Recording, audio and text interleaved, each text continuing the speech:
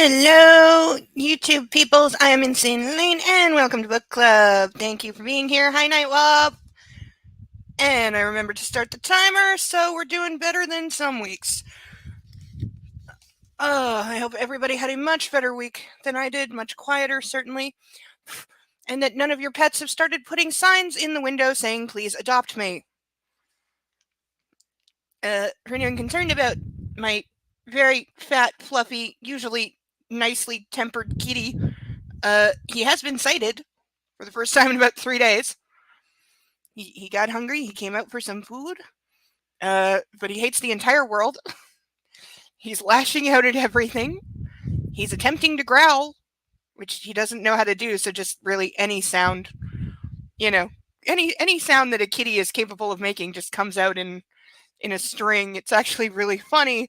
And then he doesn't like it when you laugh at him, because he's trying to be very ferocious and let you know that he's angry.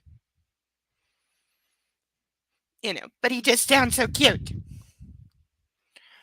He disagrees. Let's see. Where did we leave off last week? What happened last week? Why am I struggling to remember? Probably because nothing happened. We had them getting over their first fight. He's still planning to make gin and remembered that you need a license. And one of the trafficked girls just showed up mysteriously. Literally just showed up at his quote-unquote office, which, why does he have an office? He doesn't work. He doesn't actually do anything. And it's implied that, he goes there every day, and I'm like, why? What does he have to do day to day that he needs an office? But no, she shows up at the office on the one day that he happens to be there, and on the one day that he happens to walk home so she can follow him.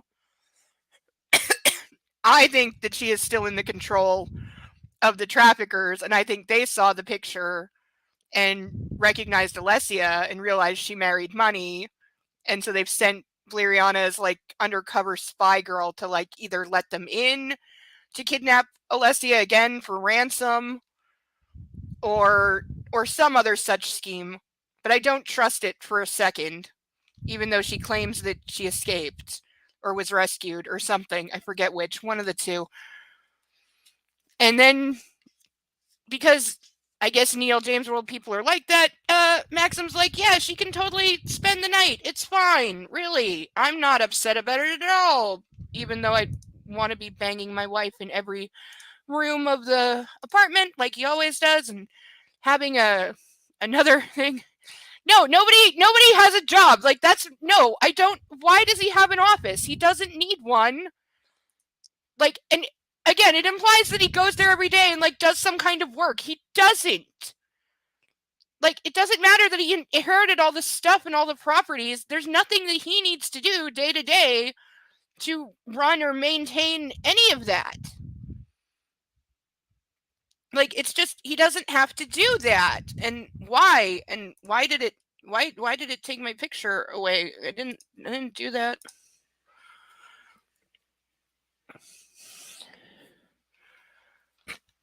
But yeah, so that happened. I swear I checked back before tonight. I just don't remember, because like I said, nothing happened. Oh, she went and found family. She has a relative in the UK, great uncle, I think, who also has synesthesia, and I think he does something musical. He's like a professor of music. Maxim was mad that she tracked him down. He's mad at everything. He's constantly angry. And anytime that she's out of his sight, he doesn't like it, so he was freaking out that she had gone somewhere without his permission and didn't know where she was, because he needs to know her every location and every moment, because he is an obsessive possessive stalker creep. All rise for the national anthem. If you're still struggling with consent, just imagine instead of initiating sex, you're making them a cup of tea. You say, hey, would you like a cup of tea? And they go, oh my God, I would love a cup of tea, thank you. then you know they want a cup of tea. If you say, hey, would you like a cup of tea? And they're like, I'm not really sure. Then you can make them a cup of tea, or not, but be aware that they might not drink it. And if they don't drink it, then, and this is the important bit, don't make them drink it. Just because you made it doesn't mean you're entitled to watch them drink it. And if they say, no thank you, then don't make them tea. At all. Just don't make them tea. Don't make them drink tea. Don't get annoyed at them for not wanting tea. They just don't want tea, okay? They might say, yes, please, that's kind of you. And then when the tea arrives, they actually don't want the tea at all. Sure, that's kind of annoying as you've gone to all the effort of making the tea, but they remain under no obligation to drink the tea. They did want tea, now they don't. Some people change their mind in the time it takes to boil the kettle, brew the tea, and add the milk. And it's okay for people to change their mind, and you are still not entitled to watch them drink it. And if they are unconscious, don't make them tea. Unconscious people don't want tea, and they can't answer the question, do you want tea? Because they're unconscious. Okay, maybe they were conscious when you asked them if they wanted tea, and they said yes, but in the time it took you to boil the kettle or brew the tea and add the milk, they are now unconscious.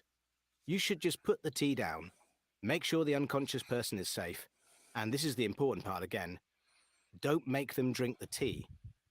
They said yes then, sure, but unconscious people don't want tea. If someone said yes to tea, started drinking it, and then passed out before they'd finished it, don't keep on pouring it down their throat. Take the tea away. Make sure they are safe, because unconscious people don't want tea. Trust me on this. If someone said yes to tea around your house last Saturday, that doesn't mean they want you to make them tea all the time.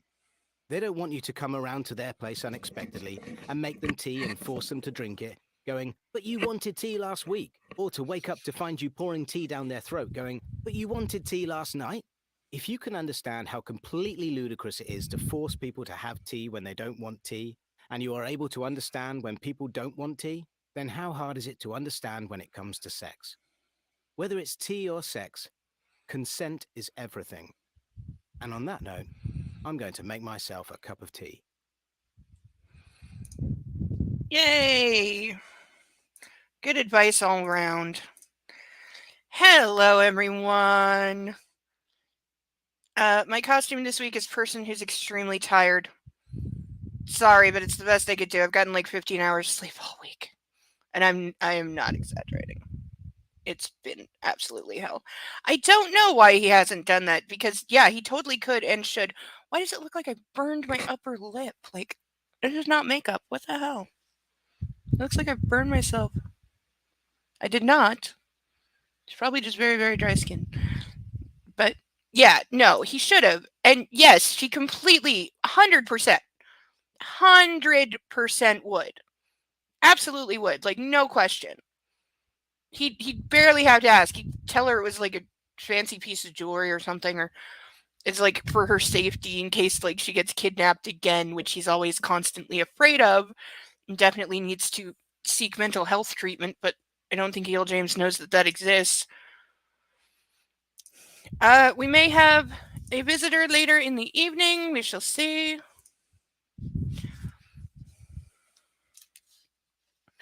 But for now, onwards with Chapter 27. This is the second to last book club featuring this book. Next week is our grand finale, as well as my birthday party. Arrangements are being made. The candles have arrived. There had to be some compromising due to shipping times, but everything should be good.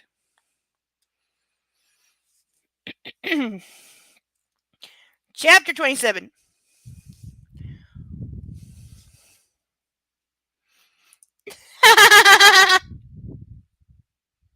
Yes. Yes, thank you. I love me some Wednesday. Absolutely love Wednesday. Can't wait for season 2.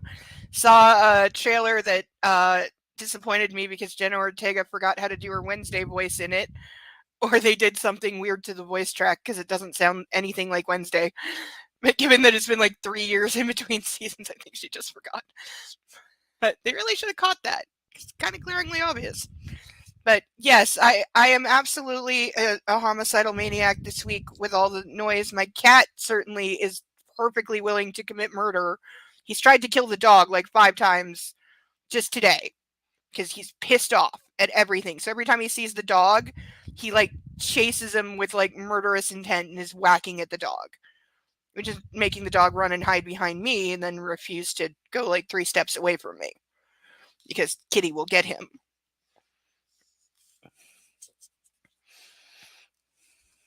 But yeah, Kitty spent like 48 hours hiding in the closet without food. And I think he only came out for food and to attack the dog. He's an extremely unhappy cat. You know. And somehow, even though I've been getting like 2 to 3 hours sleep a night because of the freaking noise, I've had 3 dreams this week that I remember, and I never remember my dreams. Like almost never. It's so weird. And then I have 3 in 1 week that I do remember, and they're themed, which not repeating dreams, but they're of a certain theme, which I'm like, oh God, my brain needs to shut up. I'm blaming the sleep deprivation for the weird dreams because they're really, for me, they're weird. Remembering anything is weird. And I want them to very much to go away.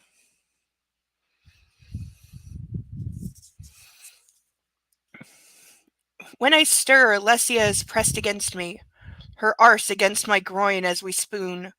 My arms are wrapped around her, and my nostrils fill with her delicious, arousing scent. Is there anything that doesn't make this guy hard?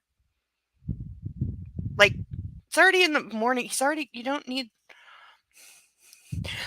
Here's a hell of a line. We're 2 lines in, and I'm gonna have something to say about this. My dick, thwarted last night for compassionate reasons, is raring to go.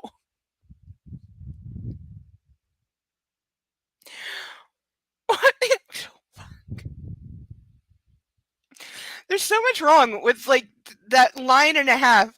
Like, one, I hate it whenever anybody describes their penis as like a separate or third person, because it implies they don't have control over it. And I've heard guys say the whole, "Oh, can't blame me. It does what it does what it does. It wants what it wants. I just can't control it." Yes, actually, you can, and you should. But more than that, it's like he's like thwarted for compassionate reasons because Alessia was upset because seeing one of the girls she was trafficked with like brought it back, and it upset her, of course. So he couldn't have sex with her while she was crying. Well, I bet he could. I really bet that he could, and I bet she wouldn't be the first crying woman that he had sex with. But he didn't.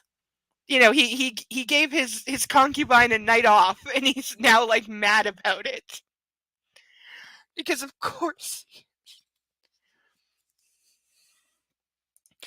Yeah, I know. It's just a case of not having anything handy, and he's very fast. For a very fat, large kitty, it's surprising how fast he is. Like, not that he ever moves with like urgency normally, but when he needs to like get out of dodge, kitty can scamper. Yeah.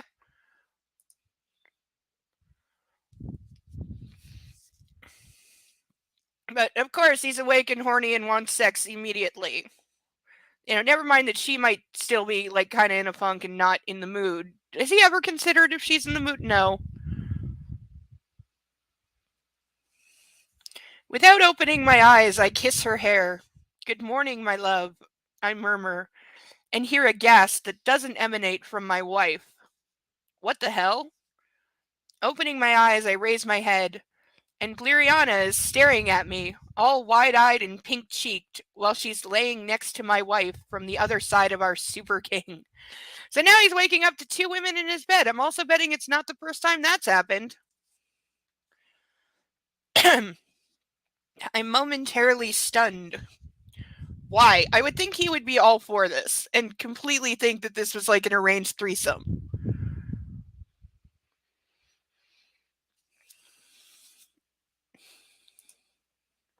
Yes.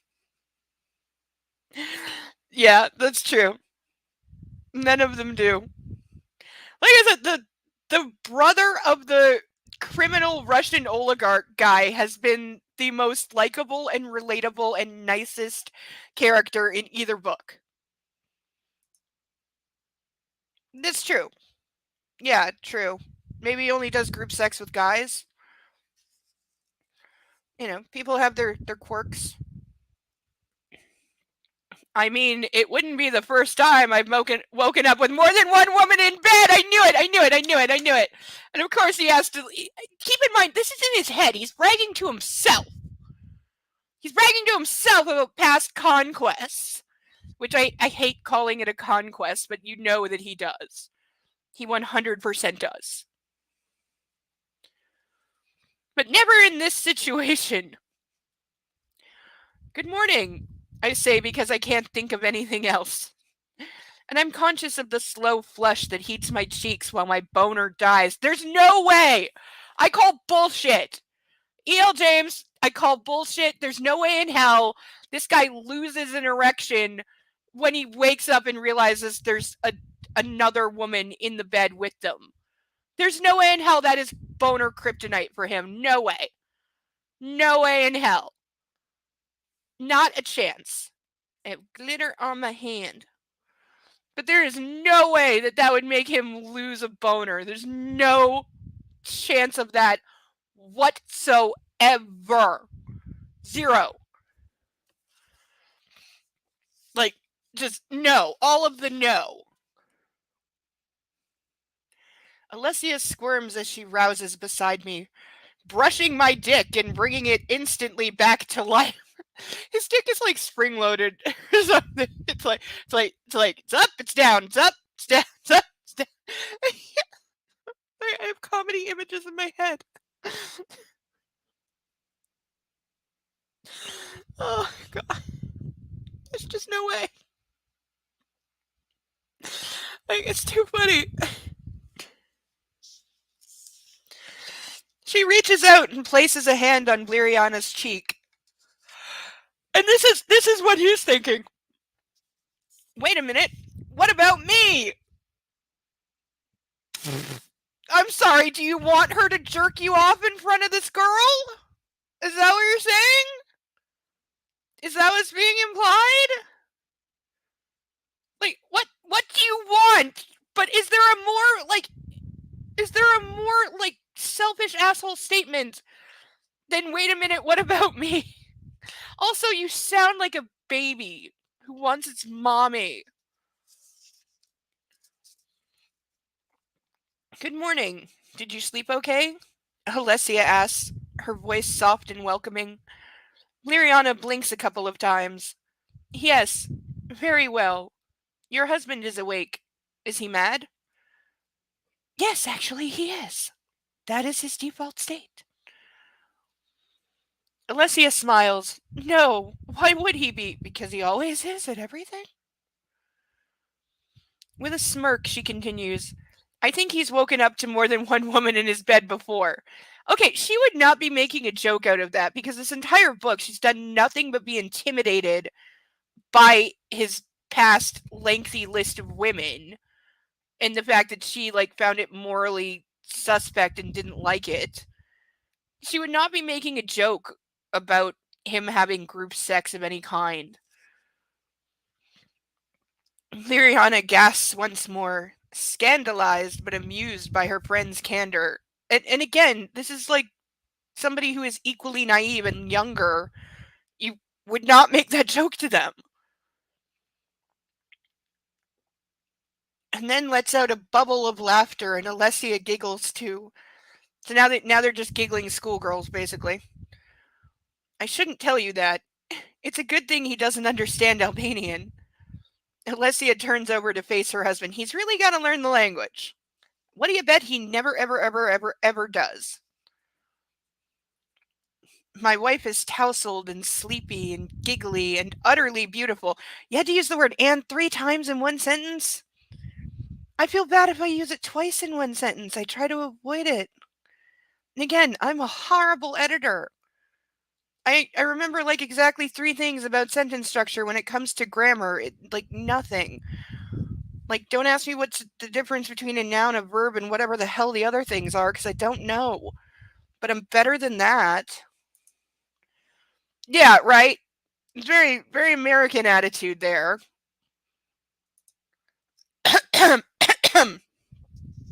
Especially from an author that can't decide how much English she speaks because it changes all the time.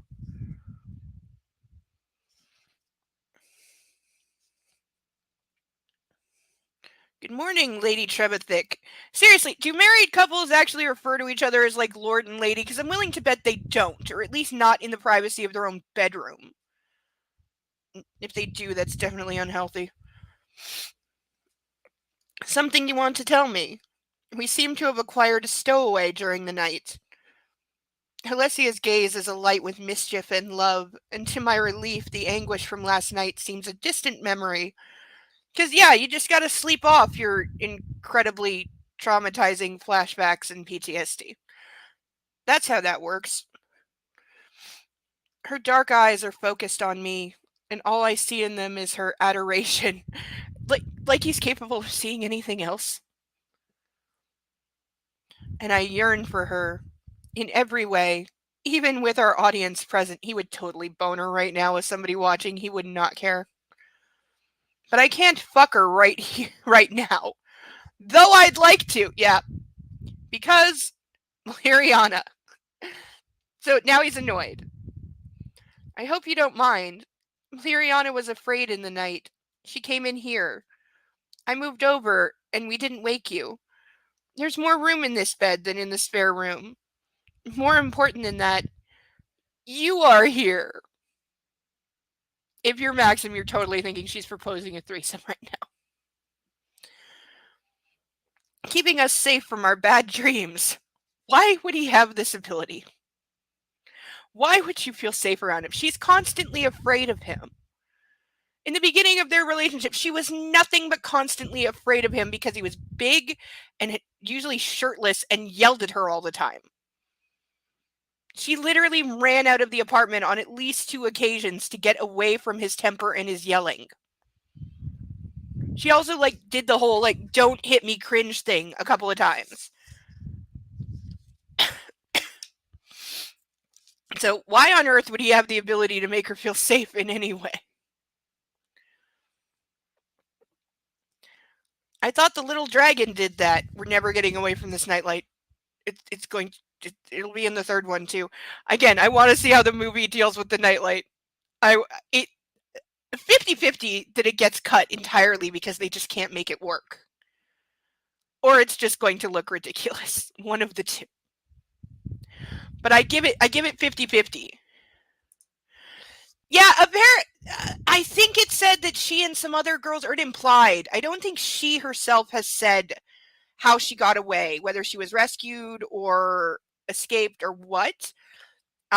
We did get a vague mention that some girls had been rescued recently and that maybe she was one of them, but it was never confirmed. So this is why I'm saying that she did not escape and that she is still under the control of the traffickers and they're up to some kind of scheme using her as their inside man. That is my working theory. Because it makes sense. Also, how she just showed up out of nowhere. I mean, I know we can say bad writing all we want, but that would at least be something. And yes, they are the worst traffickers ever. Oh, the other thing that happened last week. Why could I not remember this earlier? Oh yeah, but the bad guy from the first book showed up and Maxim, upon seeing the guy who kidnapped, beat, and nearly raped his wife and tried to shoot both of them, basically invited him in for coffee. And nobody cared what seeing him would do to Alessia, who obviously that would trigger her all to hell and back. But nobody cared. And then he said, let's take this outside, which is universal code for we're going to go throw down. But no, the kidnapper guy had a message that was for men only. He literally said it was man talk or men only. It was something incredibly sexist, which Maxim was fine with. So he follows the guy outside and gets told that her father sent this guy. So if I didn't hate her father already, now I do. Because he knows what this guy did to his daughter and apparently does not care. because he sent him with a message telling Maxim, conduct your affairs more discreetly, because he was pissed off about the photo of him kissing another woman being on the front page that apparently made it all the way to Albania. Excuse me, Afghanabania. We don't know. Yeah, pretty much. I think it said she said she was like living with a foster family, which makes no sense because she's 17, she's above age of majority. She would not be put in a foster home like a child because she's not a child, she's an adult. But again, E.L. James did no research. And I think she only made the character 17 because 17 is age of majority, is an adult there. If she made her 15, that would change things. So, yeah, no, really, can't be bad writing. So yeah, E.L. James did no research on what would happen to a sex trafficking victim that was rescued, or what their life would actually be like, or any of that. And yet this week, I, for a story that nobody is reading, learned that the national flower of Azerbaijan is called the Kari Bulbul, which translates as thorn nightingale. And it's actually, you should look up a picture. It's a really unique flower, and it's named that because it looks like the bird, a nightingale. It really does. It's weird and freaky, but it really does, and it's a gorgeous flower. And I would like to be able to smell one sometimes. Yeah, right? Unless she gets granted asylum, which, she could apply for, but I don't know what her odds would be. But yeah, she would be deported, most likely. She'd probably be in the custody of immigration. She wouldn't be living with a foster family. That's not how that works. At all. But yeah, again, author did no research, but I know what the Kari Bulbul is. But seriously, look it up. Gorgeous flower.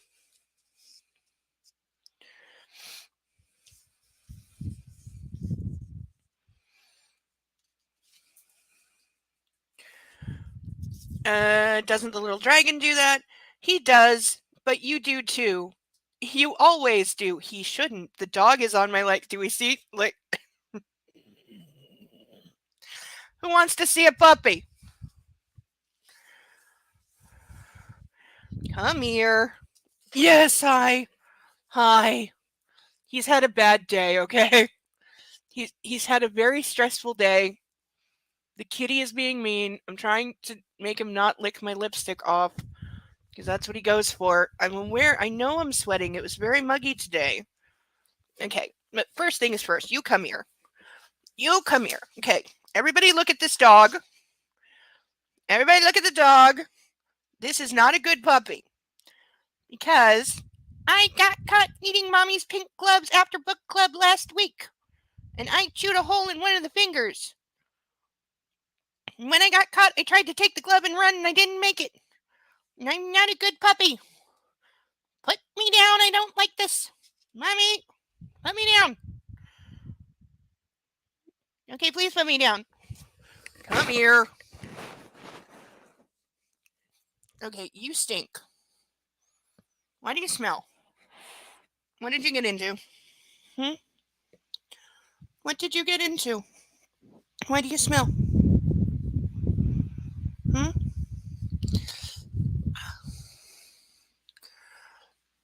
Why do you smell? Why do you smell? He denies that he smells. Yes. I don't stink. I don't need a bath. No, I never need a bath. Never. I smell good. Really. I like it when I smell like dirt. Yes, because every time you get outside, you roll in dirt. He can dig a hole the size of him in about 2 seconds flat. And then, of course, he has to roll in the hole, in the pile of dirt. And then come show me how filthy disgusting he is, because he's really, really proud of it. Gosh, you think you're at your best when you're just so filthy and dirty, and especially if it's mud, then you're really happy. rolling around in a mud puddle is like his dream. Because you like to be a dirty, stinky doggy. Even Christian thought you were nuts for doing that. And he had white fur, and he liked it when his fur was white. He also had an aversion to getting his feet wet, ever. If it was raining, he was like, nope, not going. Not going, and you can't make me. He became the immovable object. He really did. For a 20-pound dog, you have no idea how stubborn he could be. I could not move him for anything.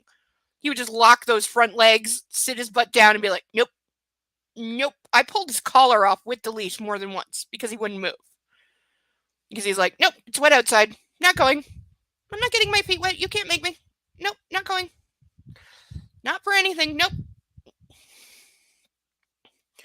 You never cared. You like running in the rain and splashing in puddles. Yes. Okay. Can you go lay on your pillow? Can you do that? Can you do that? Okay. Okay. There's a puppy. He'll be back.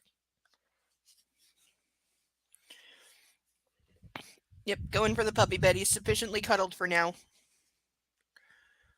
He just has to make sure that, all of you see him and know that he's really in charge and he's the most important thing, and make sure that everybody, even on the internet, loves on him.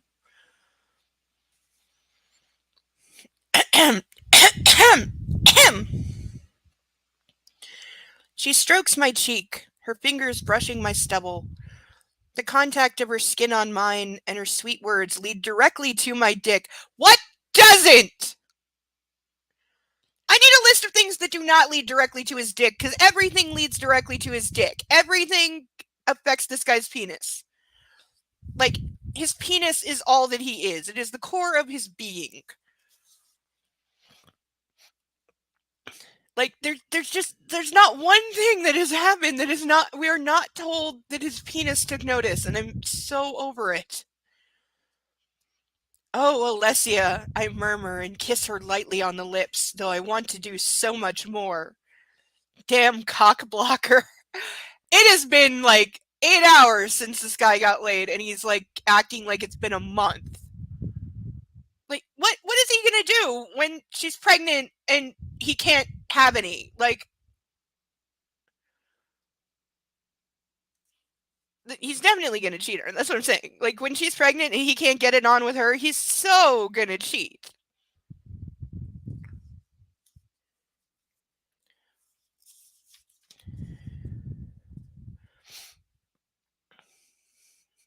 To indicate my need, because, like, she doesn't know, I tilt my hips forward, prodding her with my erection. I'd kick him out of bed. I'm sorry, if I have a friend in my bed because she's having bad dreams, and he's poking me with his heart on to say that he wants some, but apparently can't because the friend is there, I'm literally going to shove him out of bed and tell him to go take a cold shower. Because I am not thinking about you and your penis right now. There are more important matters. So please put your upstairs brain on and act like a grown-up.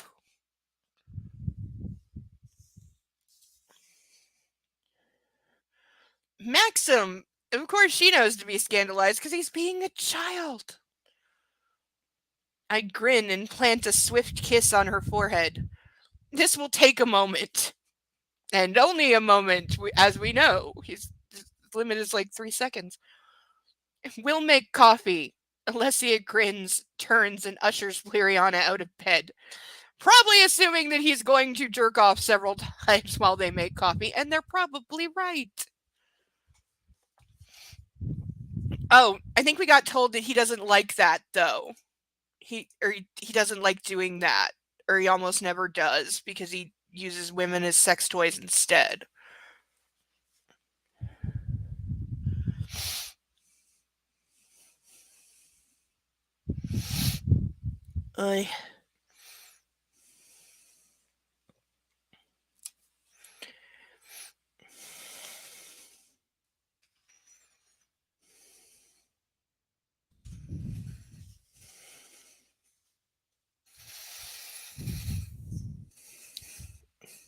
Does he make you get up every day and make coffee? Bliriana asks when they're in the kitchen, her disapproval apparent in her frown. Okay, she would not be disapproving because she's Afghan-Albanian as well, so she would think exactly what Alessia thinks, that men never enter the kitchen ever. So she would be totally fine with the two of them making the coffee and making breakfast. It's exactly what she would expect. She would not ask this question. Alessia laughs. No, he makes coffee. Even breakfast sometimes. Have we seen him make breakfast? I don't think so. Do we have proof he can do anything other than order pizza? I don't think so.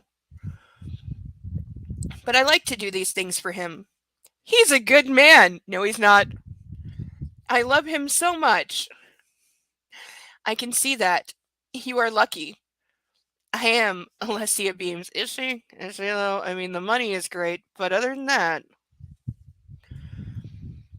After her shower, Alessia quickly pulls on jeans and a sweater while Bliriana showers in the spare room ensuite. Maxim is already freshly washed, dressed, and sitting at his computer in the living room when Alessia interrupts him. I may need the screamy pillow already. My lord, I have a request. For anyone out there who's married, have you ever gone to your significant other and addressed them extremely formally and said, my lord, I have a request?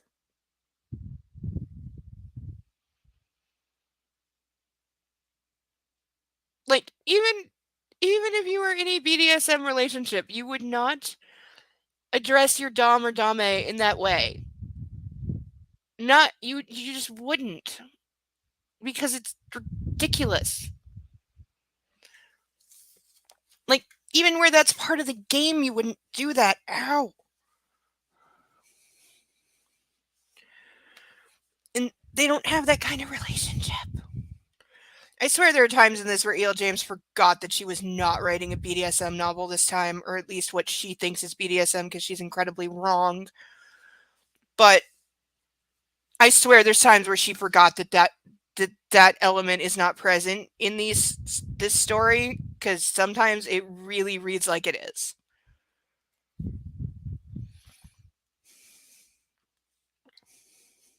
He turns his attention from the screen to her. Why are you standing so far away? Because she's afraid of you, idiot. She's afraid you're going to yell at her for the request, or that you're going to say no and then get mad and grab her and shake her again, like you did when she asked if she could get a private eye to find Bliriana. He literally grabbed her and shook her while screaming no. So, yeah, she's across the room, idiot. She learned. He reaches for her and tugs her onto his lap. See? See? What did I say? What did I say? Because he's always physically controlling her. What is it, my lady? He nuzzles her ear. I'm amazed he hasn't unzipped his pants yet. And if it's about Bliriana joining us in Cornwall, I would rather she didn't. Oh yeah, that's right. They're going away for the weekend or something. Oh. Alessia slumps against him, disappointed. Well, yeah, she just found this girl. She wants her to come with. What's the problem? It's a giant estate. You could still have plenty of time to screw. You know, like, why is this a problem?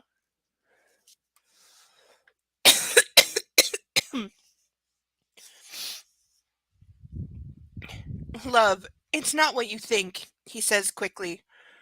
When Leticia rang earlier this week, she said that the Home Office might refuse you a family visa if they find out you've been in the country illegally. You were trafficked with Bliriana, and she's known to the police. So what? So what? Bliriana didn't know Alessia's name when she spoke to the police. She's not going to say anything. Like, this is so much BS. He's making up the world's worst reason that she can't come with them. Like, just no. Excuse me, all of the no.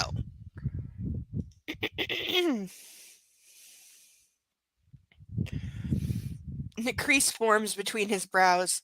I'm worried that someone will make the connection between the two of you. And if the press get a hold of that, dude, it's gonna come out at some point. Trials are, to a degree, public. So, yeah. Oh, Alessia pales. Exactly. But I suggest we ask Letitia to expedite whatever's happening with Bleriana's case for asylum. Because she has the ability to do that? I don't think anyone has the ability to do that. That kind of thing just takes its own pace.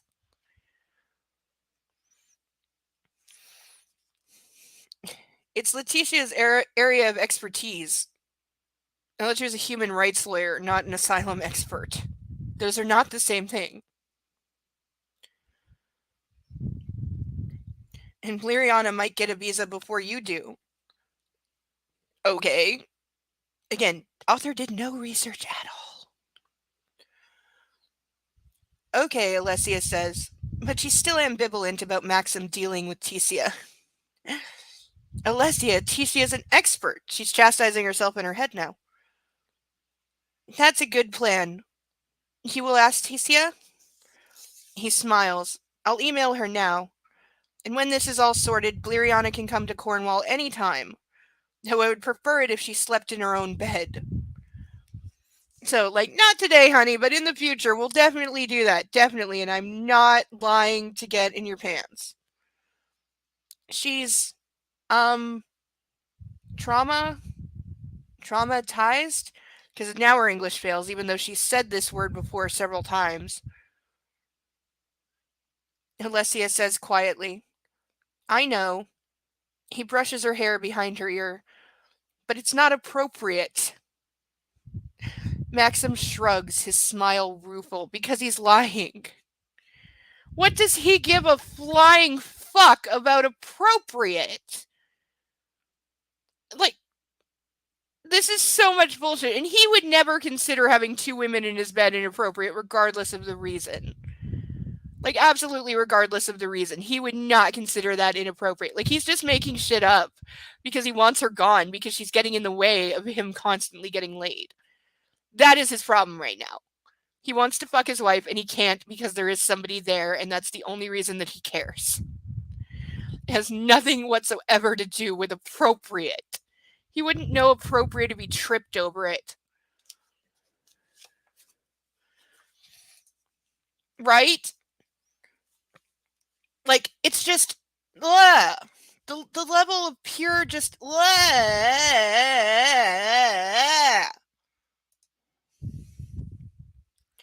Like, just no. No, no, no, no, no, no, no, no, no.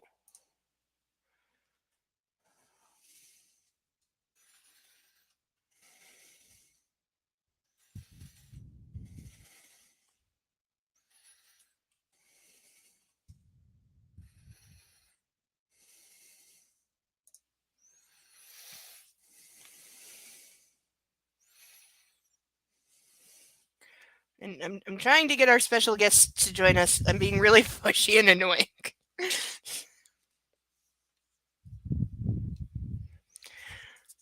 Now I've lost my space.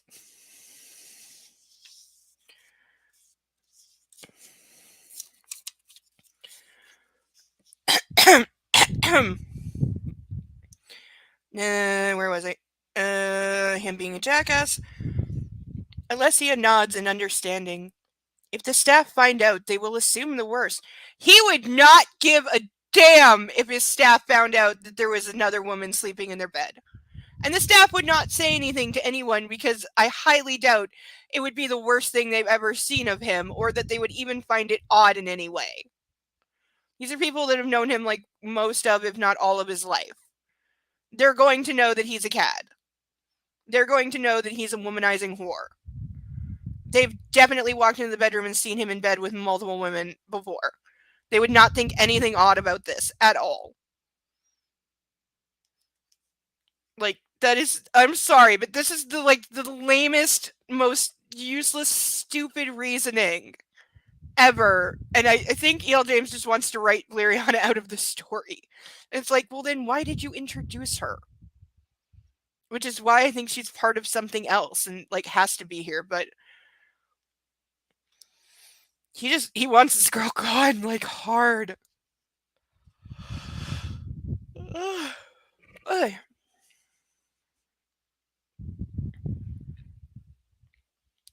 She's very young, he says. She's not that much younger than your wife. Does she want to go back to Afghanabania? No, she will be shunned. The stigma. Alessia's voice trails off. See, there's proof that it was supposed to be Afghanistan right there. Further proof.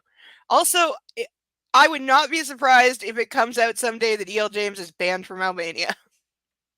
Didn't Eli Roth get banned from Iceland after he made the first Hostel movie? I think he did.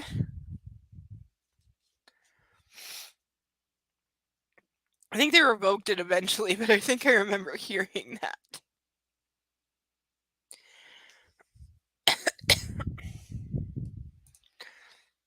What? CAD. CAD. CAD. And I would not insult dogs by calling Maxim a dog.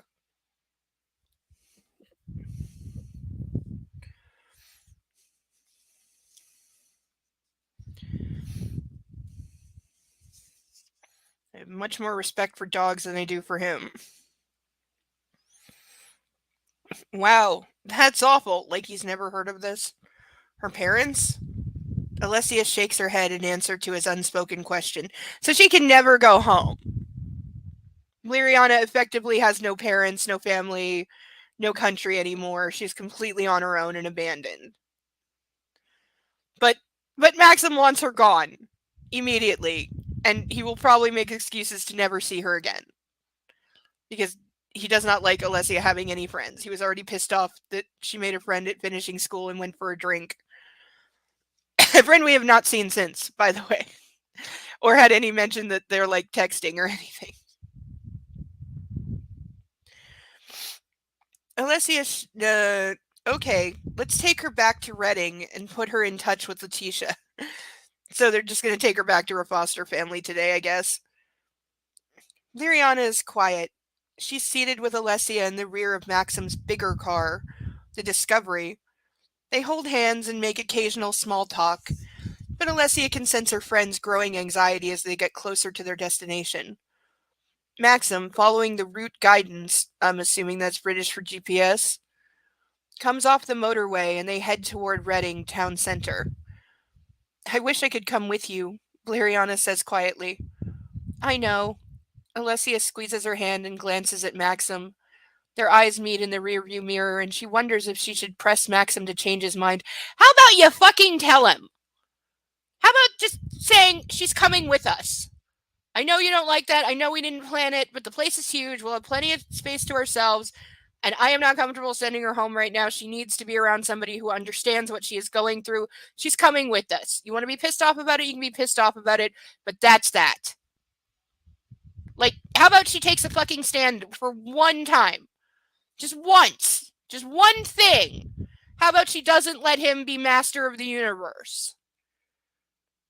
Oh my god, wasn't that what E.L. James originally called her Twilight fanfic?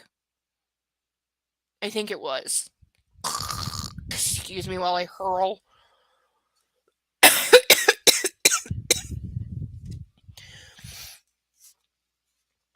But, like, seriously, stand up to him! Like,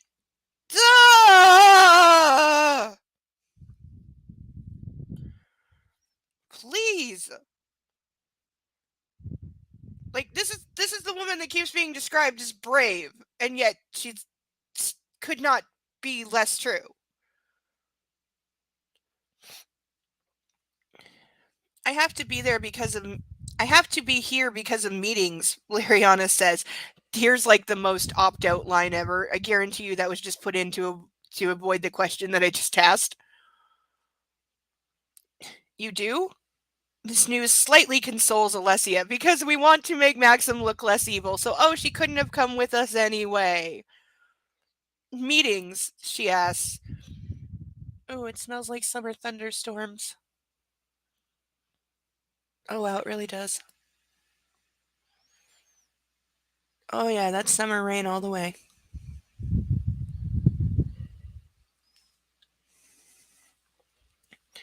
Uh, yes, a counselor and a social worker. Gee, I wonder if Alessia should have a counselor, and he definitely should be medicated. Liriana can't come to Cornwall. I see. I'm glad you're seeing a counselor.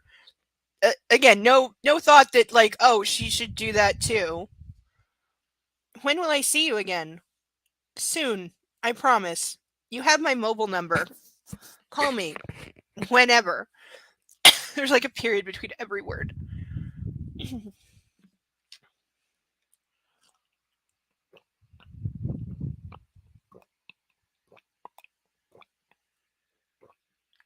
Tea good and strong.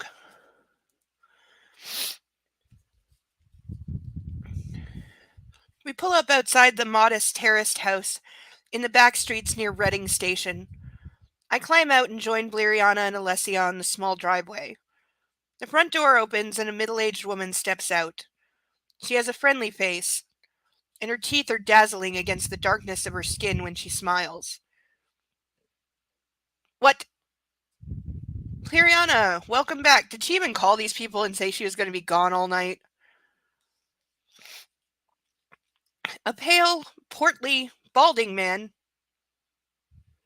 Is that not the description of Vernon Dursley from Harry Potter?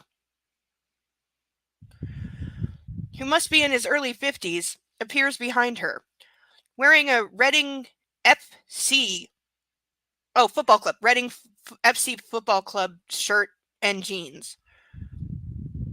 You make sports jeans? With like logos and stuff? This is news to me. His smile is as warm and friendly as his wife's. Well, I assume they're married. And these are Bleriana's foster parents, because 17-year-olds have foster parents. No, they don't. Alessia introduces herself as Alessia Trevelyan, and me as her husband. I like that she doesn't flaunt her title. No, he doesn't. Sometimes it's just not the done thing. And she gets it. No, she doesn't. She's just not used to introducing herself as Lady Whatever. I don't think she's done it even one time, not even at the party. Mr. and Mrs. Evans seem like lovely people. But when they ask us to join them for tea, I politely refuse because he's going to fuck her in the car. I'd like to get on our way. Liriana turns, hugs Alessia, and murmurs a teary goodbye in Afghan-Albanian, then offers me a goodbye with a nod from a safe distance. That's wise. Come. I hold out my hand to my wife and we head back to the car. Just, if anyone ever just is like, come, fuck you, would be the answer. I'll come when I'm ready. But don't, like, summon me like I'm your pet.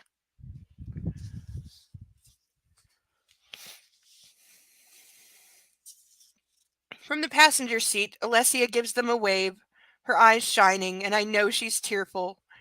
That's not going to stop him, though. I put the Discovery in drive and head down the street, and reach over to grab her hand because how dare she pay attention to anyone other than him. She's going to be okay. They seem like good people. They are.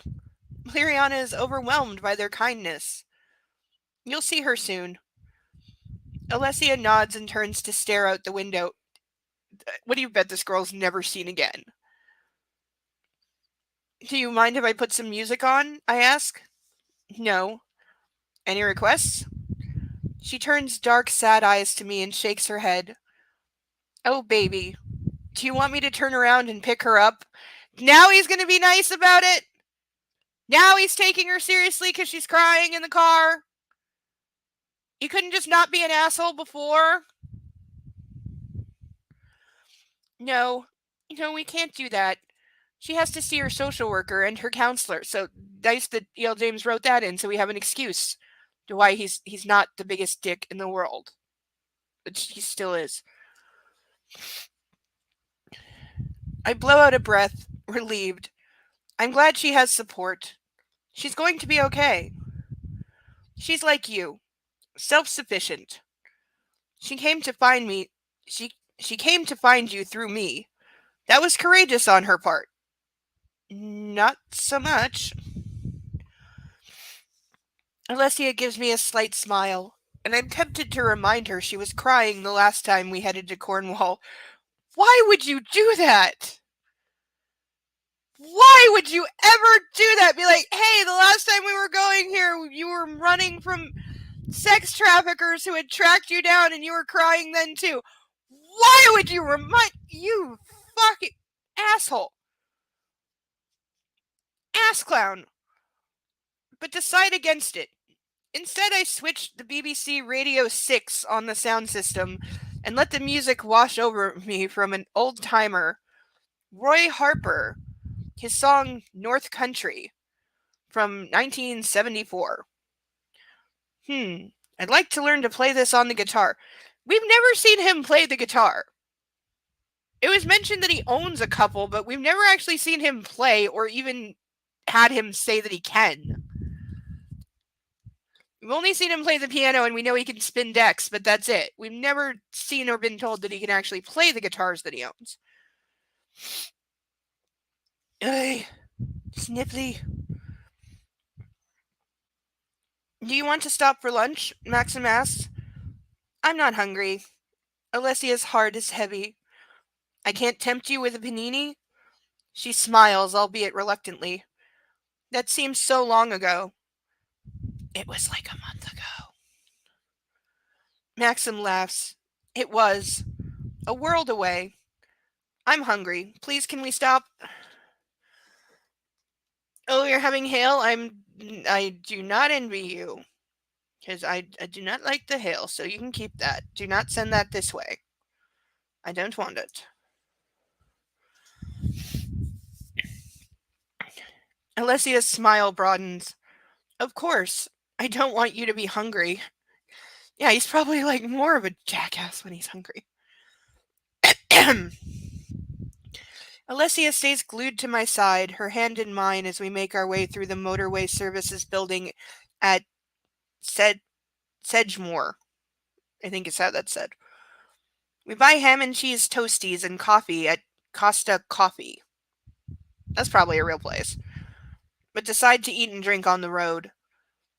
One day you won't think twice about being in a service station. I try to reassure Alessia when I open her car door. Yeah, that's what therapy is for, jackass! Because if she doesn't get in therapy, yes, she will always have a problem with motorway service stations because she will continue to have flashbacks. That is how that works.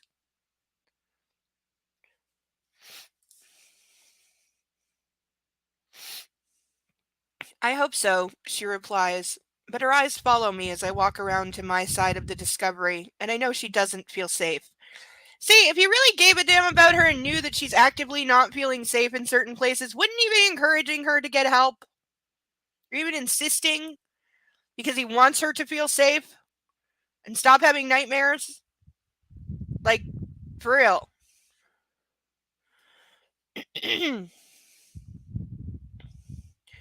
The thought is depressing. I knew this might happen if she was exposed to her recent past and that awful underworld again. Are we supposed to think he's being protective by sending the girl away because the girl's a reminder of all that? He's not. And that's not how that works. It will take time, mate. The Australian voice is in his head today. Time. Once inside, I place the coffee cup in a holder, remove my sandwich from its wrapping, and take a big bite. I start the car and pull out of our space. You didn't get... I really need to stop choking on nothing. You didn't get to tell me about your last day on the course. How was it? Oh yeah, she finished her finishing school because that was so much nothing. It was like 2 paragraphs. Even though the lead up to it was like 10 times as long. I ask with my mouth full and some butter dribbling down my chin. Napkins, dude. She laughs at the state of me before passing me a napkin. Yeah, because she even has to do that for him. And the sound warms my heart. The course was very, informative.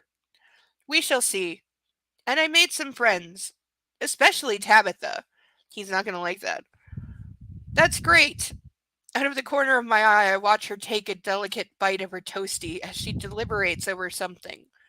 Her napkin is neatly laid out on her lap, pointing the correct way, and it makes me smile. She's every inch a lady, because even in the car alone, ladies, you need to make sure that your napkin is pointed the right way on your lap. Because that's the thing. I still want to go grab my copy of Emily Post and see what the right way, the right direction to face a napkin on your lap is. Like, I want to know this now. I think they will help. The lessons? Yes. I want to prove to your mother and people like her that I am worthy of you and your legacy. The woman who just tried to bribe you into disappearing from her son's life, you still care what she thinks? You still care what that bitch thinks, really? Because no woman gives a fuck what your hubby's mother thinks if she has tried to pay you to disappear and basically implied that you are a prostitute. Like, I am not caring what that woman thinks ever again for the rest of my entire life.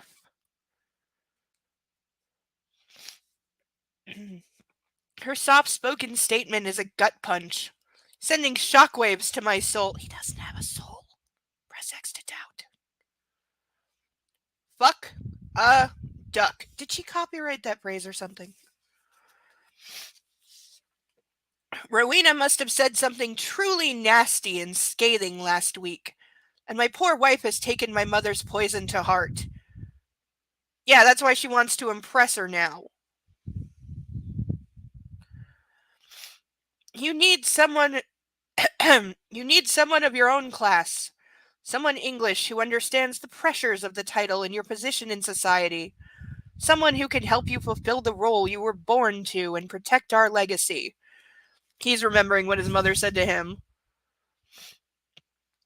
The antagonism that I've come to associate with Rowena, that's been part of my life since she walked out on us so long ago, simmers in my chest, and I grip the steering wheel harder. The resentment is my familiar, never really far away. You are more than worthy of me. If anything, I muttered, trying to keep a handle on my temper, for once. You are worthy of everything. I never think anything less than that. Please, never think anything less than that. Please. I offer her an apologetic smile. You were on the receiving end of some dreadful diatribe from Rowena. I can only apologize. You know, I always hate it when somebody apologizes for someone else. Like, in general, I don't like apologies. To quote one of the greatest characters ever, Lady Heather, apologies are just words. Which is why I will very rarely offer an apology, but I do not accept them. Unless they are also matched with action. So, if your apology to me is just words, save it. If you have taken actual steps to show me that you're not going to do the same thing again, or you fixed whatever damage you did, then I will accept. Because you're actually apologizing instead of just saying a bunch of crap. And I've tried to explain that to people and they do not get it. They're like, if somebody says sorry, then that means they're sorry. No, it doesn't. It means they're saying the words, I'm sorry. It does not mean they're actually sorry or that they're not going to do it again. So no, I do not forgive you. But people have difficulty with this concept.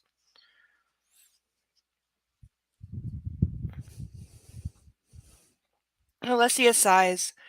She was upset, Maxim. She thinks you married beneath you. A foreigner, a woman with nothing, and she was there to confess her, sins, I sneer.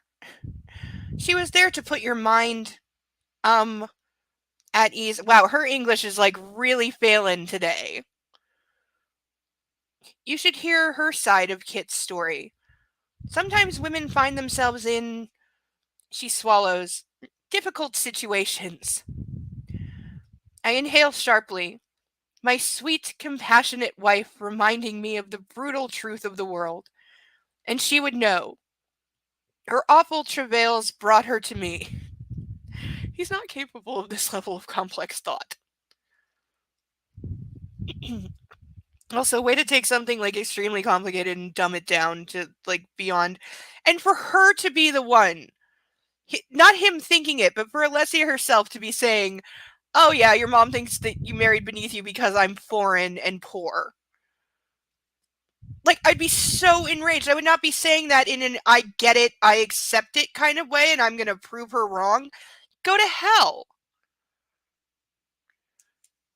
Like, this is my thing. Can't you just be happy that somebody else is happy? Like, that's what I would say to his mother. Like, I make your son happy.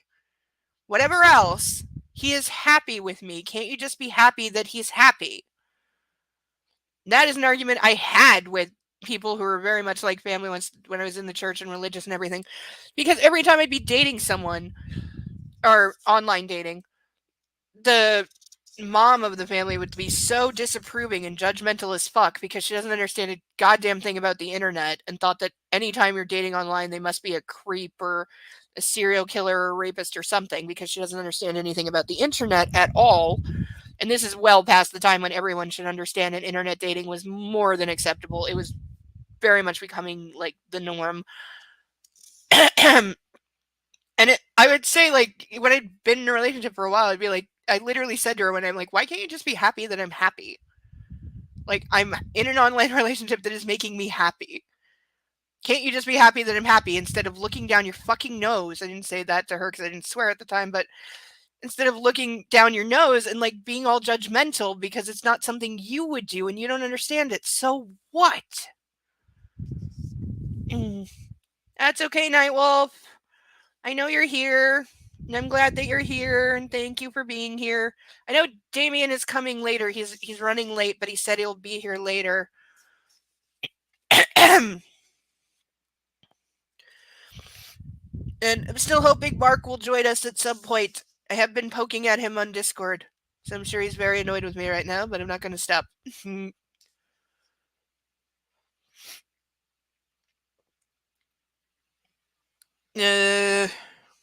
Him saying a bunch of crap. It blows my mind. What doesn't, other than thinking? My sweet girl, defending my mother, who she should not be defending. I clear my crowded throat. How's your toasty? I ask because we're in difficult territory. Also, from what I understand, a toasty is just another word for panini, so why is E.L. James using both? And literally using both in the same chapter? Pick one.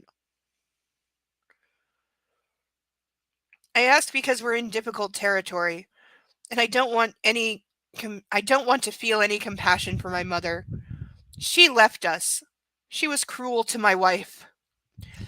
Delicious, she whispers, and another glance at her tells me she knows exactly what I'm doing. Yeah, because you're trying to get her off the topic, and you've done it before. She's very familiar with the fact that when you don't want to talk about something, you just change the topic. Because you do it all the time. Deflecting away from the sore spot that is my mama. Since when does he call her mama? Like, in the entire first book and most of this book, he has deliberately made a point of always calling her Rowena, always calling her by her name. She even, like, in the first book said something like, can't you ever call me mother or something? And he was like, when you start acting like one. So why is he suddenly calling her mama? Not even mother or mom or mom. No, mama. Like a freaking kid. Though I do remember when I stopped calling my mom. When I went from mommy to mother, she cried. She was not okay with me growing up to that level and not calling her mommy anymore. She's very not okay. She did not like that. I was like maybe like 7. She was not okay that it was no longer mommy.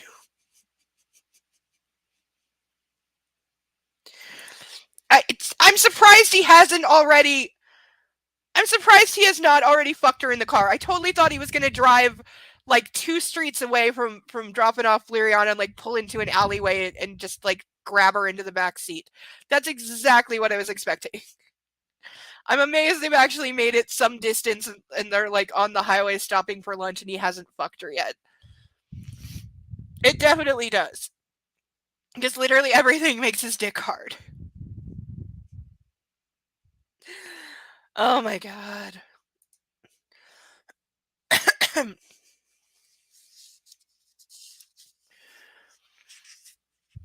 And if anybody would like to DM Mark on Discord and tell him to get over here, please do so, because I'm determined to annoy him until he shows up. And if he's watching right now, hi!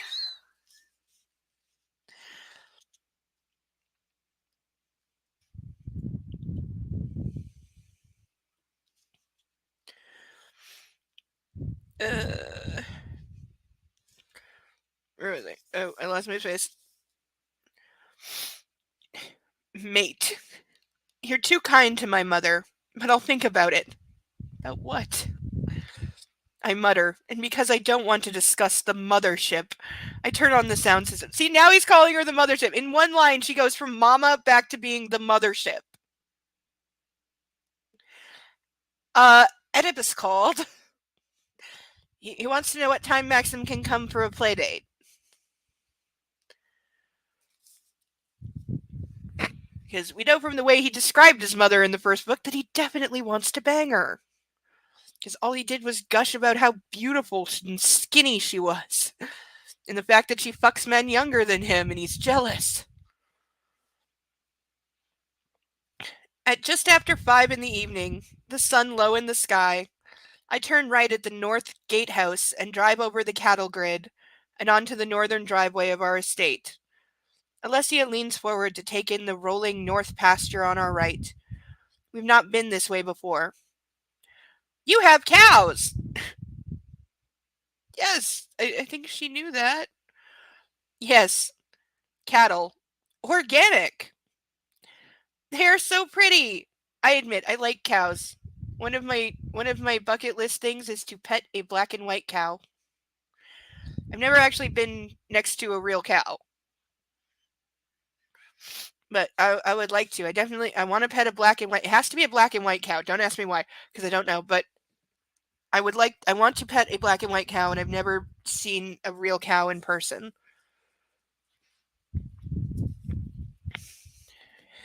You get mostly like horses and sheep when you drive north here, not cows. A lot of horses.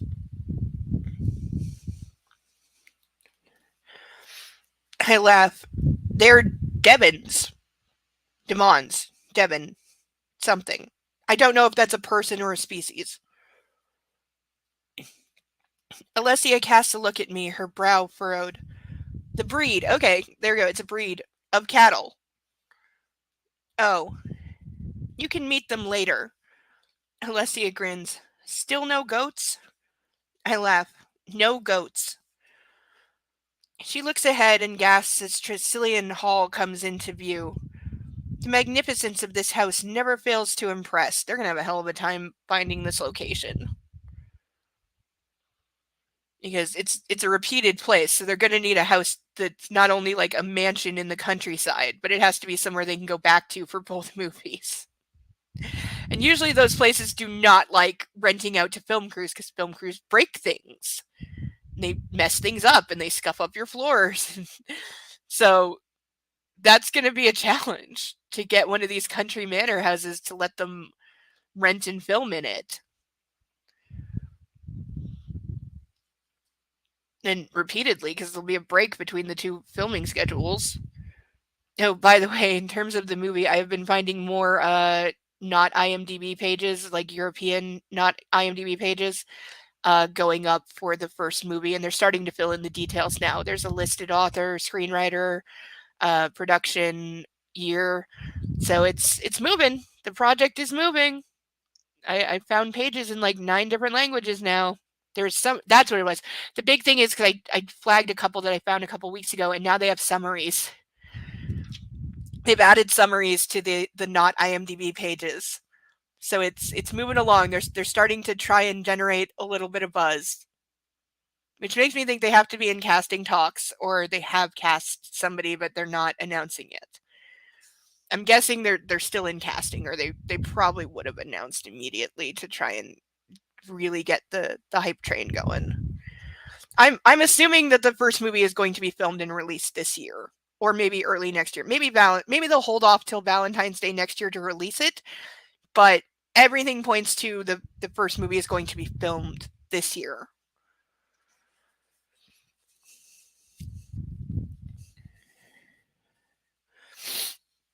No goats. Never fails to impress. It's always a moment for me as well. There's a sudden tightness in my chest. I'm bringing my wife to what will be a home for her, for our children, and hopefully for their children. See, now he's thinking about babies again. Because didn't he say like 3 days ago, like, let's have a baby after they had their first fight? Because that's when you need to talk about that, really. Dude, steady. That's a weighty thought, accompanied by weighty emotions. Enough. I shake it off. This place has been my haven, and I hope that Alessia will be happy here too.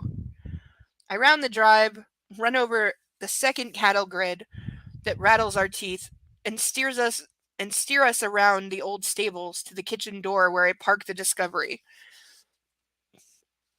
I switch off the ignition and turn to Alessia. Welcome home, wife. Her smile lights up her face. Welcome home, my lord.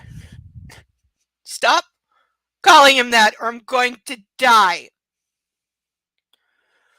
The kitchen door opens and Danny stands on the threshold, clasping her hands in excitement, her joy writ large in her sparkling blue eyes and beaming smile. Behind her, Jensen and Healy, Kit's beloved red setters. Weren't they a different breed of dog before?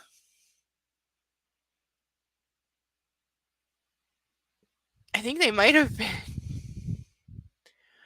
Come barreling out onto the gravel, curious to see who's arrived.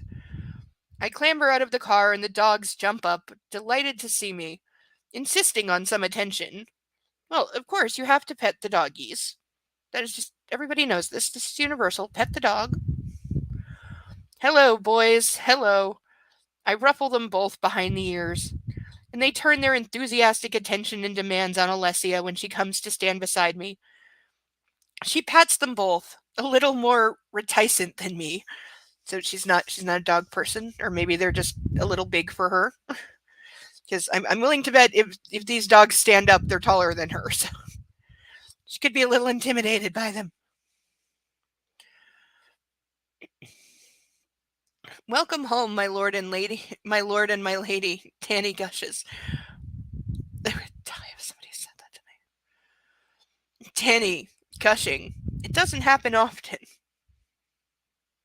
Could make like 47 sex jokes right there. She grabs Alessia's hand. I'm so pleased to see you again, my lady. Thank you, Danny, Alessia says. Please call me Alessia. Alessia is fine, Danny, for heaven's sake, because he has to confirm that she. His wife just told someone to call her by her first name, and he had to jump in and say it's okay to one of their staff.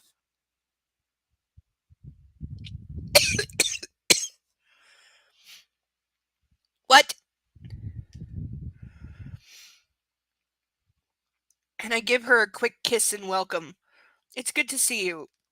And you too, my lord. She pats my face, and if I'm not mistaken, she's a little teary. Oh, this will never do. Maxim, please, I instruct her. But wait, I have an important duty to perform. I take Alessia's hand and lift her into my arms, making her squeal in surprise. The dogs jump up in encouragement and start barking. And rather than go through the kitchen door, I hold Alessia to my chest and trudge over the gravel towards the front door of the house.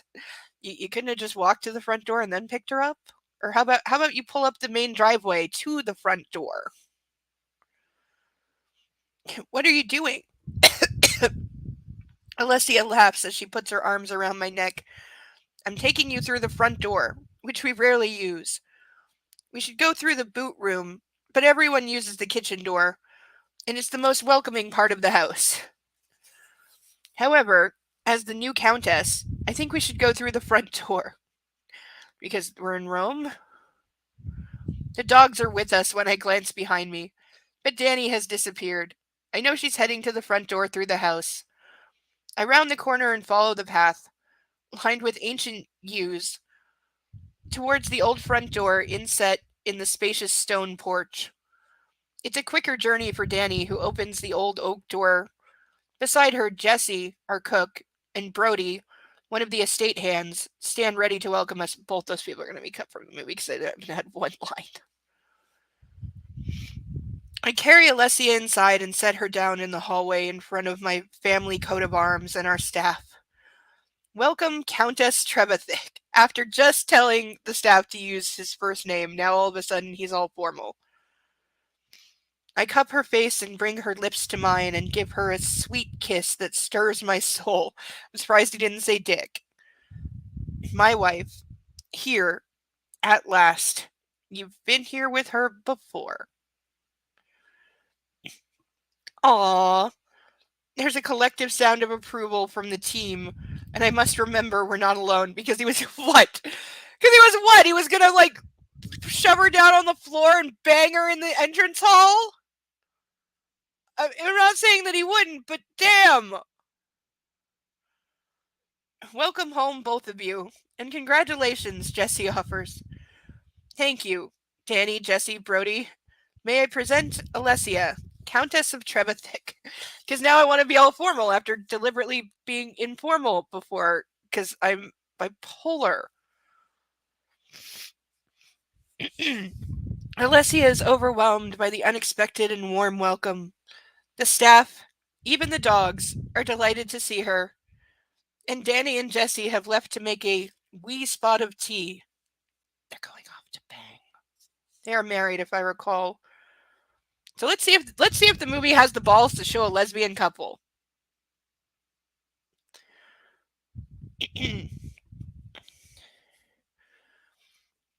And Brody's gone to replace some light bulbs somewhere. The dogs, sensing food might be forthcoming, have followed in Danny and Jesse's footsteps. Maxim and Alessia are alone in the front hall as they gaze at each other. From nearby, a rhythmic tick from an old clock beats a sensual, relentless pulse. How is it? Maxim asks, his eyes searing hers, and he tucks a lock of wayward hair behind her ear. His gentle touch echoes through her body, waking her up. Now she's horny.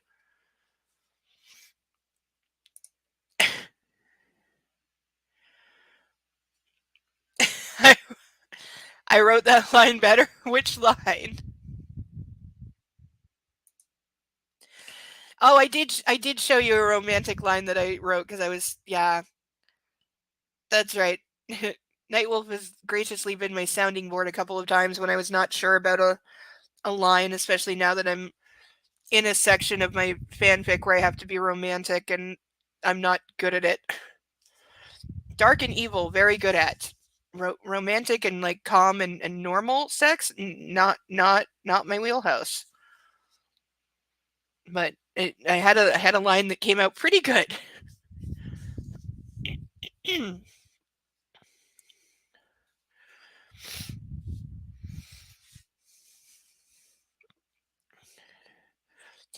So now she's horny. It's good. Very good.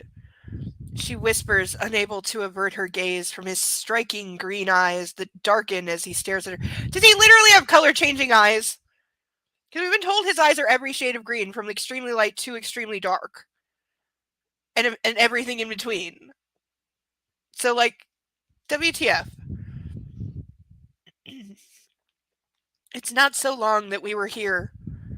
No, but it's in another lifetime.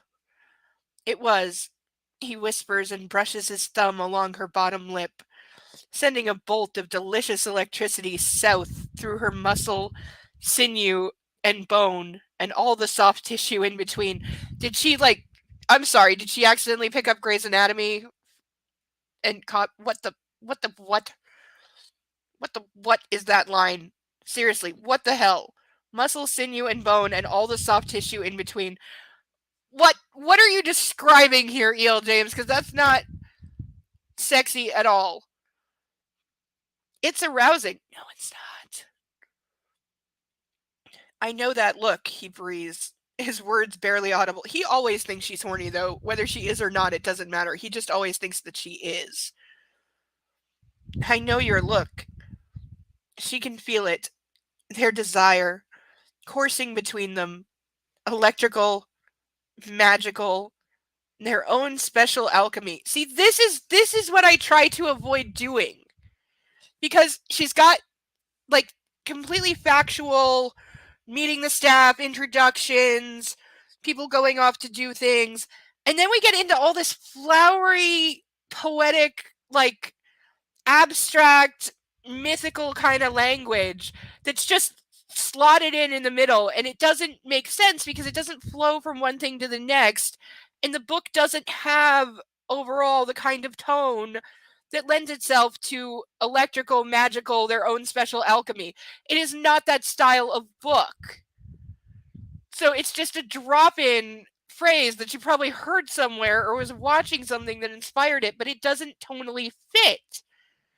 And I've run into that problem. I've had lines that I liked, but they were too flowery. They were too great of a tone shift from where I was. And also, like, the style of what I'm writing is not overly poetical.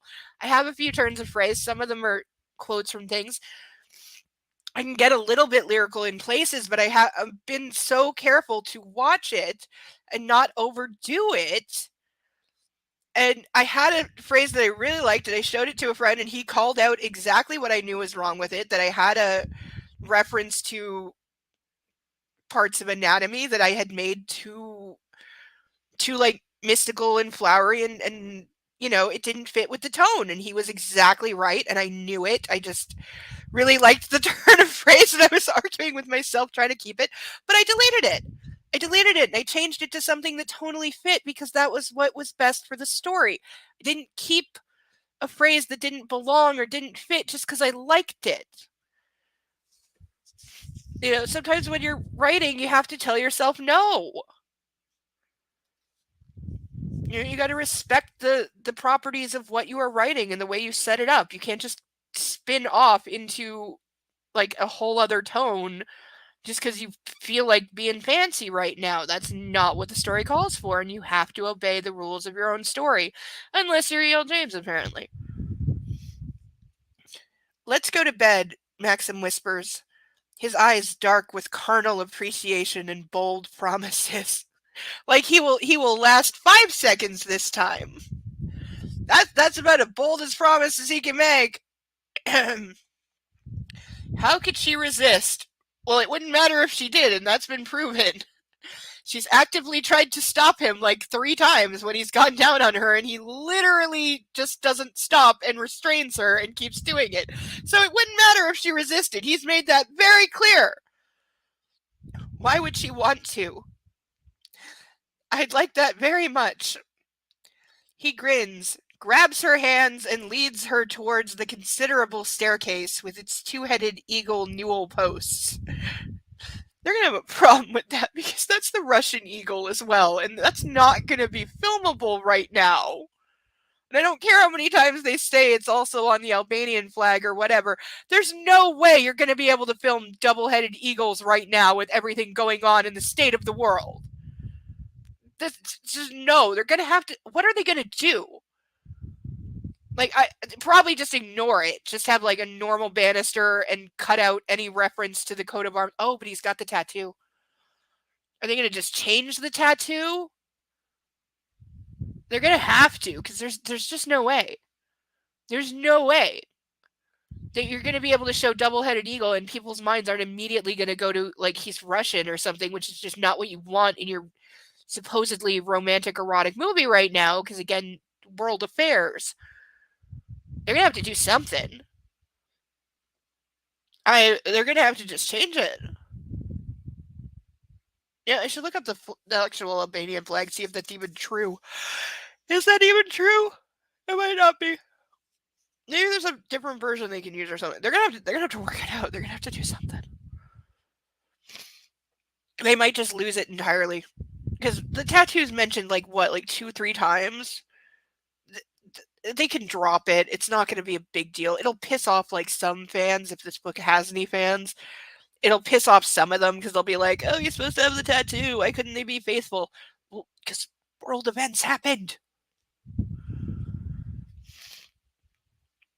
Race you, he challenges with a wicked grin and bolts up the stairs, taking 2 at a time. Alessia follows, trying not to laugh at his boyishness. He ain't being boyish, he's being horny. He waits at the top of the stairs, all tousled hair and licentious smile. What does licentious even mean? Isn't that an evil word? I can't say I know the exact definition, but I think licentious has like evil implications, like lecherous. Eager, Alessia teases, a little breathless, and he laughs and dips suddenly, grabbing her around her thighs and hauling her over his shoulder so that she squeals and giggles in equal measure. So now he's just literally picking her up and throwing her over his shoulder. Again, not sexy. This is not a sexy thing to do. Like, it. Oh.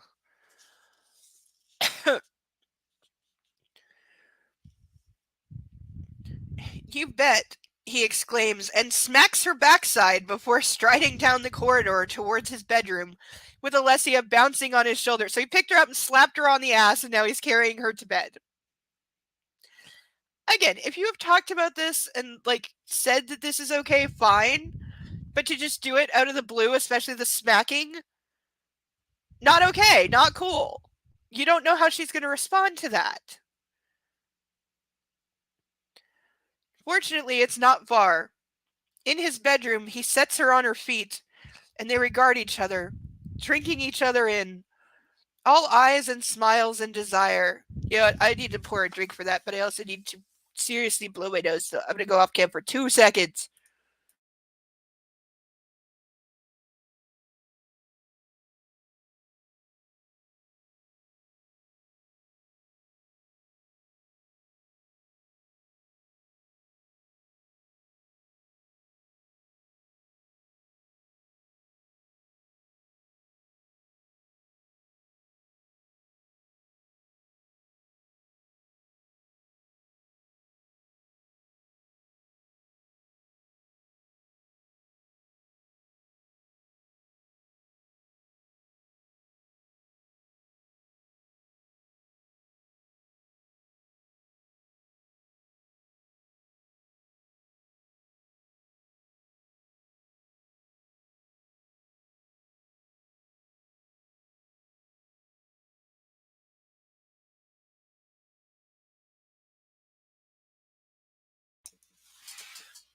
Okay, I think that helped.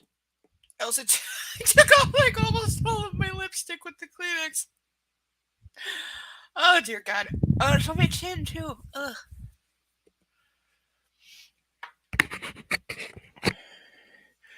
But the bar is officially open. As usual, if you'd like to buy a lady a drink, link is above. Now I sound stuffy. It has to be raining. That has to be why I'm getting stuffy. Let's see, what does my phone say?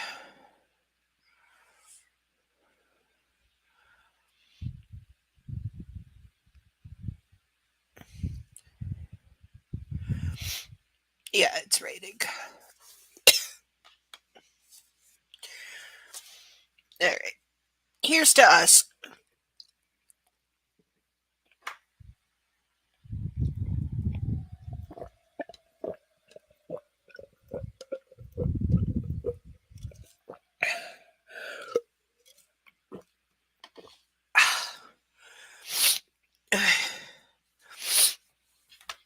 I miss the ability to breathe. Need one of those Vicks inhalers. They're like $10 now, which is ridiculous. I mean, they're really good, but $10? Like, seriously. That is something I've actually had sent to me internationally because a friend of mine can get them in the UK for 50 cents. No, it's not Mark, it's a different friend in the UK. But he literally, they're like 50 cents over there, so I sent him $10 and had him send me a bunch of them years ago. Because it was cheaper, even including postage, because didn't cost more than like £2 to send because they're tiny. But it was cheaper to get him to send me like 10 of them from over there than to buy one of them here. I should ask him to do that again. He's already playing post office for something that I intend to buy myself as a birthday present. Because again, it's cheaper over there. I can get it for $9 there, but if I order it from the same website for here, it's like $80, which is about $70 more than I'm willing to spend on myself for my birthday. So hopefully it'll get here in time. I don't know yet, but the hope is that it will.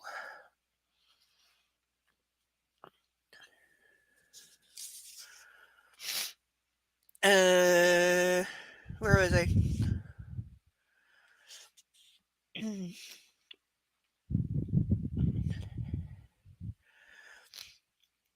Drinking each other in, all eyes and smile and desire. I love you, he breathes and leans forward, catching her lips with his, slowly snaking his arms around her and pulling her against his body. They kiss. And kiss. Tasting and teasing one another, losing each other in their tongues and lips and teeth. Her hands fist in his burnished chestnut hair. Why is she writing it like it's the first time and we don't know what they look like? While his are at her nape, cradling her head and skimming her body to her behind and squeezing hard. So now he's squeezing her out. He's definitely going to go for anal. He's going to try it. So she's flush against his growing erection. You taste so good, Alessia breathes when they come up for air. So do you, baby. So do you. He sounds like an idiot teenager. I want you so much, but for a moment I just want to hold you. He would so not be saying this in the history of ever. Here, now. He tightens his arms around her and rests his forehead against hers. She's already like pressed right up against him. How tight is he holding her? Like this has to be painfully tight at this point. And we know he lifts, so he's got muscles. She smiles to herself and for him as she catches her breath, and they stand in each other's arms, at peace in the eye of their passionate storm. Again with the sudden like Lifetime movie language. Together they hold each other. She said that twice in a row. Own each other. Well, one of them does. Oh, Maxim, I love you, she whispers. More than you'll ever know. I do know. But her love, her gratitude, her desire can't wait for long. I want you, she whispers, reaching for Maxim's sweater and tugging it over his head. She jerks his shirt off. She jerks his shirt out of his jeans and starts to undo the buttons. I stand as placidly as I can, given I want to jump my wife. Now. And I let her undress me. She's as driven by her longing as I am. My fingers are itching to undress her, but I'm happy to stroke the heat in my blood just watching her. Since when? She slips her hand into the waistband of my jeans and undoes the button. Your turn, I say, halting her, and I sweep off her sweater. Then I kneel at her feet, slipping her boots off one by one and peeling off her socks. I stand, and under her unremitting gaze, I remove my shoes and socks. There. Ready. So ready. You're both still wearing pants. So, no, you're not ready. You're still wearing pants. Take your jeans off. Now, I whisper. Didn't need the now. Alessia gasps, and with her darkening eyes on mine, she steps back, slowly undoes her jeans, and lowers the fly at a glacial speed. Tease. Then she shimmies, swinging her fine arse to and fro, tugging her jeans down and stepping out of them. This is so only happening in his head. My beautiful wife stands before me in a pretty lacy bra and panties, and I take a moment to admire the fucking view. phrasing. She is gorgeous. She reaches behind her back, undoes her bra, and tosses it at me. I laugh when I catch it. Then she shimmies out of her panties. You are so beautiful, Alessia. Has he ever said that to her when she has clothes on? Now you, she says with an imperious look that's hot as hell. Yes, my lady. I make quick work of my jeans and underwear, so my ready dick springs free. It actually says ready twice. Why? Enthusiastic for her. Alessia smirks and steps forward, taking me in hand. It's my turn to gasp. Her fingers are cold. Could make such all the jokes about women getting cold fingers places, and we just have to deal with it. So shut up and deal with it. Ah. Alessia laughs and I join her. Enough. I grab her around the waist and lift her. Wrap your legs around me, baby. Dude, the last time you tried to do it standing, she made you stop because it hurt too much. Maybe use the bed that's in the room, you know? She obliges, and holding her, I walk to our bed and lower us onto it. See, he did learn, almost. So I'm laying there cradled between her thighs. You couldn't have just laid her down, got on top, and then told her to wrap her legs? You had to do the standing. Why? First time, as man and wife, here, I whisper, suddenly beset by a sense of history, or legacy, or something that's more than the two of us. Again, things he's not capable of. She gazes at me and gently pushes my hair off my forehead. Husband, she whispers, and the word echoes in my groin. I can't. That is too stupid. That is too stupid. Being called husband goes directly to his dick, because everything does, but echoes in my groin. I can't.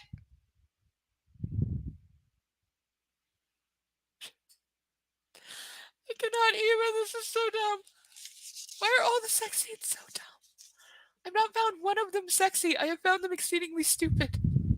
And I had to write a sex scene this week, and it was not easy, and I need to fix it. But what I have is still better than this. When I say fix it, I need to make it longer, and I'm about to run up on a second sex scene. I've got a lunch scene to write, and then it's followed by a sex scene, and it's gonna be so much better than this. And again, I'm writing way outside my wheelhouse because I'm writing very normal. It's gonna be like a very normal romantic kind of sex scene, which is not my wheelhouse, not my usual style. But I guarantee you, even though I'm playing against type, it is still gonna be better than this. And one of my characters is a serial killer, and it's still gonna be more romantic than this.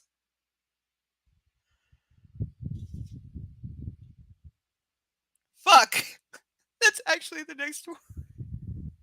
That's not just me dying. I want to be inside her. I run a hand down her body, skimming her nipple so it stands to sweet attention, and continue, my hands celebrating the dips and shallows of her skin down to her belly and over her sex. Slowly, I insert a finger into her warm, welcoming wetness, and her hips rise, meeting my finger and pushing against my hand, wanting relief. Or how about she's just adjusting? How about you're penetrating her and she's just trying to get comfy?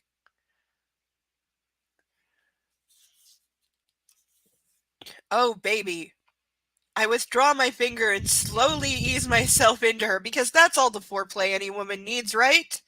Those are totally the same thing. One finger versus a penis. Those are the same size. With him, probably. I slowly ease myself into her and take her mouth with mine, my tongue mirroring my cock. That would make me gag and throw up so hard if somebody was doing in my mouth, like all of the ew. I would literally. I'm not faking this. I'm actually gagging just because I did that, and I'm thinking about it.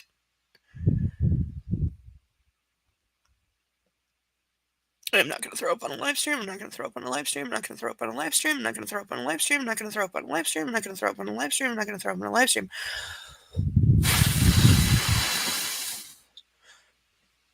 I'm not going to puke. I'm not going to throw up. I'm not going to throw up. I'm not going to throw up. I'm not going to throw up. I'm not going to throw up.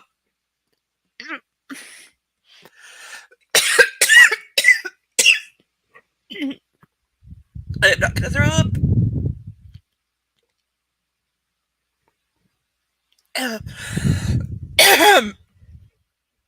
I'm really not going to throw up.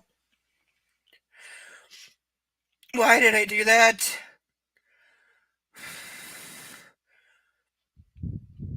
I'm not going to puke. We're almost at the end of the chapter, and then I'm going to refill my tea and not throw up. Her body rises to meet mine, and she wraps her arms and legs around me, holding me fast. Wow, I have a headache now. It's intoxicating, and I can resist no more and start to move. Hard. Swift. These are all one words on one line. Claiming the woman who is my wife. Taking her higher as her nails etch my back. Vaguely as I lose myself in her. I hope she leaves marks on me. Don't try to make me like him now, E.L. James. I'm hers. She's mine. For all time. Maxim, she cries as she comes because she comes in like 90 seconds. Have we ever... I swear he's slipping her ecstasy. And I let go, finding release inside the only woman I've ever truly loved.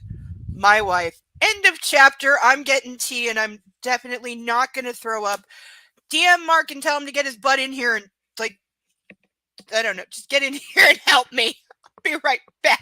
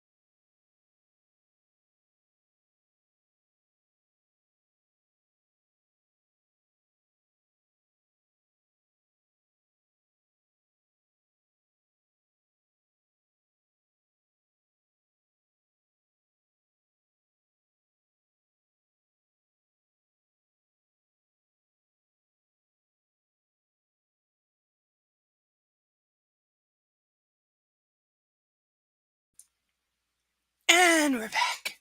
I really need to fix my lipstick. I'll do that in a minute. Yes, it is. Yes, it is. And all the parodies of it, too. It's probably one of the most parodied, recreated scenes in all time. But yes, it's more romantic than this.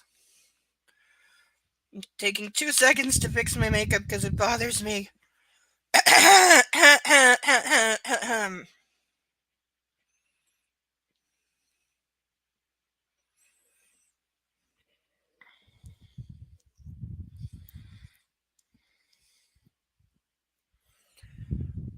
Okay, that's better. Well, I meant more. Okay, better.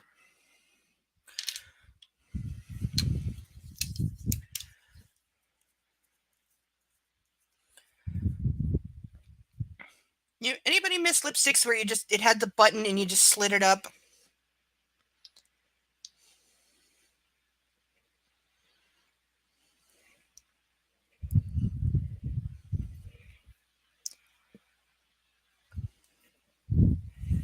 There. Now I look human again.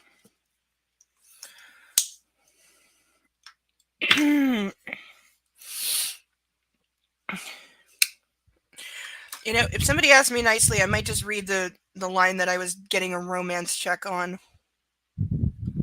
That I wrote, and then you can see if you think I am a better writer.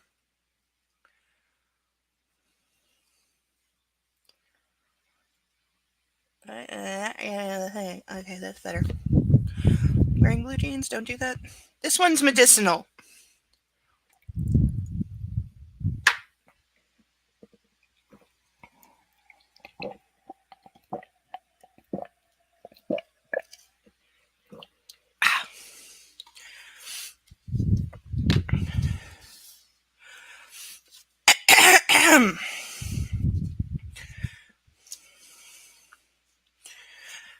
Alright.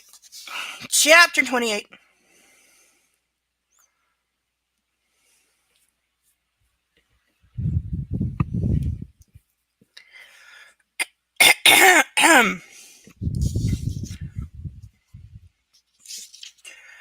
Alessia takes a break from practicing her audition pieces and watches Maxim from the mullioned. That's what it says, mullioned. I don't know what that means. Excuse these. Mullioned windows of the great music room. He's trudging up the driveway with Michael, the estate manager. Not Oliver was the estate manager. Maxim is dressed in his long coat and Wellingtons, holding what looks like a walking staff as he paces the ground. That's going to be a hell of an image. What do you bet that makes it on some of the posters? They are deep in discussion, probably about the still, Maxim's passion project, that he's had in his head for a week. So how much passion can he... And is it still called a still if it's not illegal moonshine, but is actually like proper distillery equipment that he doesn't have a license for and shouldn't be like purchasing yet, but is? Like, I'm sure you can own this stuff without a license, but if you want to use it, you have to have a license, which he doesn't. And it's going to take, I would think it takes at least several months to get all the licenses and permissions, etc., needed to become an alcohol manufacturer and distributor. I would think at least a year.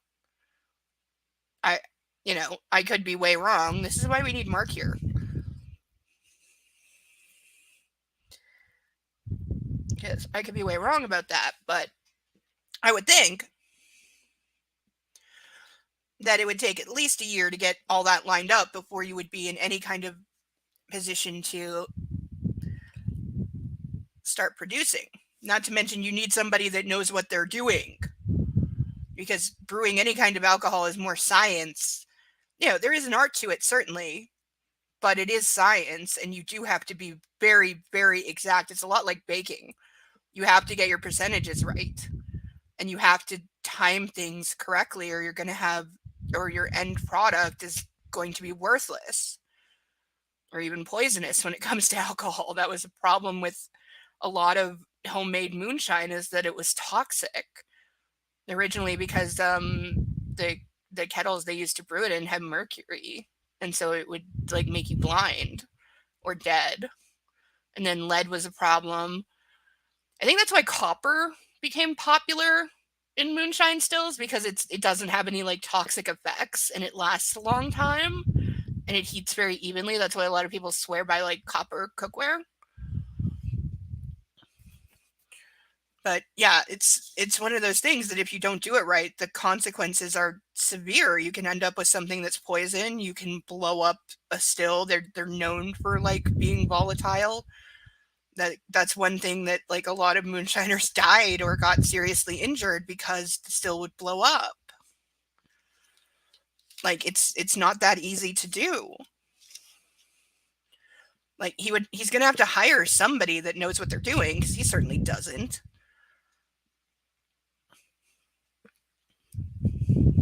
You know, and if you're gonna have to hire somebody and like find the equipment, why wouldn't you just hire an already existing like alcohol manufacturer, brewery, or something to make your product for you, rather than incurring the expense of buying all the equipment and finding a place and hiring somebody that knows what they're doing and then hiring staff to actually do it.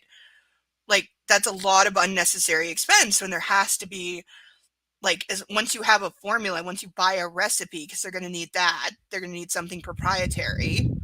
So once you buy a recipe for gin, wouldn't it be a lot smarter and cheaper to just hire an existing distillery to make it for you rather than manufacture yourself, especially right off, because you're not on the market yet. You don't know what kind of reception you're going to get. You don't know if your product's going to be successful or not. It might not last a year. You might not be able to get into like the big name liquor stores or get whatever the biggest places like Walmart or whatever to sell it. And unless you're in those markets, your product's not going to survive. And then you've spent like probably upwards of $500,000 on all this equipment and like all these people that now you don't have a product for. Hi, Mark. Are you going to come backstage and join me? I have questions about alcohol producing licenses and that Maxim is a terrible businessman.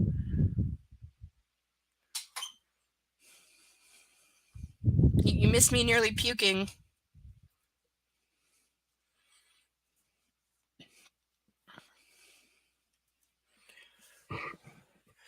But just ballpark, Mark, how long does it take for a new person who's never done it before? How long does it take to get a license to manufacture and distribute alcohol? I'm assuming those are 2 licenses.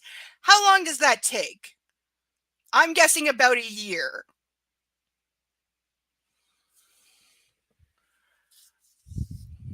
But am I wrong, or am I close to right? Also, to anyone watching, I'm aware that I said Walmart in the UK doesn't have Walmart. I know. But it's just the biggest place I could think of to sell things. So whatever UK version of Walmart that sells alcohol is, if you're not in that market, you don't have a product. So yeah, it's really irresponsible to be spending all this money on like distillery equipment and like hiring all these people when like hire an existing place to do it for you till you know if you have market viability. And then if after like 2-3 years, if it's taking off, then invest in your own like manufacturing, etc., because it is cheaper in the long run, but not at first. And I know he's super rich and he can afford it and all that, but that's not the point. The point is good business, which this is not. It really is that fast? Really? Are you having a laugh at me? So you can get a license. You do have Walmart? Is it called Walmart? Oh, wait. Is it called Woolco? Because my grandmother always used to call Walmart Woolco, because apparently before it was Walmart, it was called Woolco.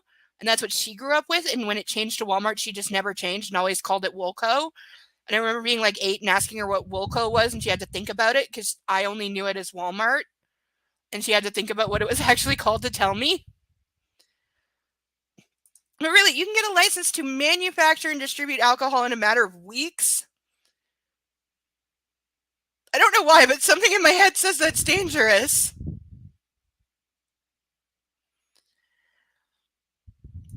Wait, it's not, because there was a show that somebody told me about and I started watching and then I didn't finish, but I should. There's a big department store that still exists in the UK that's like UK Walmart. It was started by a guy and it was his last name and he's like dead now, but it's still there. And it was the first department store, Selfridges. I think it was called Selfridges. I think it is. Is it still there? Does it still exist? Because the show was set in like the 1910s or 20s or something, and it was like the first like big department store, and the guy was like super lavish. He was kind of like Gatsby, and he like overspent on it. And didn't he write a?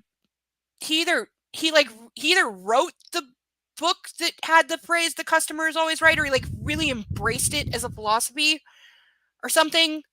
And then I think he later said he was wrong or something. But he was like really lavish, and he built this like amazing department store that I think is still around. I think. Is it? Is there still a Selfridges, Mark? Does it still exist? Is that the UK Walmart you're talking about? Because I could see how they're kind of like the same if it's still around.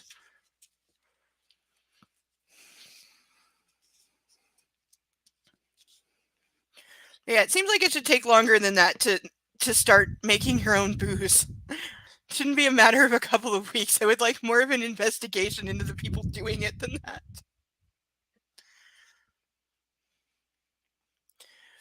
that. Maxim's passion project. He's excited to get it up and running and spending stupid amounts of money.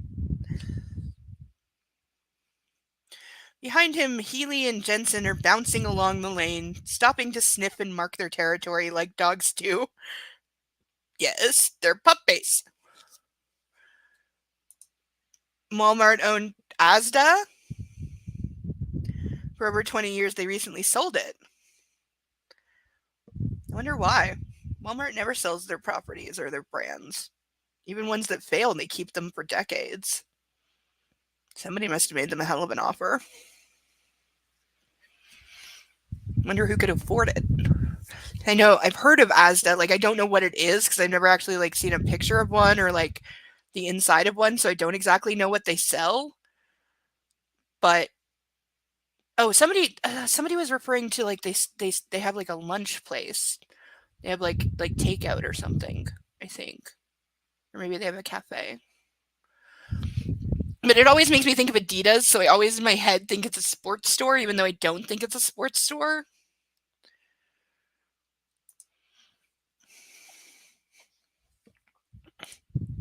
Oh, it's a supermarket? It's a grocery store. Oh, do they have like a hot bar? They've definitely heard people like mention like getting like wraps and kebabs and stuff there, or like getting a takeaway there because you say takeaway and not takeout.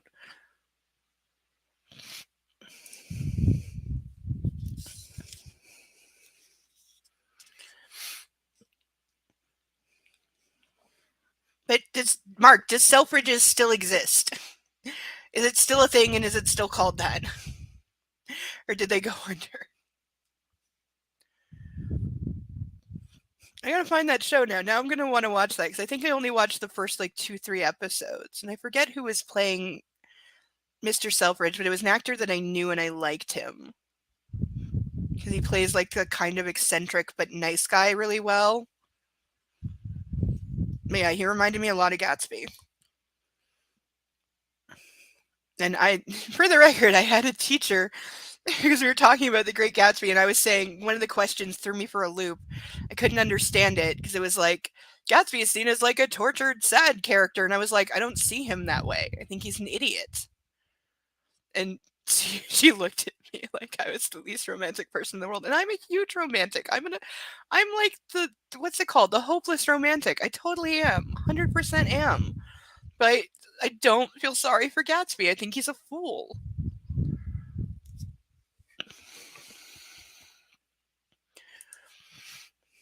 Selfridges still exist. Now I want to go to one. I want to like Google and see if they have like pictures of the inside of the store because I want to see what it looks like.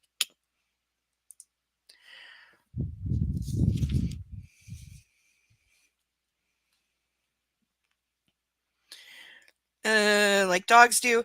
Even from here, Lesia can tell that the dogs are delighted to be with her husband. They adore him. They're puppies. They adore everyone because they're puppies. Like she adores him. Maxim and Michael laugh at something Michael says, and it warms Alessia's heart to see him so happy. This is where Maxim belongs. No, it's not.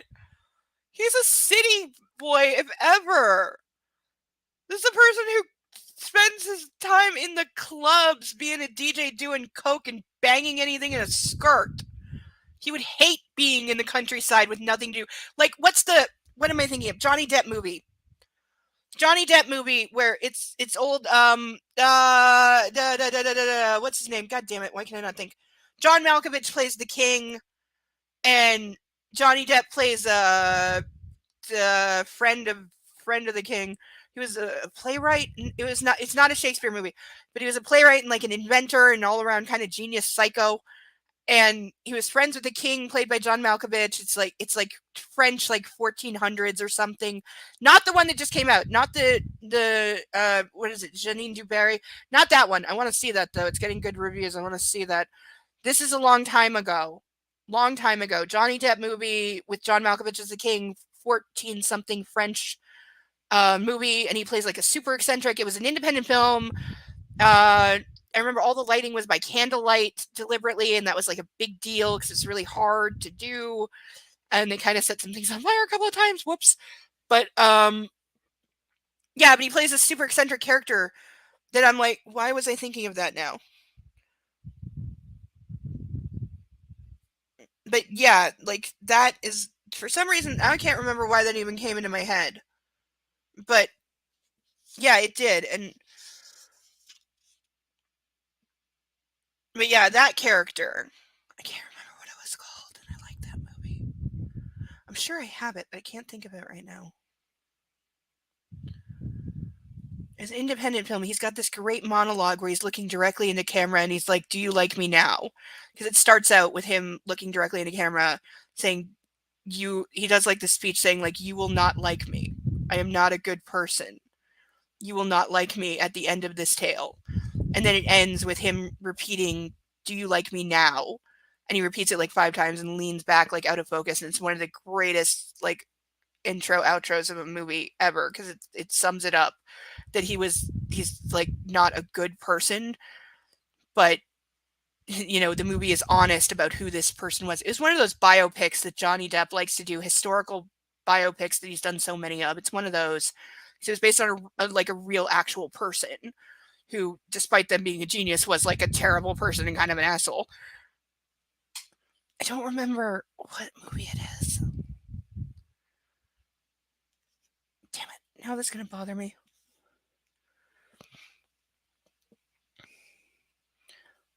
He looks every centimeter the lord of the manor, and so much more relaxed here in Cornwall than in London.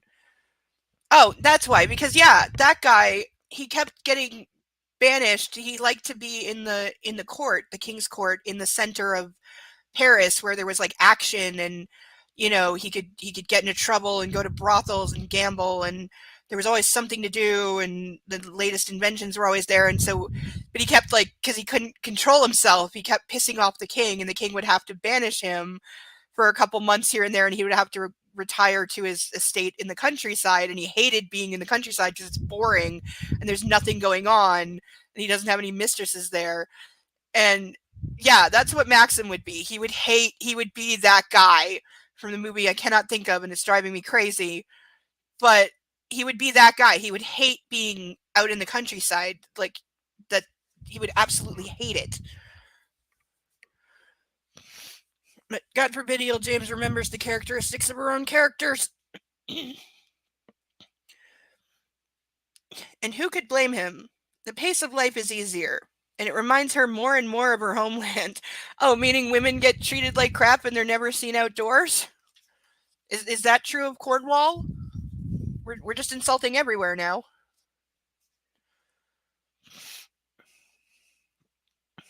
In the pasture beside them, the deer congregate around the water trough. Yes! Mark, thank you! You fucking genius. It is The Libertine. Yes, that's what it is. That's the movie, The Libertine. Great movie. Highly recommend. Wonderful movie. Yeah, it's The Libertine. I forget the guy's actual name, but it was a real person. And yeah, the movie's called The Libertine. It's a really great movie. Really good.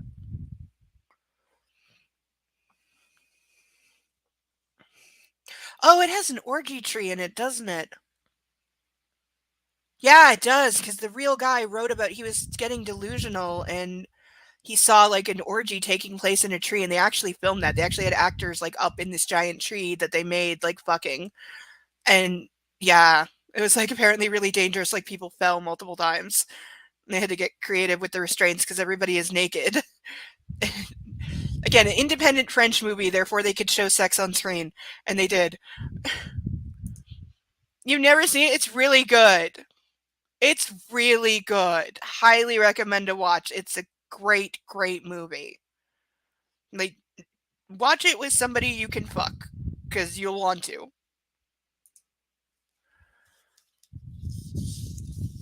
That's not why it's a great movie, but it does have those elements.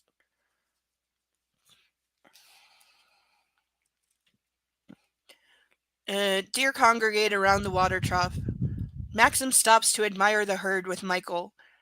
Alessia is distracted by the sound of footsteps. Ah, what a pleasure it is to listen to you play, milady, Danny says. Didn't she say call me Alessia? But I guess it would be hard to do that. I've brought you some refreshment. She places a tray with a small coffee pot, cup, and saucer on the console table beside her. Thank you. His lordship has always had a fondness for the herd, she murmurs as she glances out the window. Alessia nods. When I was here last time, we saw one on the road. A great stag. It stopped in front of us. Oh yeah, E.L. James made up a type of deer.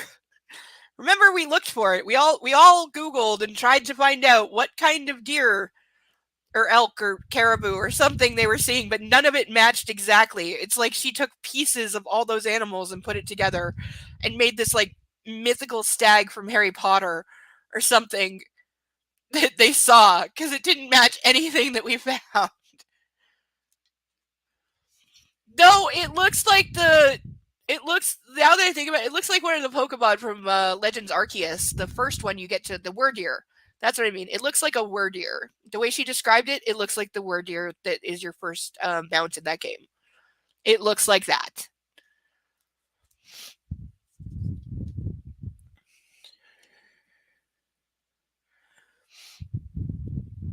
You did. Well, I never. Henny looks shocked. Why is that a surprise?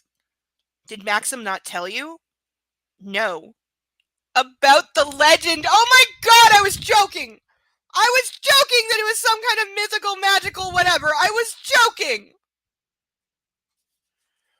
This book is not worthy of some kind of legend, romantic bullshit. It's gonna be some romantic fated to be kind of thing, or if you see it, it means it'll have a lot of kids or some shit. It's gonna be so dumb. Alessia shakes her head. Och, that boy. O-C-H. I'm assuming that's like Och. And I think if I recall, Danny is Scottish. So, Danny scoffs. Legend has it the first countess. Isabel! That's gotta be a reference to Twilight. She could have picked any name in the world. And she picks Isabel, which is Bella's real name. Bella Swan in Twilight. Her name is actually Isabel, but she goes by Bella. That has got to be a goddamn Twilight reference. There's no way. Yeah, that's what that means. It has to be. Everything makes him come. You missed like him being horny. They woke up with, remember the other trafficked girl had shown up at their house? Well, he woke up with both his wife and the girl in his bed and was then extremely rude and annoyed that he couldn't fuck his wife first thing in the morning because she denied him the night before by being upset and crying. And he couldn't fuck her because Valeriana was in their bed, and he then like made Alessia like drop her off at a foster home because a 17-year-old apparently is living in a foster home, because that's not total fucking bullshit. And like, Alessia wanted her to come to Cornwall, and he was like, no, because she's known to the police, and if they find out that you were trafficked with her, then they'll know you were here illegally and they'll deport you or something. And he was the world's biggest asshole dickwad about this friend of Alessia's that she wanted to stay with and keep, but she just like didn't say a thing, even though she was crying at saying goodbye to her. Like, he was such a colossal ass about it, and it was purely because this girl's presence was getting in the way of him getting his dick wet. That was the only reason that he was against her presence. When, like, while also making multiple references to the fact that he's woken up with 2 women before, because we needed to be reminded of that like 50 times.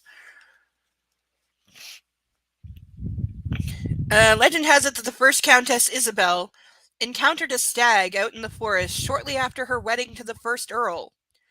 The stag spoke to her and told her that if her family cared for the wild herd, then she would be blessed with long life and many children. I called it! Fucking called it! I knew it would be children. I knew it! I fucking knew it would be... I knew it would say something about many children. I fucking knew it. No, she did. Still unclear. Also, I'm remembering this now. Maxim referred to Alessia as applying for a family visa, when we've been told the entire book that she's getting a student visa, and that's why she's going to go to music school. But he referred to a family visa this time. So, no, apparently, no, she's like, I don't know. She's still illegal right now. She has to be. It makes no sense. Okay, it makes no sense.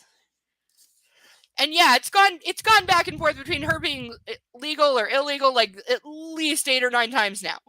At least. Like, the lack of consistency is so much worse in this one than the first one. The first one had its problems already. It already had massive continuity errors, but this one just, like, wow, she didn't even try.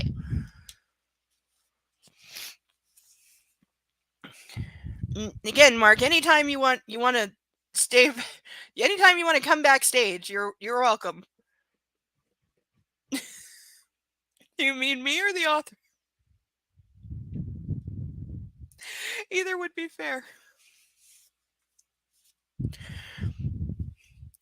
Long life and many children, and that's exactly what happened. The Trevithick estate has long been a haven for deer. They're seen as a sign of good luck. That's why the 2 stags are the support in the family coat of arms, not because it was like ubiquitous and half the coat of arms in Britain probably have that. They symbolize protection for the earldom, the estate, and the family, my lady. I did not know this. They are not, hunted? Danny shakes her head. No, not for centuries. They're humanely culled every other year to keep their numbers sustainable. So yes, they're hunted. And the venison is much coveted around here. Keeps the herd strong. And while the herd stands strong, so will the Trevelyan's and the Earls of Trevithick. This is so much bullshit. Alessia doesn't know what to say, but a frisson of hope for the future. A future for her and her husband skitters over her skin. Don't say skitters. That's a bad word. Don't ever use that word. Unless you're referring to bugs or mice, don't say skitters. Or aliens. The alien from Alien definitely skitters. After all, the stag they saw when Maxim took them shooting seemed to be welcoming her. She grins at Danny. It's a good omen, my lady. The Trevelyan family is responsible for the well-being of the estates, the village, forests, fields, and pastures surrounding it. You could have used fewer words to say that. Their land extends many thousands of acres, and they and their kin have kept it together and thriving since the 1600s. Now I'm curious how many, like, existing estates like this have been around since the 1600s while being owned by the same family the entire time. Not that have, like, changed hands 50 times. owned and maintained by the same family for over 400 years. I'm willing to bet, if any, it's a very low number. Danny's smile reflects her own. Now, once you've had your coffee, I was wondering if you wanted to see the private apartments and the attic. Though that floor is mainly for staff and storage. Yes, I'd love that. Thank you, Danny. Because this is a house that's big enough to need a map. Alessia has cherished the housekeeper's thorough tours of the house. She's given Alessia a detailed history of each room that's open. Not all are, and its place within the great house. That was just literally 3 words in the middle of a sentence. Didn't need to be there. She's introduced Alessia to most of the staff, who, so far, have been kind and accommodating. Alessia is increasingly in awe of the woman that keeps the entire house running smoothly, and she feels safe in her hands. After all, it was Danny who cared for her after Dante and Yeely Dante and Yeely's kidnap attempt. And it's obvious she dotes on Maxim, and he on her. She seems more maternal than his own mother. Alessia, she's chastising herself for a thought. She tries not to think uncharitably about Rowena. Why not? She deserves it. But sometimes it's impossible. Perhaps to make up for her unkind thoughts, she can do something to help repair the fissure between her mother-in-law and her husband. Honey, stay out of it. Stay the hell out of it. But what? And then there's the all-important decision of moving his lordship into the Earl's bedroom and you into the Countess's room. Why is she using 2 different terms? No, I want to know. Why is she using 2 different... Why is she referring to Maxim as the Earl but referring to her as the Countess? Do those go together and I'm just having a, idiot moment? Because isn't it Count and Countess and Earl and whatever the opposite of that is? Whatever the female of Earl is? Am I wrong?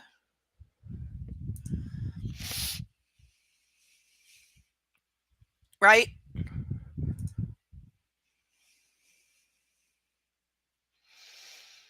Yes. But author did no research on anything in the history of ever.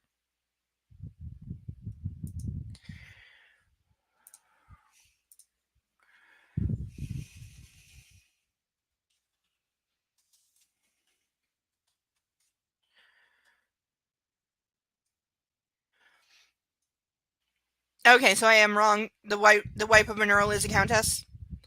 Okay, I should look those up because I know them mostly from Pokemon X and Y from the Battle House. I hope they port that. I mean, I heard. I think last I heard Black and White and Black and White 2 are coming up next, and X and Y are right after that. I think.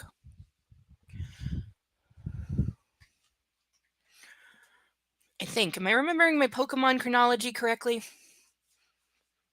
It's possible. I think so. I think it was Black and White 2, and then X and Y.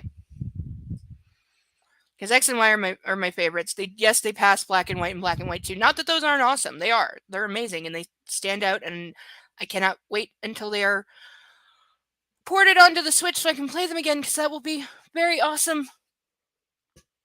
And I hope there's bonus stuff for having other Pokemon files on my account. So, looking forward to that. Currently looking forward to Paper Mario Thousand Year Door that's supposed to come out later this month. It's been pushed back 3 times. It was originally going to come out on my birthday, and I was so psyched. But now it's been pushed back 3 weeks.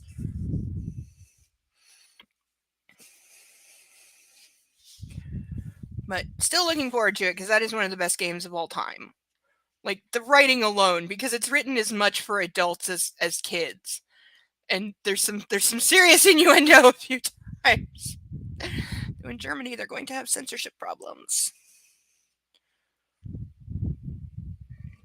Yeah, the same way the South Park game did, because the game is definitely a Nazi allegory. And they didn't bother to hide it very well.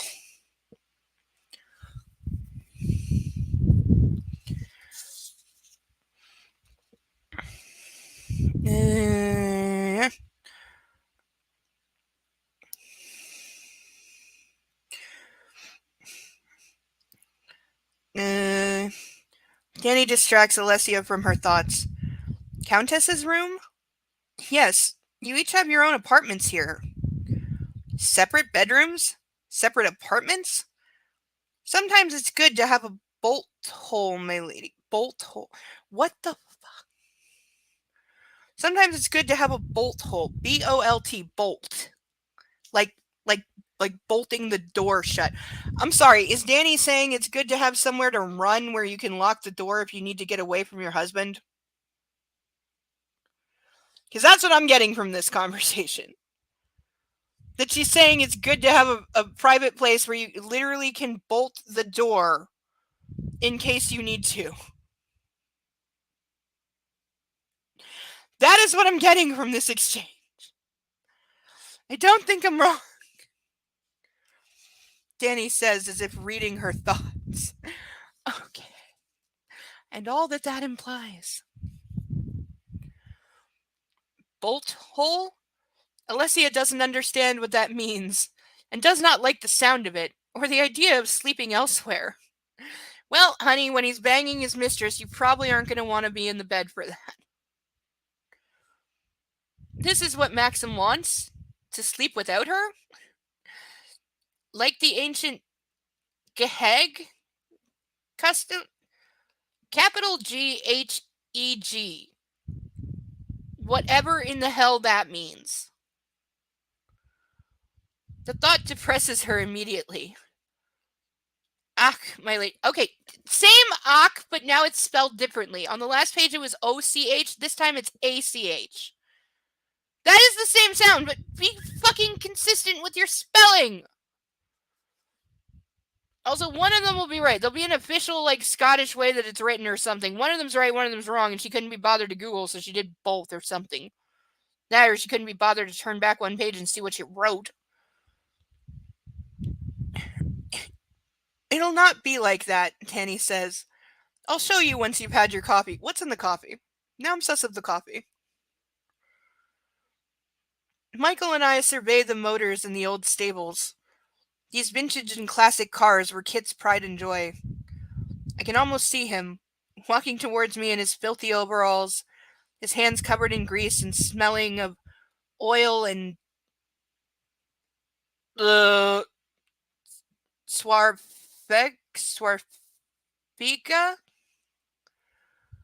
Capital S-W-A-R-F-E-G-A.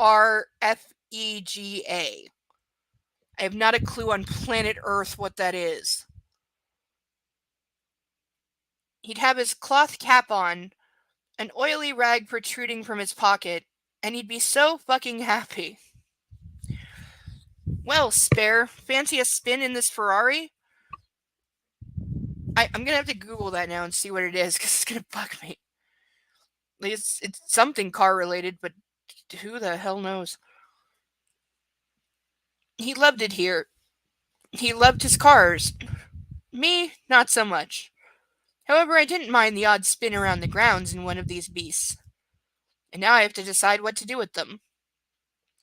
You're right, Michael. This building would be a much better place for a still. It's more secure, closer to the house, there's room for expansion, and these old stables are in better condition than the North Pasture barn. Do you really want something that can blow up closer to your house? Wouldn't you want it in the middle of a whole lot of nothing just in case? I mean, I would. Only problem is the cars. I'm going to have to sell them. I have no need for all of these. Because rich people never own, like, a ridiculous amount of cars that they never drive just to own them as, like, a collection. He has no reason to get rid of these. He can pay to, like, store them somewhere. Or just, like, build a garage somewhere on the ground to keep them. Michael gives me a rueful smile.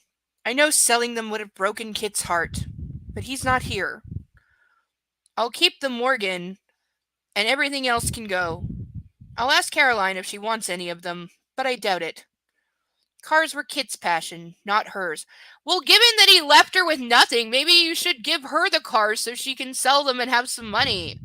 At least get something out of her marriage since he wrote her out of the will.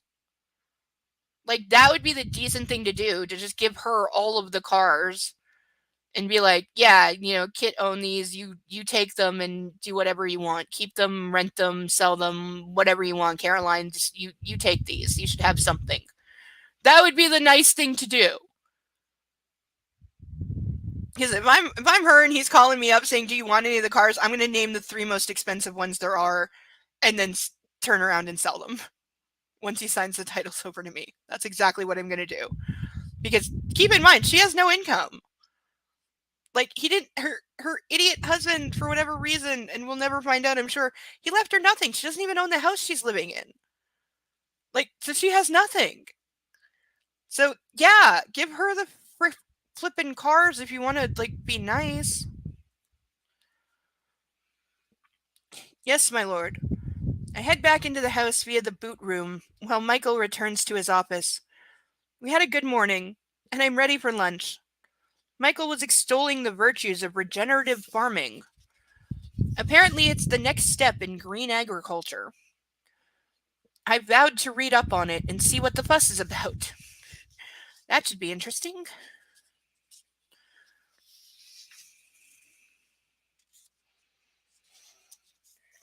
I find Alessia in the small sitting room, seated at a table set for lunch. She looks up from Daphne du Maurier. She looks up from the Daphne du Maurier that she's reading, anxiety etched on her face. Okay, I heard that E.L. James is a huge Daphne du Maurier fan, and that this was her attempt at, like, imitating one of her most famous books. I think the book might have been called Rebecca. But yeah, I heard that the Mr. and the Mrs. were E.L. James's attempt at like recreating or rewriting Daphne du Maurier's Rebecca, is what I heard. I've never read it. I've never heard of Daphne du Maurier before, but that is what I heard. So that's probably an insult to a good author if she's. Yeah, she is real. I'm 99% sure. So that's probably an insult to a good author. What is it? I ask as I take a seat opposite her. Do you want me to sleep somewhere else? It's just out of the blue. Just, do you want me to sleep somewhere else? He'd probably be like, yeah, when I have, mistress is over. What? No. What's this about?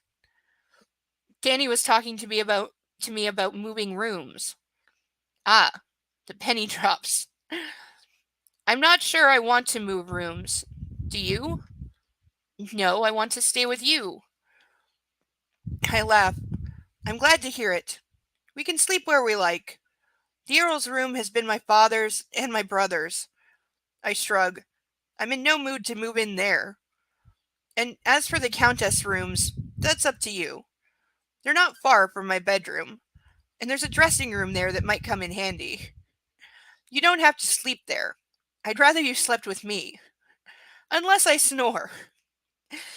He's talking as if she has some kind of choice, because do we think for a second that if she tried to sleep in the Countess rooms and leave him in his own rooms, that he would not wander in just to fuck her whenever he wanted?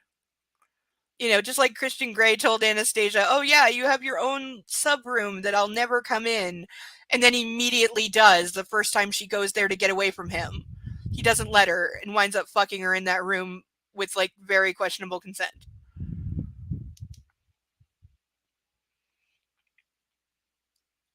She exhales and laughs. Good. That's what I thought. And you do not snore. I have an idea of what we can do this afternoon. I change the subject, as he always does. Oh? Alessia tilts her head to one side with a coquettish look, and I know she's thinking about sex. Okay, no, you don't know that. He always thinks she's thinking about sex now. That's become a thing in, like, the last, like 8 or 9 chapters. He always thinks that she is as horny as he is now, and is always thinking about sex. I maintain he's, like, slipping ecstasy or Molly or something into her food.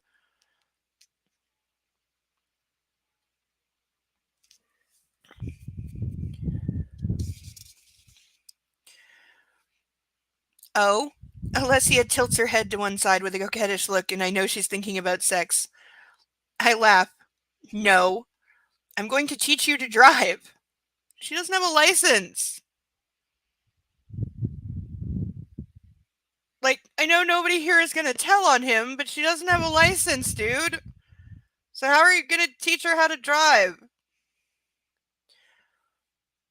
Also, I don't think that he would do that because that gives her freedom and the ability to drive away from him. And I don't think he would ever do that because he doesn't want her going away from him or having the ability to go great distances away from him. He freaks out if she's like 5 seconds late walking through the door when he expects her. There's no way. Drive? Me? Yes. You don't need a license on private land. Is that true? We can take the Defender. He has a tank. Or maybe another smaller vehicle, and I'll teach you. I need a drink for how dumb that is. Is it true you don't need a license to drive on private property? It might be. I don't think that's true here. I think it used to be because my mom, I remember her saying that she had like an uncle that had like a farm, and that's where my mom couldn't drive because she was legally blind by the time she was old enough to drive. But oh, Land Rover Defender. Oh, right. I've heard of that. Okay, I don't drive, so I don't know dick about cars, but yeah, I've heard of a Land Rover. Here it would be called a Land Rover. You would never call it the Defender here. It would just be Land Rover. Whatever kind of it was. And it's true? You don't need a license to drive on private property? That would be good for learning.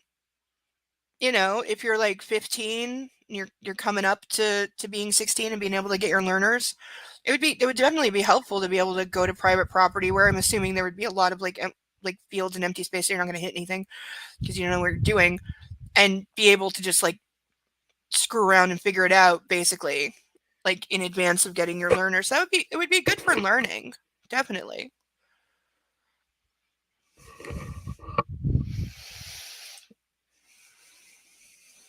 Estrabia.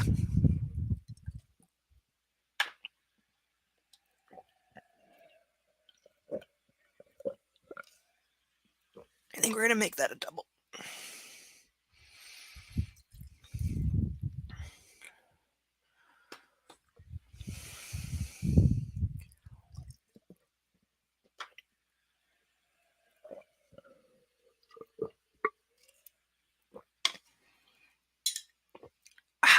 Better.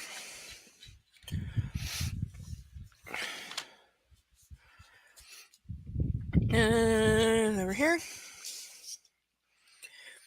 But a Land Rover's not a great learner car because they're pretty big, and they're pretty powerful. Not like Lamborghini powerful, but they can definitely move, and they're like heavy boxy cars, which doesn't strike me as being a really good car to learn in.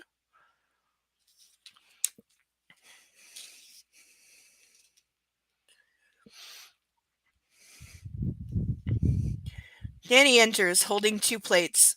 Lunch, my lord. I roll my eyes. Maxim, that's my name. Maxim, my lord.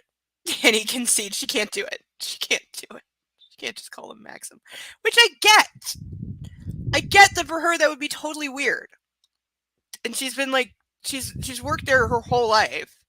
Well, not her whole life, but like for like 40 years. So yeah, it would be completely weird for her to call the master of the house by his first name only. Like, there's probably like, I don't know, rules or something against it. Danny concedes, and she places 2 plates on the table. Salad niçoise with a Cornish twist. Oh, I know what salad niçoise is. What is it? Has mayonnaise, I think. I know what it is, but I can't remember. I think it has mayo. Or maybe boiled eggs.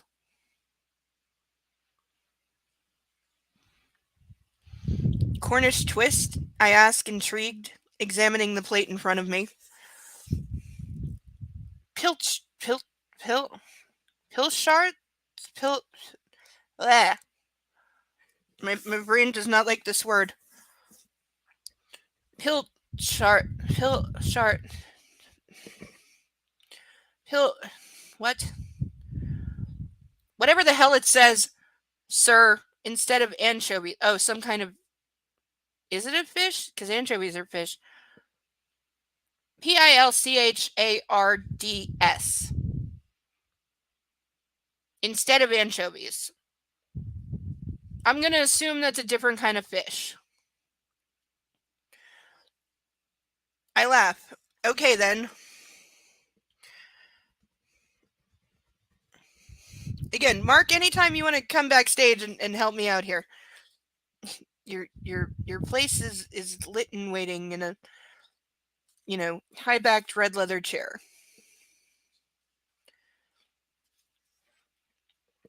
Steady. A little more gas. And slowly ease the clutch up. Oh, he's teaching her to drive in something with a clutch? That's evil.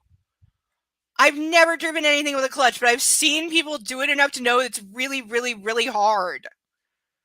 It's like, I don't understand why any car has a clutch anymore, because it seems like a relic of the past that's like unnecessary.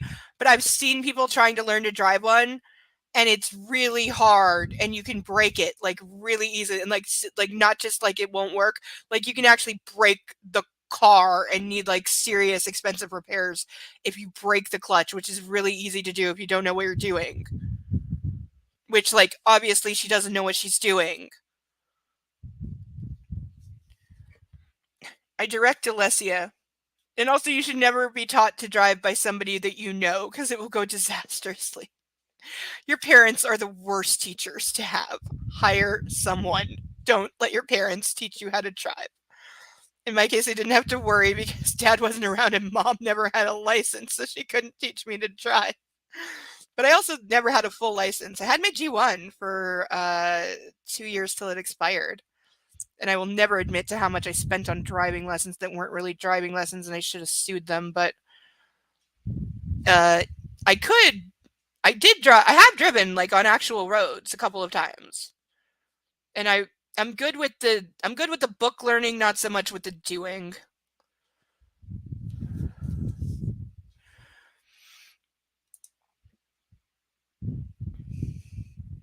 Which is,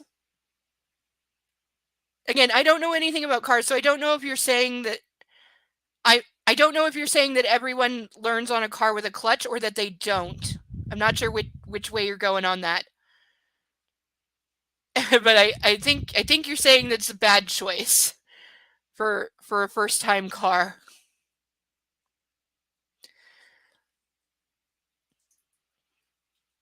Wait, manual. See, because almost every car here is automatic. If you manual is the with the gear shift, I think is what it's called. The stick where you have to like move it to like drive and reverse and there's like drive 1 and 2, and like depending on what kind of terrain you're on, I think, or something, or if you're going uphill or something like that. I've never driven anything with a stick. It's like I said, 9 out of 10 cars here are automatic. You would have to deliberately look for one that has manual gears. It would cost more. So you're saying like that this is common, like learning to drive on a car with a clutch? The ones with the clutch, otherwise referred to as stick shift. Okay, so that's common there. So this is like what most people would learn to drive on. Okay, it's completely the opposite. Yes, that's why there's a clutch, because changing gears without disengaging the drive shaft from the engine clutch is a bad thing. Oh, that's how you like break it? The dog wants my attention so badly. Oh, puppy, no. Come here. Come here. Come here. Come here. He went back to his puppy bed to sulk because he thought I was ignoring him. So it's like common there that people learn to drive a manual transmission with a clutch, because that's like, I'm assuming most cars there are manual then. So that's why you would learn on what's the most common. Hi, I didn't reject you. Come here. Oh, I feel bad. I ignored him and he went sulking back to his puppy bed. I feel so bad. I'm sorry when you're licking my lipstick off. You're just so very kind. Thank you. Thank you. Nurse Thank you for that. It needs going from my hand now. Thank you. You're such a good puppy. I felt so bad. I was ignoring him and he sulked off. Oh, poor little baby. Everybody love on the puppy. Everybody show the puppy some love. That just broke my heart that he went, okay, stop licking my eyes. Why are you doing? Why are you licking so much? Why are you licking everything? Why are you doing this? I feel so bad. Love on the butt. Okay, we're licking in my mouth now. I'm so sorry. I didn't mean to make you feel unwanted. I'm sorry, baby. I didn't mean to make you feel like I wasn't going to pay attention to you. I just had to wait 2 seconds. You don't understand that because you're a dog. You don't understand this concept of just wait a minute till I'm done reading the thing and then I will pay all the attention to you. You just thought I didn't love you. Ugh. Thank you for licking my entire face. Because I really needed a bath from you. Thank you. You and your stinky breath. I don't have stinky breath. This is an official announcement that I'm not a stinky puppy and I don't need a bath. Send puppy emojis if you think I'm perfect the way I am and I don't need a bath. Yeah, you stink. Okay, you can't stay in my arms, little pup. I know you want to cuddle. But I have a book to read, so you can't stay in my arms. Don't give me the face. Don't give me the face. I'm not rejecting you, see? Picked you up and cuddled you. See? Cuddle, cuddle, cuddle. Snuggle, cuddle, squishy, cuddle, squishy, cuddle, squishy, cuddle. Okay, see? Squishy, cuddle. Squishy, cuddle the puppy. Jessica boy. Jessica boy. Yes, Jessica boy. You're such a good boy. Oh, love you. Okay? Here, lay down. Billy, Billy. Okay, quick, Billy. Then you can go back to your puppy bed and have a nap, okay? Okay? Okay? Okay? Okay? Are you sufficiently reassured that I love you? You don't have to sulk? Okay. You know I love you? Yes, a good boy. Yes, you good boy. Yes, you good puppy. Yes, you good pretty boy. Yes, you pretty. Okay, say bye to the puppy. Bye. I'm going back down now. I'm getting my belly rubbed. Okay, let go of the cord. You broke 2 sets of these this year already, and that's over your budget.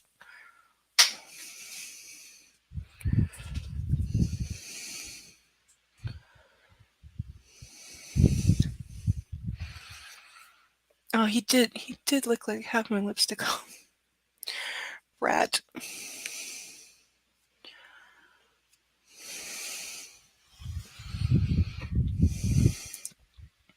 Automatic cars can have a clutch. Is that true? I thought that was the point of having it automatic, that it changed the gears for you. Like it sensed the terrain and like shifted it for you and you didn't have to do anything. I thought that was the point of it being automatic.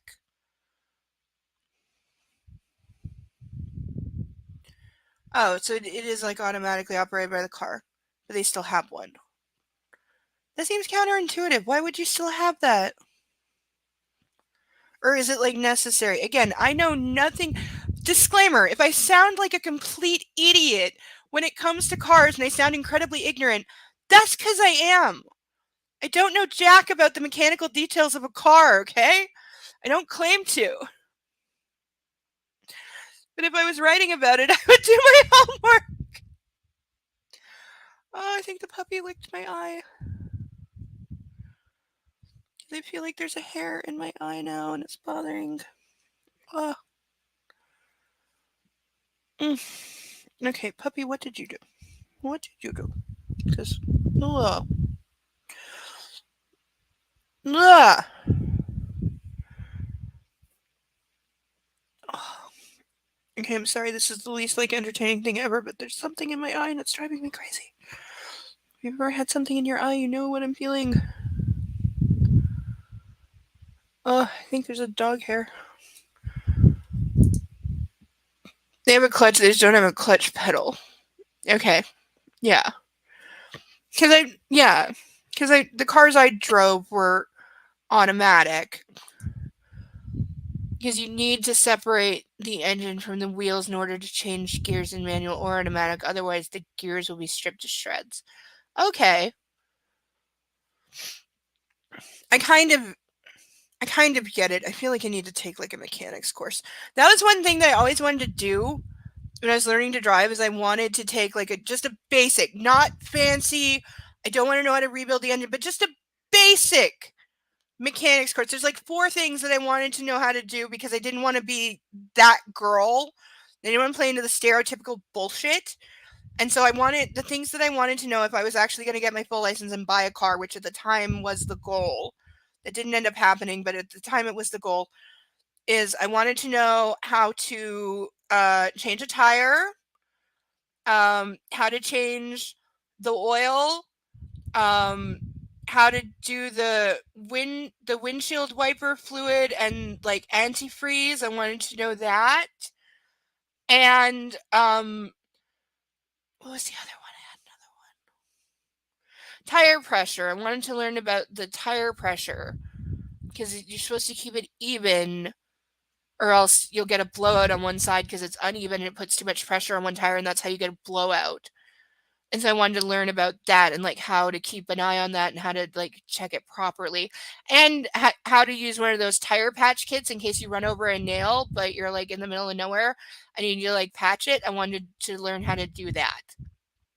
Those were the car things that I wanted to know so I wouldn't be like the stereotypical girl who doesn't know anything about cars. I wanted to learn those things.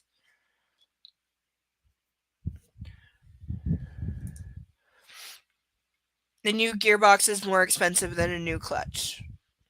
Okay, because I remember nobody here is going to know, but there was a show called Canada's Worst Driver for like 15 years.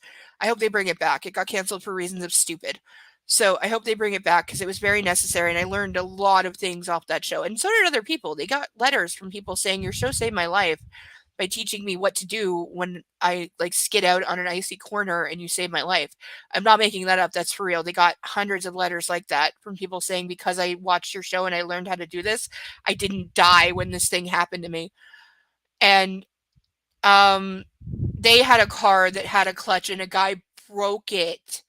Like literally broke it. They pulled out the stick, the gear shift, and where it like connects to the thing and it's supposed to be a ring at the bottom, it was literally snapped in half because he was like doing this and like this and you could hear it like grr grr grr, that grinding metal sound, and then smoking, and he literally had like snapped it, like physically broke the thing, and they said it would cost like $1,000 to replace the clutch.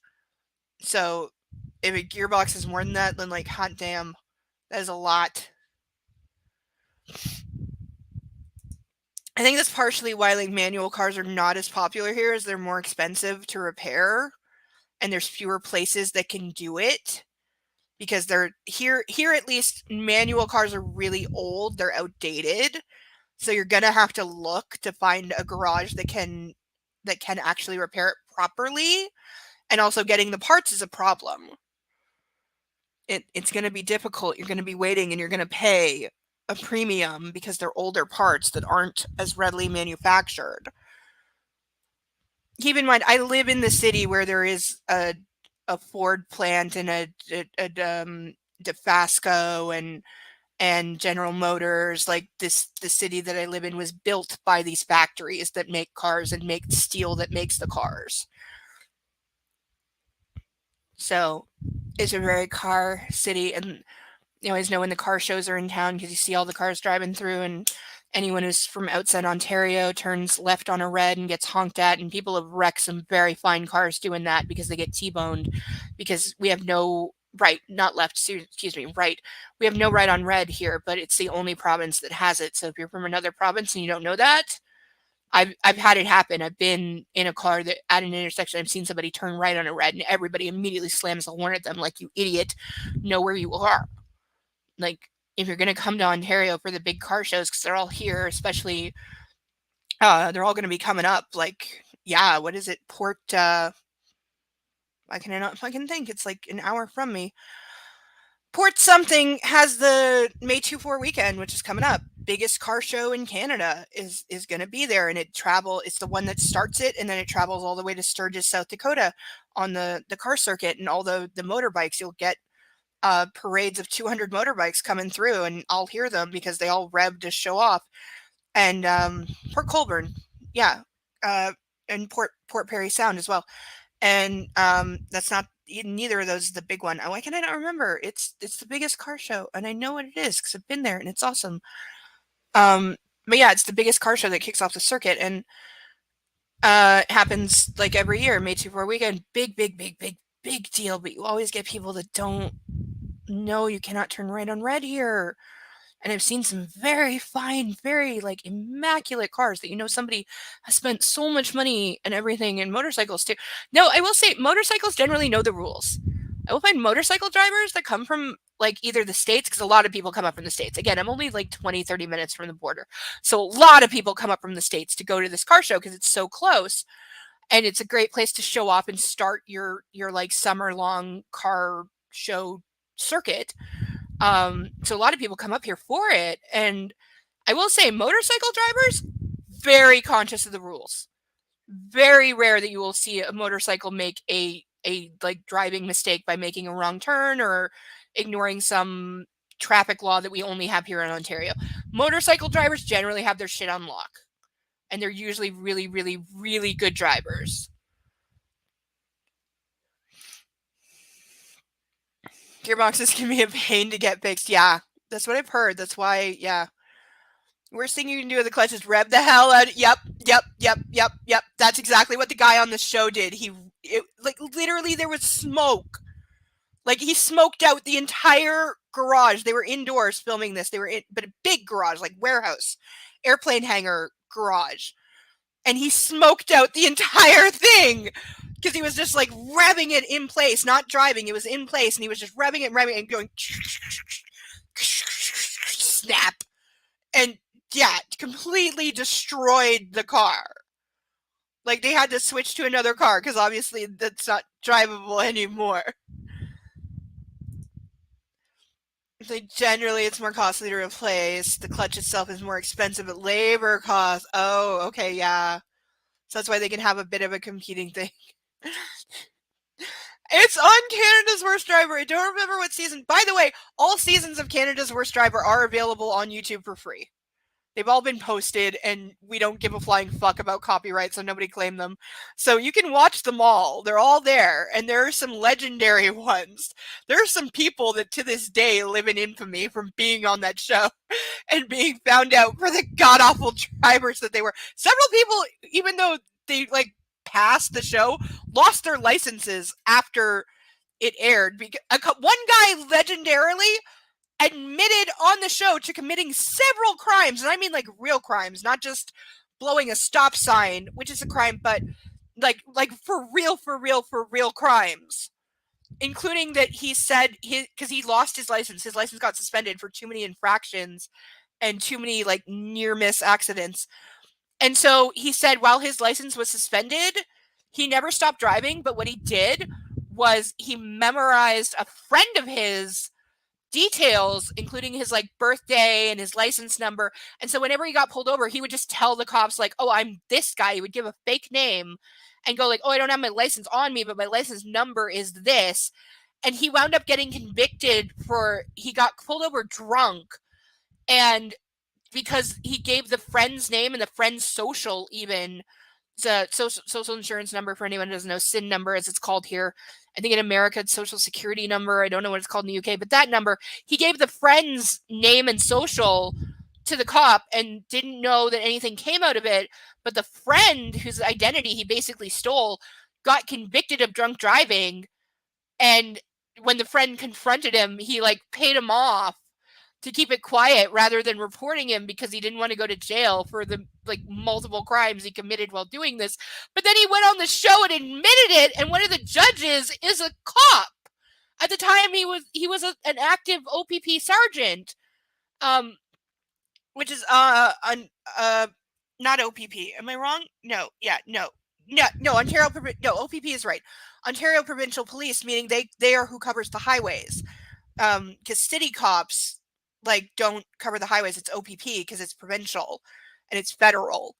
And so that guy obviously is a mandated reporter. He still carries a badge. He was retired, but he still carried the badge.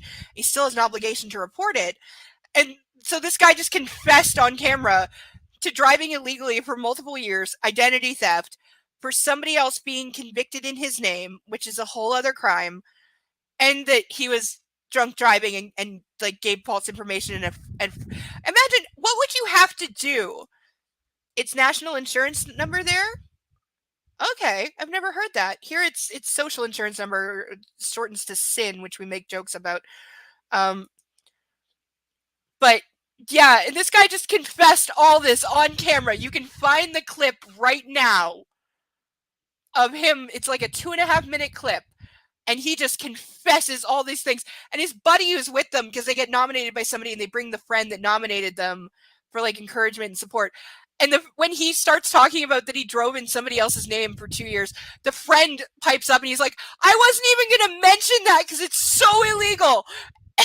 And then this guy was like surprised when the cop on the show reported him, and he got thrown off the show for basically just, oh my God, you are a walking crime spree reasons. And yeah, you better believe when he went home, the police were like knocking on his door being like, we heard some things about you, buddy. Is this true? Because like somebody else basically taking your sentence because you gave fake info and somebody else was convicted of drunk driving when they didn't do it, and you stole their identity and then you paid them $2,000 to keep their mouth shut about it? Dear God. Like, yeah, if that guy ever got a license again, he should have been suspended for life. Which, yes, that's a thing here. For anyone going, I'm talking out my butt, no, I'm not. You can lose your driving privileges for life here. That's entirely possible.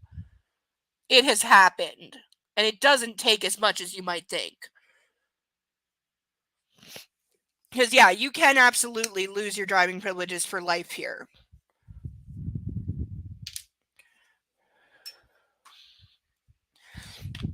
Mark, you want to come backstage yet? I need a co-pilot as well as somebody to pull my leash because I'm ranting way too much. I still don't know what the fish thing is.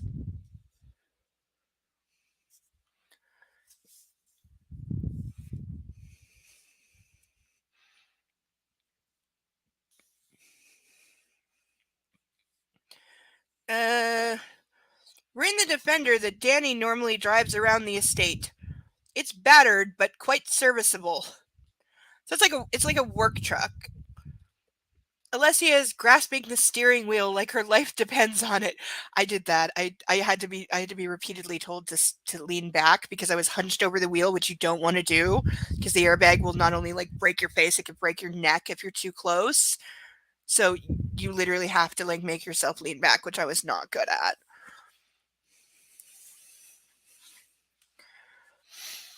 There's several driving things I was not good at, but there were a few things I was pretty decent. I was really good at parking because I have really good spatial reasoning, so I could park quite well. I could parallel park even quite well. It was driving on actual roads and making turns. Making turns was the worst. That's definitely the thing I was the worst at. Driving in a straight line, I was pretty okay with. Lane changes and turning, I was not. But parking, I was good with.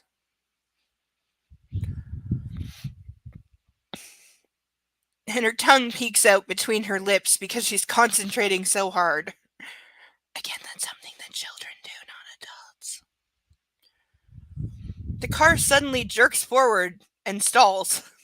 And Alessia stamps on the brakes. I would do that too. I definitely was known. I tried very hard not to slam the brakes because that's bad.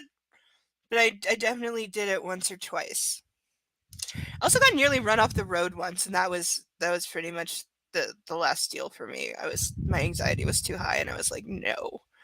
But literally, I was on a dirt road because you can't drive you can't go on the highway with the G1. You can't drive over 80. 80 is your limit, and the highways at the time were 110. They're 90 now.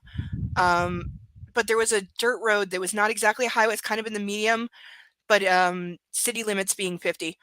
But you could drive 80 on this one road because while it was not technically a highway, it was also like, because it was in the middle of nowhere. It wasn't in the city. It was between two cities. It was between where I live and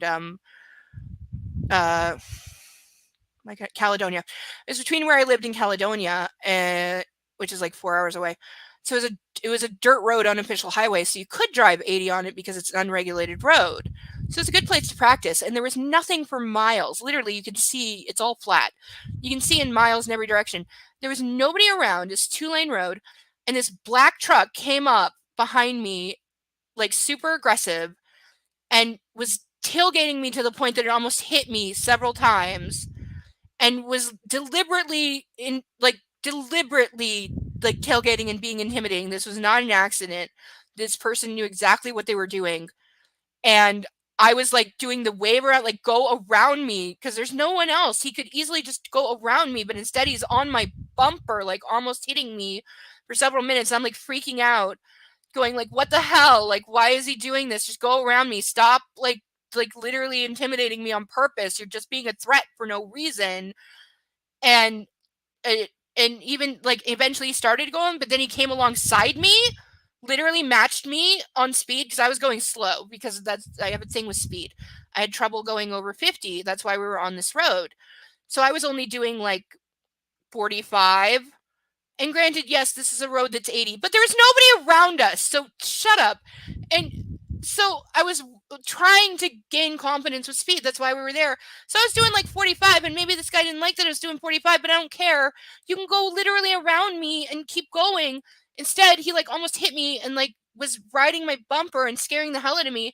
And then he came alongside me and matched my speeds. He slowed down and matched alongside me, and then literally started to move over into my lane while being absolutely parallel with my car, and like would have forced me off the road, except at the last second I just took my foot off the gas, so that my car dropped back and he went like past us, and then fortunately kept going. But he literally tried to force me off the road, and I freaked the hell out, and I couldn't finish. I like got out and was like screaming and shaking and having a panic attack for like a half hour on the side of the road, and my trainer was like trying to calm me down. And I was like, why did you do that? Why did you do that? That was so unnecessary. You didn't have to do that. Why did you do that? And his answer was like, some people are jerks. And that was the end of me learning to drive. That was it. I couldn't, because why would you do that? Why would you do that? It was the most unnecessary thing. He could have killed us both. Like, why would you do that? Such an asshole. Big black like pickup truck with the pipes on the top. Jackass. And like literally tried to force me off the road. Like, not even questionable. Actually did it. Like, why would you ever do that to somebody? I will stop ranting at some point. This is why everyone's really here. You're just here to hear me rant anyway. Nobody cares about the book. Mark, this is why I need you backstage to me occasionally. And not all that implies. I'm thrown forward in my seat. My seatbelt cutting into my chest. Okay, if it actually cut into your chest, seek medical attention. Whoa. Alessia lets out a string of invective in her mother tongue. I'm sorry, is invective the word for cursing? Is that an actual word for cursing? Because it's making me think of Prince Harry's Invictus games, in victory games, something. Isn't it the Invictive Games? Isn't that what he founded? Are we saying it's the cursing games? And it says invective. I'm not misreading. That is what it says. Isn't that what Prince Harry called his games? Am I wrong? Let's add a string of invective in her mother tongue, which I've never heard her do before. So you've discovered the thing that makes her cursed. You trying to teach her how to drive. Yes, it's a okay. The way it's spelled in the book, INVECTIVE.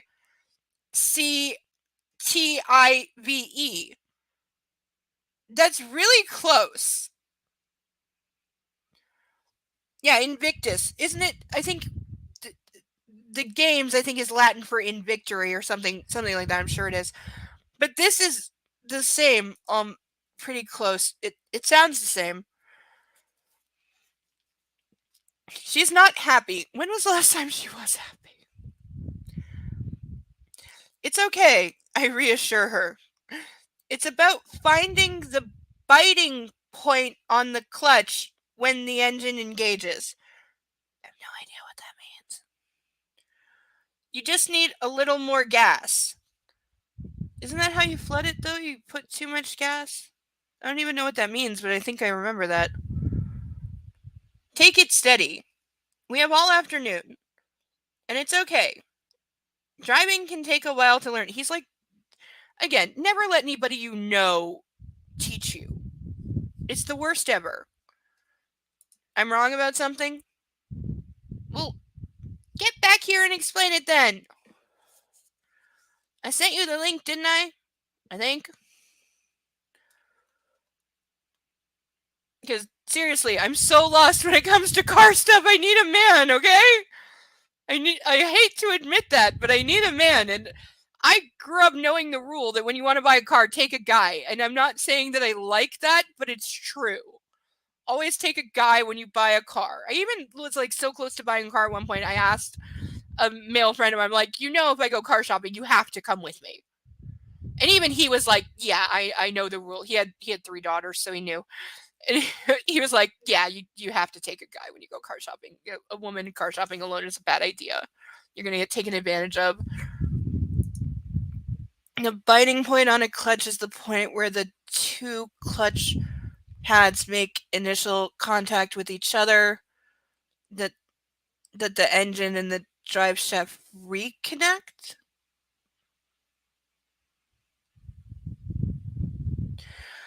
Okay, you could be talking about, okay, I was about to say you could be talking about quantum physics, but if you were, I'd understand that better, because I have an actual very limited, basic as fuck understanding of that. I have no understanding of this. I'm gonna have to watch a video on glitches or something. I need visual. I apologize for being woefully inadequate about knowing about cars. Okay, I'm inadequate. Okay, in the words of CJ, damn it, I'm inadequate.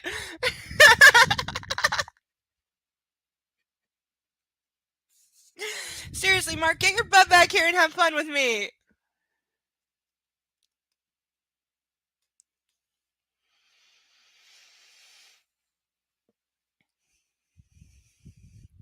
She gives me a quick, determined scowl and starts the car again. My girl is not going to give up. Stop calling her your girl. She's a grown woman and your wife. Stop calling her my girl. Stop it.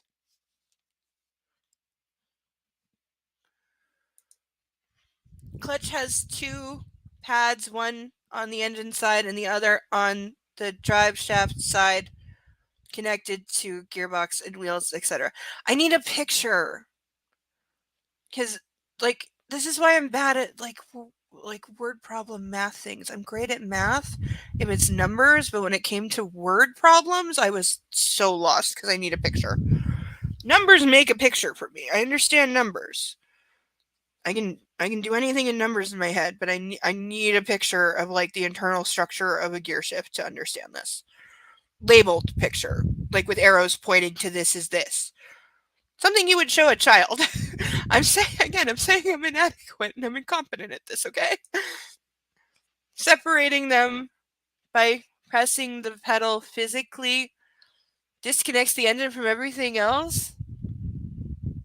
What?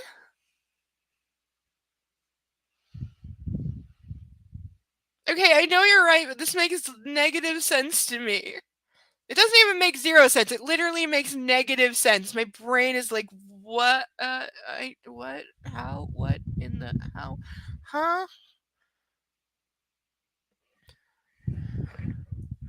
But you know your stuff, sir.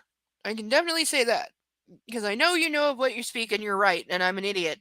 But yeah, I'm gonna leave it. I'm an idiot. I'm an idiot when it comes to this stuff. I am I am mentally incompetent. Probably for several reasons, but today it's cars.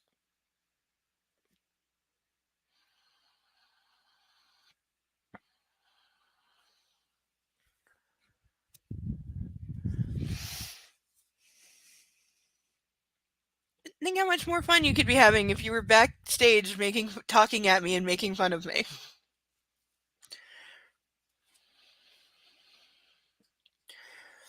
Seriously, I did send you the link, didn't I? I think I sent you the StreamYard's link. I think I did.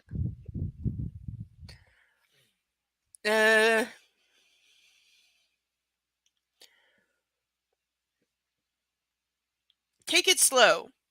Put it into gear, I murmur. She fights the gear shift to put it back into first. And I wonder if we should have chosen an easier car. Well, duh. I'm going to go with yes. You should have chosen an easier car. Because especially if it's her first time and she doesn't know anything. Yeah, you start with something easy and you build from there. You don't start with something that's super difficult. Aw, you're flagging on me, Mark? At least come on and say hi for a minute. You can peace out after. But you know everybody loves you.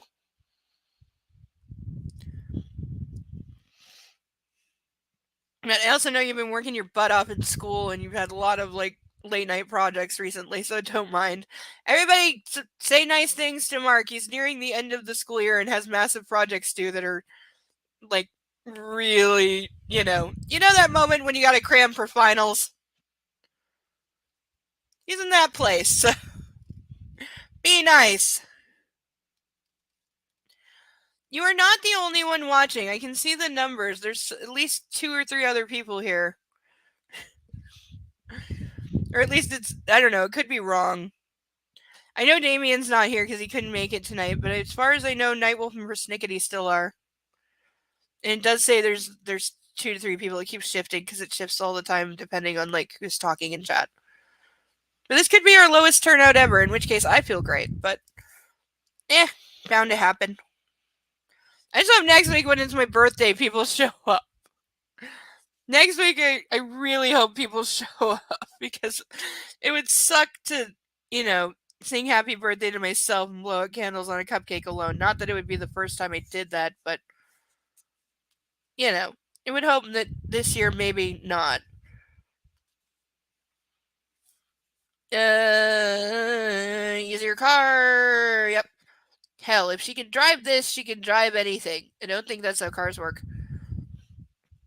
Okay, deep press. You can do this. The gears grind as she thrusts into first and revs the engine once more. I know that's a bad sound. Easy does it. Not too much gas. She scowls at me again, and I shut up, because if I don't, I suspect she'll be tempted to remove one of my limbs. I've never taught anyone to drive, and I learned here on the estate when I was 15. It was one of the last duties my father fulfilled before he died. He was calm and reassuring, his best self, and I hold that memory dear. He was a great teacher. Well, he taught him how to fuck. I want to be the same for Alessia. At a snail's pace, we roll forward. Yes, I let out a silent, internal cheer as not to distract Alessia, and we inch across the gravel behind the stables. Okay, now into second. Clutch. Second gear. Ease up on the clutch. I have no idea what any of that means. Her tongue appears again, and she shifts smoothly into second gear, letting the defender pick up a little speed. Well done. Okay, take it steady. Head straight towards the gates. Yes, good. Alessia gingerly drives towards the gateposts where the cattle grid lies. We're going into the lane. Keep it going. Is she allowed to drive on streets? She steers successfully between the gateposts and heads down the lane. A wild grin erupts on her face, and it's infectious.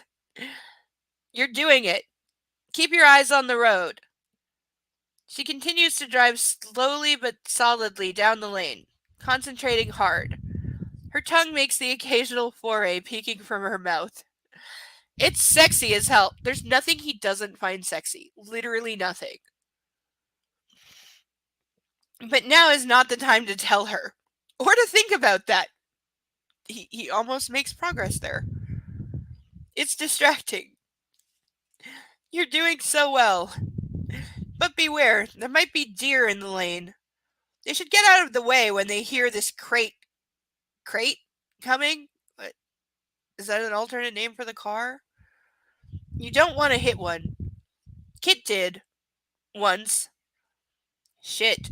And look what happened to him. I'm sorry. Is she playing the luck bullshit that because he hit a deer, he died on a motorcycle afterwards?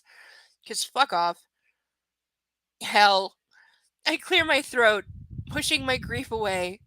Though I'm reminded there's a mythical story about the deer that ties them to the estate, which I've forgotten. Oh god, she is. She's saying because Kid hit a deer, that's why he died. Oh my god. Stop with the fairy. Stop with the fairy. It's because she calls this a fairy tale. That's why this is here. This is like some Disney lore in a stupid book. I must try to remember to tell Alessia. At the end of the lane by the north gate, let's take the left fork. Take that and we'll do a crisscross tour of the estate. Because that works, I'm sure. Ugh. Alessia is giddy with delight. She cannot believe she's managed to move the tank she is driving. But most of all, she's thrilled because she doesn't want to let Maxim down. He seems to think she should be able to do this. And so she has. His faith in her is touching. As they round a bend in the lane, she spots the gatehouse and the cattle grid, and the road forks in 3 directions. She panics for a moment. Which is left? Rather than turn at all, she slams on the brakes, throwing them both forward and stalling the car. Sorry, she says quickly.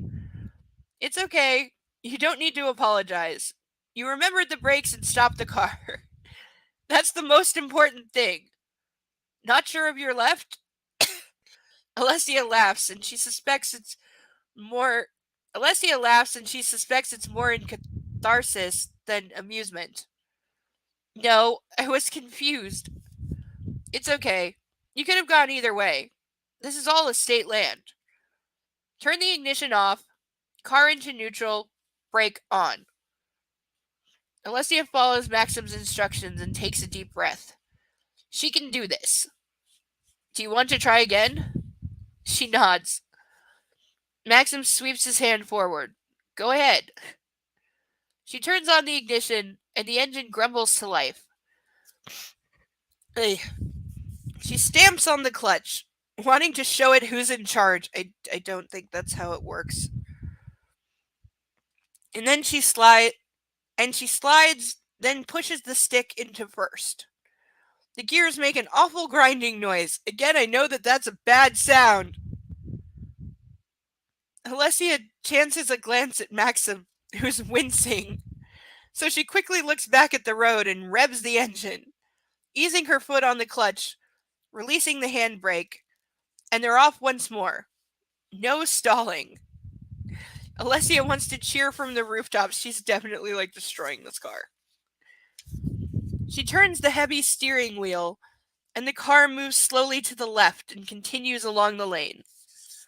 Second gear, Maxim says gently. She nods and changes gear, keeping the car going.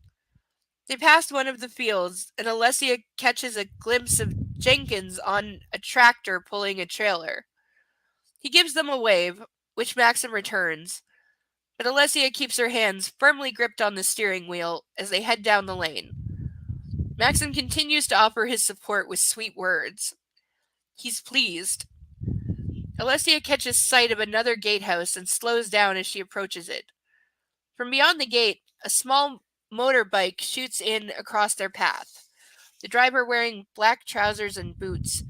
and fastened to the rear, there's a carrier holding what looks like a small furry passenger.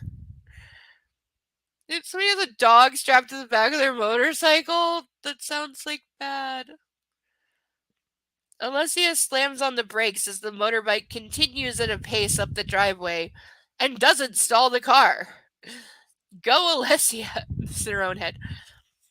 Shit, it's Father Trewin,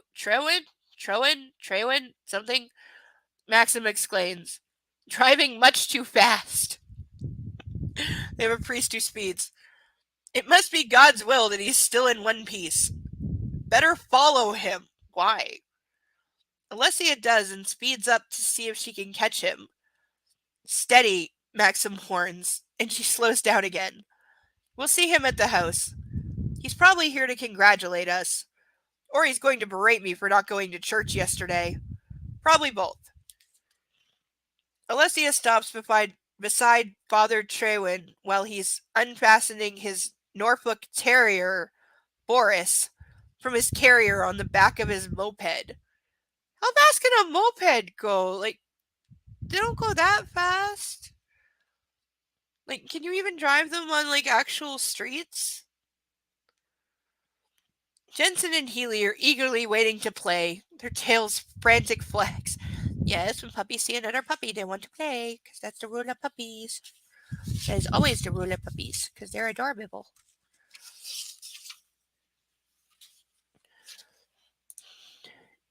I clicked the wrong thing.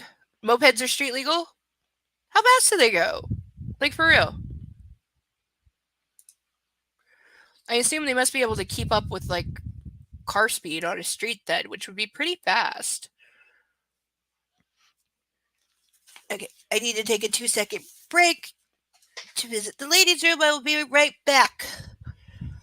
Sorry for the interruption, but I've been drinking a lot of tea, and I need a refill and a 2-second break. Oh, I can see the puppy tail. He's under his puppy bed, but he left his butt hanging out as usual because he gets his head under and then goes, "That's all of me."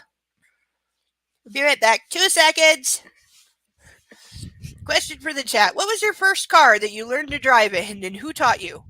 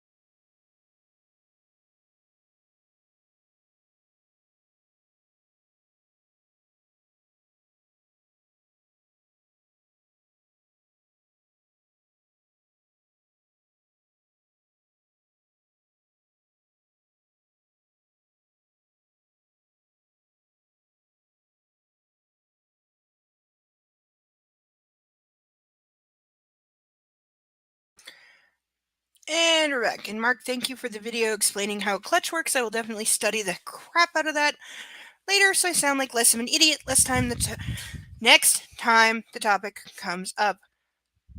Zator 5211 tractor by my grandfather when I was 2. Do you actually remember this, or is it like family legend? As for cars, I learned on 2. My first was a Mini Cooper on a private facility, and the second was a Ford Fiesta on public roads. I won't say it. Was it somebody who didn't have a license?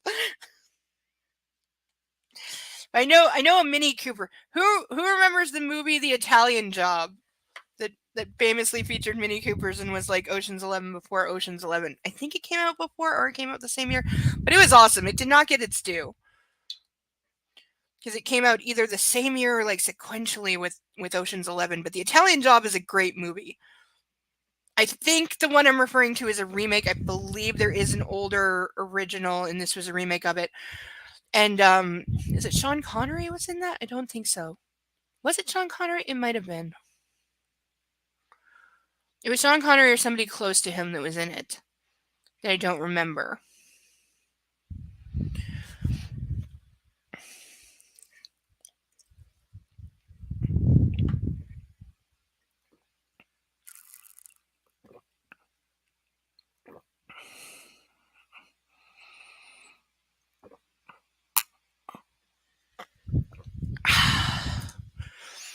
Tea good.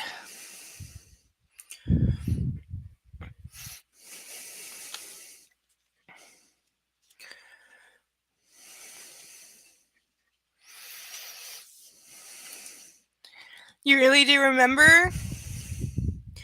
Nearly parked in a ditch. Aww.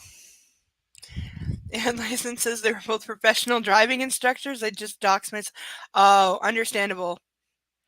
But you got taught by professional driving instructors. I'm so jealous. Whereas I wasted like obscene amount of money that I'm not going to specify because I will die if I do, but way too much money on a place that claimed to be skilled at helping people with anxiety drive. The problem was they were used to people that had driven for years and then had been in an accident and had like car anxiety and then had to learn how to like get over it to keep driving, and not somebody who had never driven, because I was in a massive car accident as a child and had car PTSD and stuff around cars, but I had never learned how to drive because I was a child at the time. I was only 10 years old. And so I wound up paying them like insane fees like every week for a guy that didn't know how to teach somebody how to drive. And I later found out they had no training whatsoever in dealing with anxiety or anxiety disorders. And for anyone on the internet, those are two different things. I've had to beat this into the head of people wearing white coats that no, I don't mean normal anxiety / nervousness around this thing. I mean, I have a goddamn identified anxiety disorder that is on a whole other order of scale than somebody who is just nervous. Those are two different fucking things that you got to handle differently. So yeah, basically the place ripped me off for a lot of money, and I didn't get anything out of it. And then idiot tried to run me off the road, and that was that.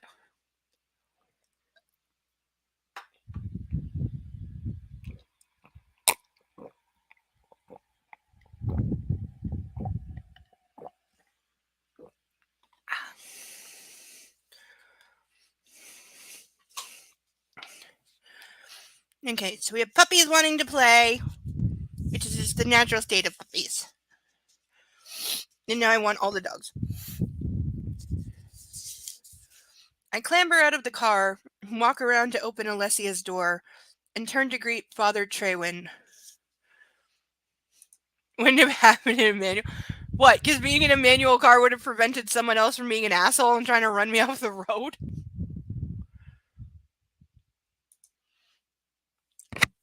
Ugh.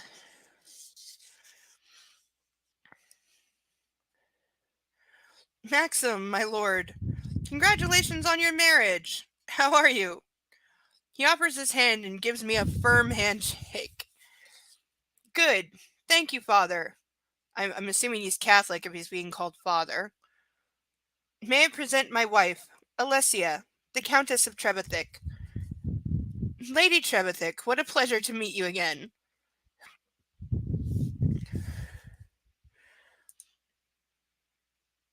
Okay. I'm gonna need an explanation on that, but thank you. I was not gonna challenge. I was in a little, like, 4-door car. This was a big black pickup truck with the pipes on the cab that was, like, lifted, too. So it was bigger than my car a lot. And like I said, the person driving it knew exactly what they were doing. They were absolutely, fully, intentionally being aggressive and illegal and literally tried to force me off the road. Not exaggerating at all. That's exactly what happened. And like I said, the instructor even agreed with me and was like, yeah. He's like, yeah, people are going to be assholes. And that was not what I needed to hear in the moment.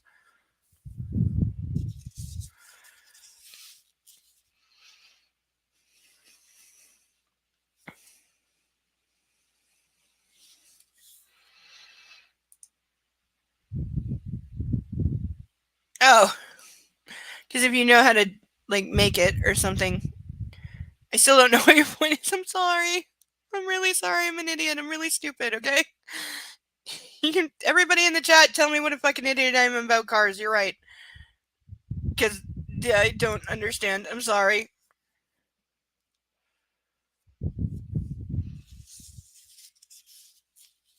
I really feel bad now. Like, I'm gonna cry.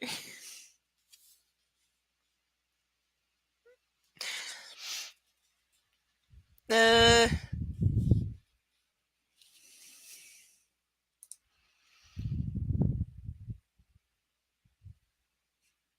I'm not sure what I would have done. No, I would have, like, what, gone faster? Because that was the problem. I couldn't drive faster. As soon as I felt the, when you cross, like, about 50 and you feel it, like, on your chest, I would stop breathing and risk, like, passing out behind the wheel, which is why I shouldn't drive.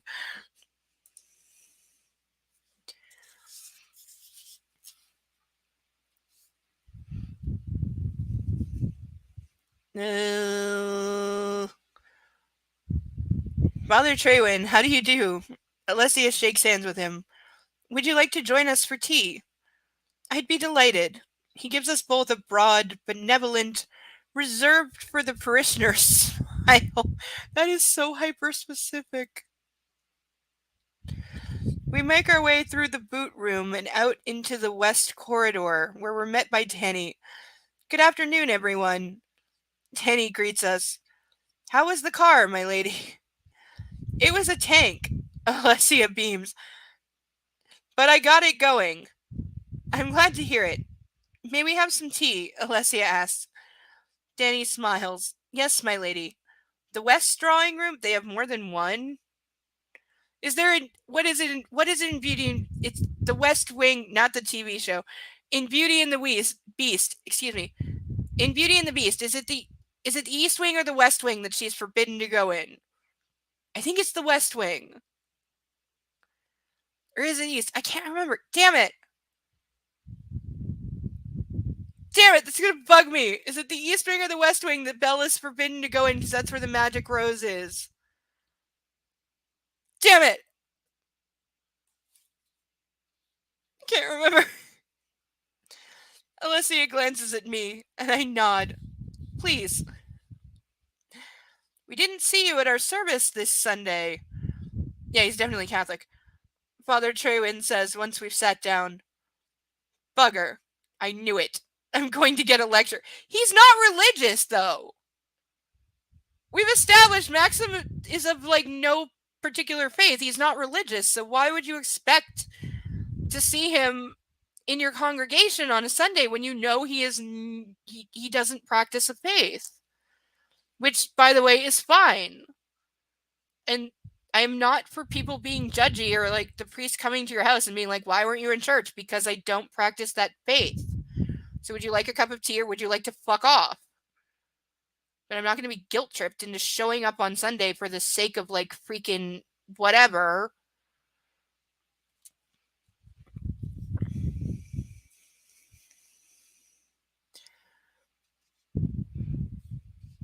Yes, I had to catch up here. I mutter, desperate to change the subject. This is his go-to move. This is like the 10th time in like 2 chapters, and we still have one more after this, which we're coming up on. It's got like 1 page left, and then we're on the last chapter.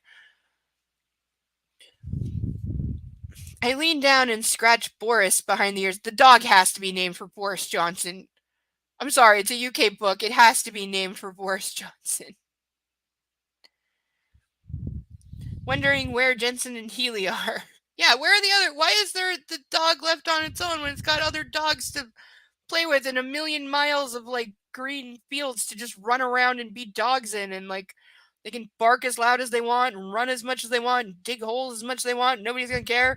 Like, come on, they should be outside being puppies and going insane. And I was showing my wife around the estate. Well, my lord, as I've said before, we lead by example. Perhaps next Sunday you could do a reading. I'd be throwing this priest out of my house. I'm sorry, Father, with all due respect to your caller, I am not a member of your congregation, nor am I Catholic, so no, I will not be attending services next Sunday, and no, I would not like to do a reading because it would be the most hypocritical thing ever. I wish you all the best of luck with the local parish, but do not count on me being a member, though as, like, Countess of the estate, I will certainly donate to the church and ensure its longevity, and donate to any, social functions or charity projects that you have going on. You can count on my support financially. And I would, again, if they had like a summer social, I would probably, if it was something that was open to the public and had at least a bit of a secular, connotation, I would show up, certainly, and I would be supportive that way. But I'm not going to be in the front row every Sunday, and I'm certainly not going to do a reading because that would be insulting. But other than that, you can count on my support. And again, yes, you can. You can be supportive without being a member of the faith. Like, this, I'm sorry, but the priest is out of line. He's being really pushy, and I would not be standing for it. I would make my position very clear and be like, you can accept it or you cannot. But either way, it's how it's going to be. That offends you personally, take it up with God. Because me and him understand each other.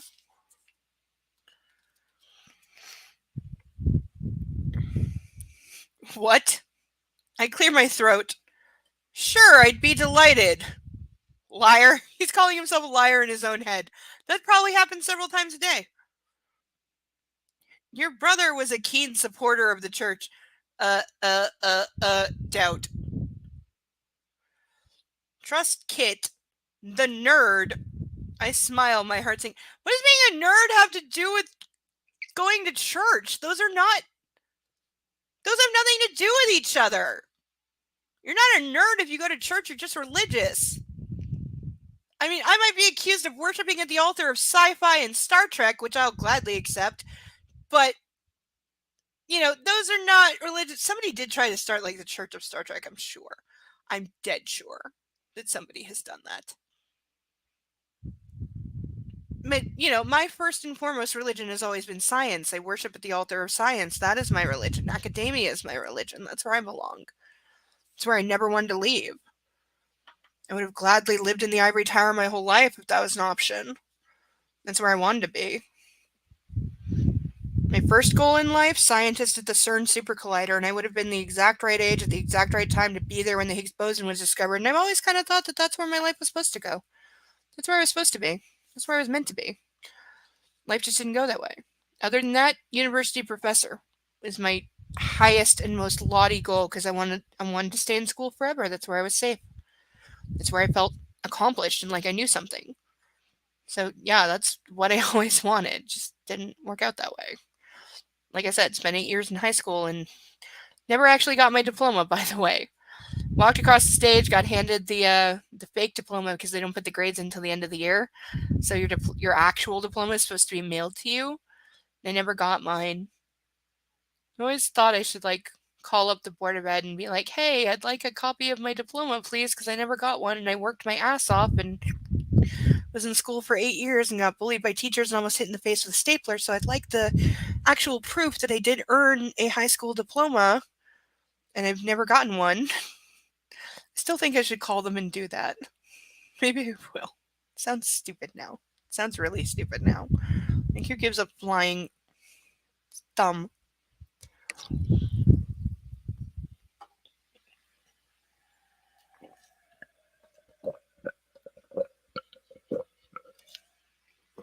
But it's the thing you frame and put on a wall. Especially if it's all you got. And I never got to do that, and I kind of miss it. Because, like I said, I worked hard for that, and I never got it.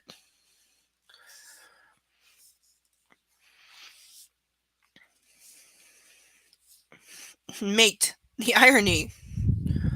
Will you choose a reading, I ask? Like he owns a Bible. Because I don't think that he does. Of course. And might we expect to see Lady Trevithick there? He casts his beady eye at my wife. Alessia smiles, but her eyes dart to mine in a silent plea for help. She's asking permission. Alessia is Afghanabadian, where religion was outlawed for many years, but her people are Catholic. As High Anglicans, I'm sure that won't be an issue. Those are not the same thing. Okay, I'm sorry, but I grew up in a Catholic family for the first 8 years of my life. I know what it is to be Catholic. They are not Anglican. If you told my literal Roman Catholic grandmother or grandfather that they were Anglican, they'd fucking smack you. Because I'm sorry, people out there, but Catholic and Christian are not the same thing. In Anglican, Christian is not Catholic, at least according to my family, who, like I said, were Roman Catholic. So extremely, that's like being Catholic Orthodox, basically. It's like Hasidic Jews. It's Hasidic Judaism, excuse me. But Roman Catholic is different than other forms of Catholic. It's extreme. It's the orthodoxy. It's the not high. It's old school. Like literally the church they went to that she used to drive me to when I was like 4 and 5. I remember the priest would still chant Latin mass with his back turned to the congregation, and that was I learned as an adult. That was years after the official Catholic Church kind of outlawed. They didn't outlaw. They relented on making that the norm, but they didn't like outright kind of not ban it, but they didn't shadow ban it until years after. It was in the gray zone that this happened. No. But no, I remember, and he would be wearing the vestments with the green and then the drape, and they would have the altar boys with the swinging thing with the frankincense that would build the smoke, and the altar boys and the tall candles and the big gold cross. And yeah, he would say, and we had there were 2 masses. That's why it was so long on Sunday morning. It was like 5 hours because there would be 2 masses. There would be the informal mass and the formal mass where the priest would give the Latin mass with his back turned to the congregation.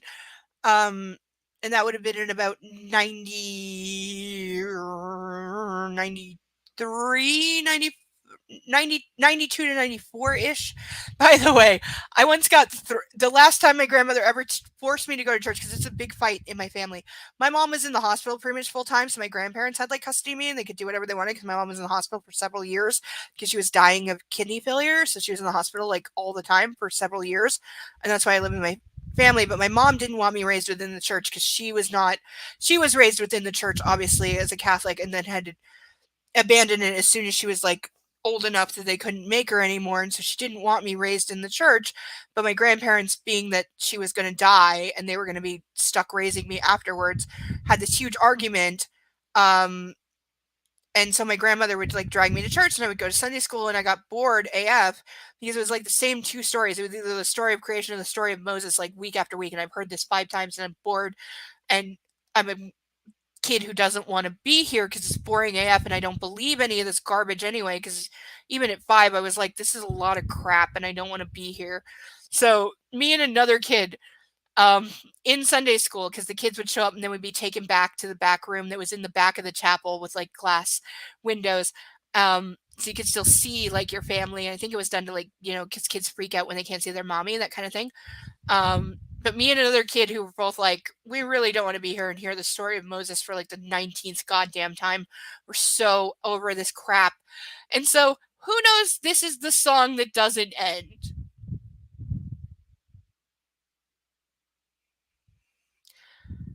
Because this is the song that doesn't end. And some people started singing it, not knowing what it was, but they'll continue singing it forever just because this is the song that doesn't end. We were little bastards, okay? We were evil little children of 5 years old. And we started singing This Is the Song That Doesn't End. And no matter how much the Sunday school teacher yelled at us, we wouldn't stop because we were laughing our asses off. The more she yelled, the more we laughed. And we wouldn't stop until she pulled the ultimate move of grabbing us both by the hand and dragging us literally out of the Sunday school room and marching us down the aisle, not kidding, in the middle of Mass. The priest's back was turned. He didn't notice for a while until the whole congregation, like, people were scandalized. You thought somebody started shooting. I'm not kidding. And people were scandalized, and the Sunday school teacher grabbing, like, forcibly dragging both of us. She had such a death grip on my hand. Like, my whole hand was inside her hand, and she was crushing my hand. And she dragged us back to our parents, or in my case, my grandmother, and, like, threw us at them and was like, your children are, like, so out of line and disrespectful. I don't even remember what she said because I was still laughing. I thought the whole thing was hilarious. But my Catholic AF grandmother could not have been more scandalized if the Virgin Mary had come down on a cloud and slapped her. She could not have been more scandalized when this happened, and she was so freaking embarrassed in front of the whole congregation that, like, and my grandparents sat in the first 2 rows, which there's a hierarchy in Catholic churches, and it goes by what pew you're in. And the closer you are to the front, to the priest, the more, like, high ranking you are. That's how it works. And my grandparents were in the second pew, so that they were, like, huge deals. Like, keep in mind, when my uncle, who was a courthouse janitor, died, there not only did the Knights of Columbus, my grandparents are members, show up, but there were three cardinals and a bishop that presided over the Catholic Mass, the 4.5-hour Catholic Mass that preceded the funeral Mass. We were there for like 7 hours, I'm not kidding, for my uncle, who was a courthouse janitor. And I say that because, again, hierarchy is everything in the Catholic Church. My uncle was not a judge. He was not a lawyer. He was not, like, a person of prestige, nor was he religious, by the way. He was not Catholic in any way. He was as lapsed as they come, hadn't been in a church since he was baptized. And yet, at his funeral, 3 cardinals and a bishop showed up. That's how important my grandparents were within the Catholic Church and the Knights of Columbus, etc. That happened, and I was there, and I was dying. But yeah, and so for my grandmother to have her granddaughter, like, marched out of Sunday school and told that basically I was being a fucking sinful brat, was the most embarrassing, devastating thing ever. And I'm pretty sure she never forced me to go to church again until I came to my first communion. I remember that she was making a first communion dress for me when my family basically we moved away before my first communion happened. I remember the dress, and I remember her fitting me for it, and I didn't know what a first communion was. I had no idea. And I remember her and my mom arguing something fierce about it, like really arguing, like screaming at each other, genuine anger, because I think my grandmother was, like, insisting, and my mom was like, hell no. And then we moved away. Yeah, in the 1400s. You mean Henry VIII, like, the Henry VIII's succession of the Henry VIII's abolishment of the monastery, first and second act of supremacy, I think, where he established the Church of England.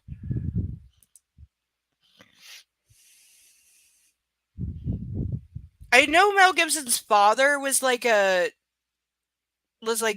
pastor of some kind, and like raised him in his particular brand of the church. That had something to do with the famous anti-Semitic rant that he got, anti-Semitic as well as sexist rant that he got pulled over for, that got leaked and, like, ended his Hollywood career for 20 years. But he's back now. By the way, Mel Gibson is back in Hollywood making movies. He had, like, one come out a couple years ago and, like, one this year, I think.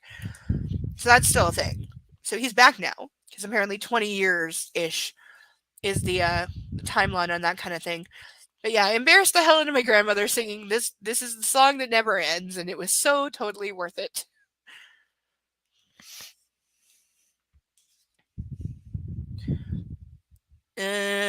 But yeah, Catholics are not Anglicans. There are Catholic Anglicans, but it is not synonymous, and they're two different things. Anglican generally means generally Christian, or Baptist is the most often, at least here, term that Anglican is associated with. It's Baptist, or even Jehovah Witness would be Anglican, but not Catholic. And my Roman Catholic grandparents would be insulted to be called Anglican. We're a broad church, my lord, and welcoming of all faiths. I'm Wiccan. Can I attend? No? Thank you. Bye. Of course I'll be there, Alessia says. Danny enters and places a tray with cups and saucers on the table in front of Alessia. She gives her a nod and then leaves. Tea, Father Trewin? Alessia asks. Yes, please, Countess. If the use of her title disconcerts Alessia, she gives nothing away. She takes the teapot and pours a cup, using the tea strainer that Danny has provided. I'm sorry, but it's so unnecessary. And hands the cup and saucer with a small teaspoon to Father Trewin. She offers him milk and sugar and pours some for me, and gives me the cup and saucer. Okay, I'm led to believe that in Britain, when it comes to pouring a proper cup of tea, you have to put the milk in first and then the tea, and that's the proper way to pour a cup of tea. Mark, are you back yet?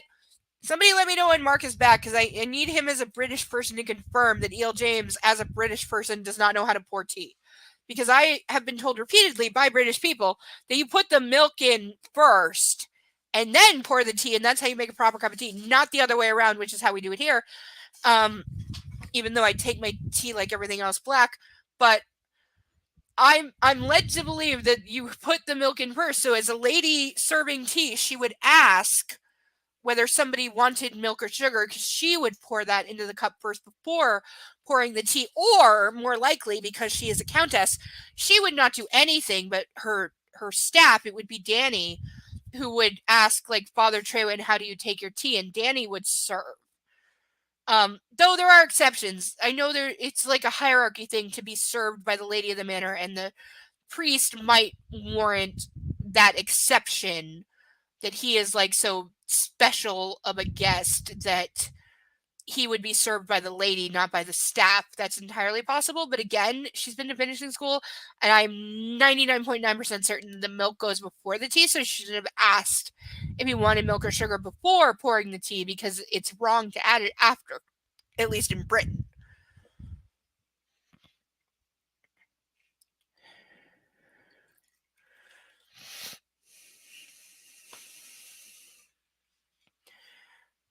Here's to us.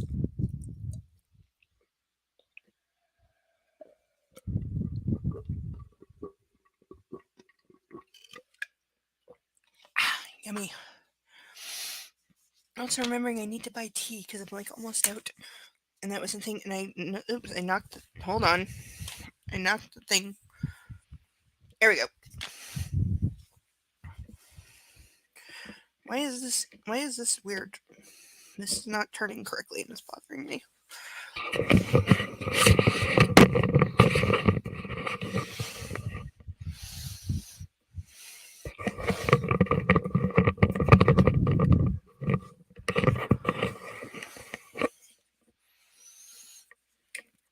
There we go. Better. Bellissimia.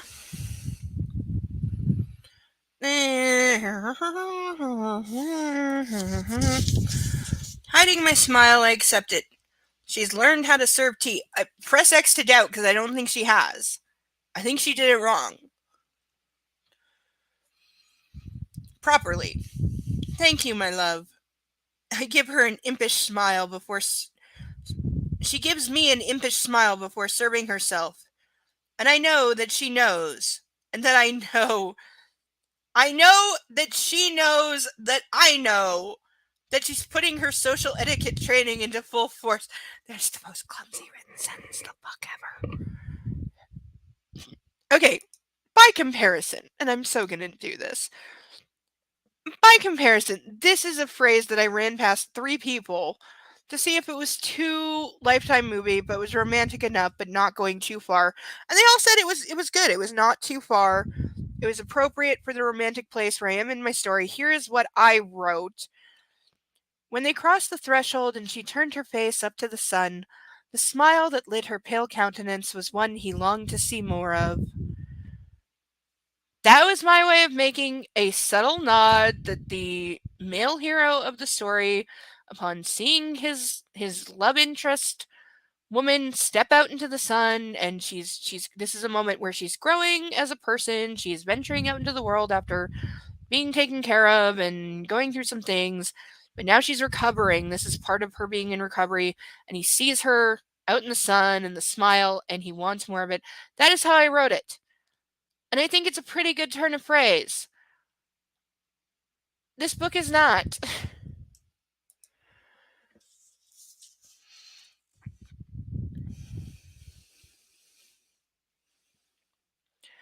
She's not put a foot wrong. Would I expect anything less? Do we think that he has ever taken these kind of lessons? Because there's rules for guys too. Like, he has etiquette bullshit he should be following, but we've never heard a word about that, only her. She's amazing. And adorable. Do not call a grown woman adorable unless you want me to punch you. Even more so because I know she's done this for me. And maybe for herself. That's secondary. Even though she said that her entire goal of doing this crap is to prove to his mother that she's worthy of being his countess, because somehow she thinks that's important. When he should really be telling her, hey, fuck what my mother thinks. She's an evil. See you next Tuesday, and you shouldn't hold yourself to her standards or her opinion because it doesn't matter. I turned my attention to our guest, who is fully conscious of Alessia and me grinning innately at each other. His cheeks become rosier as he looks from me to my wife. Yeah, we're in love. Deal with it. No, you're in lust and you want to fuck on the coffee table. That's what the priest is seeing. Not that you're in love. Love can wait. Lust wants to fuck right now, and he always wants to fuck right now. So they're not in love, they're just in heat, like cats.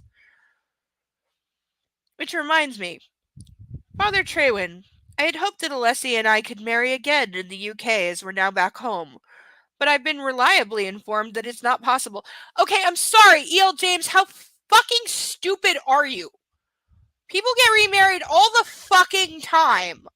It's incredibly common. It's a thing. People get remarried. Guess what? They don't sign a new marriage certificate. That's not what it means.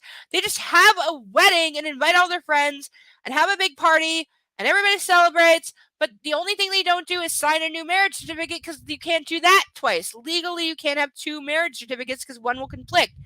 So the fact that they already have a signed marriage certificate that's in Afghanistan doesn't matter. You can still have a wedding.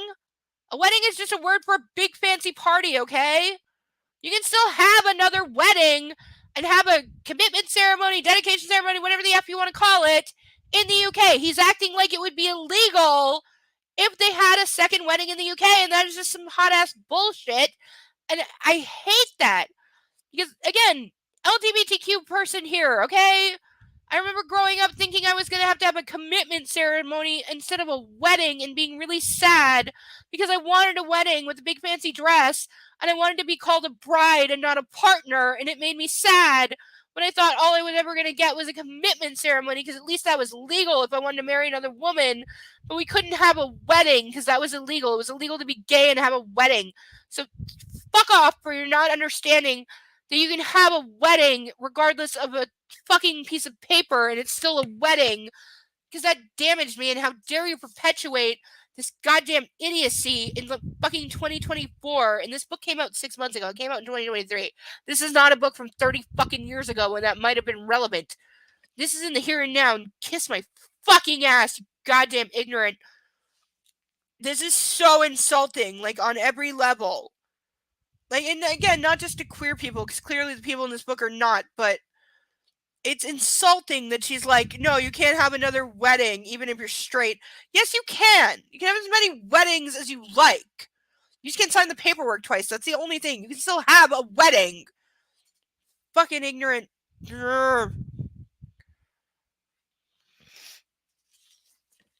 Therefore, I was hoping we could have a blessing at the church.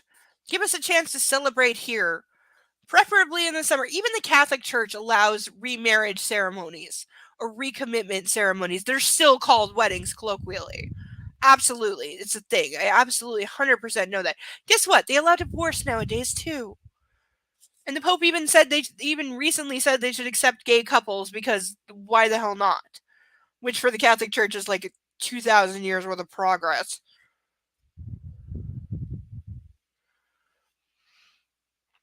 That's a splendid idea. Of course we can do that. I'd be delighted. With his dog as a ring bearer, I'm sure. I'm sorry, but I'm over this bullshit and it's pissing me off. Alessia escorts Father Trewin back to his moped. He is positively blooming under her attention, and I think she has a new fan on Instagram. I head to the study and make some notes on the gin project.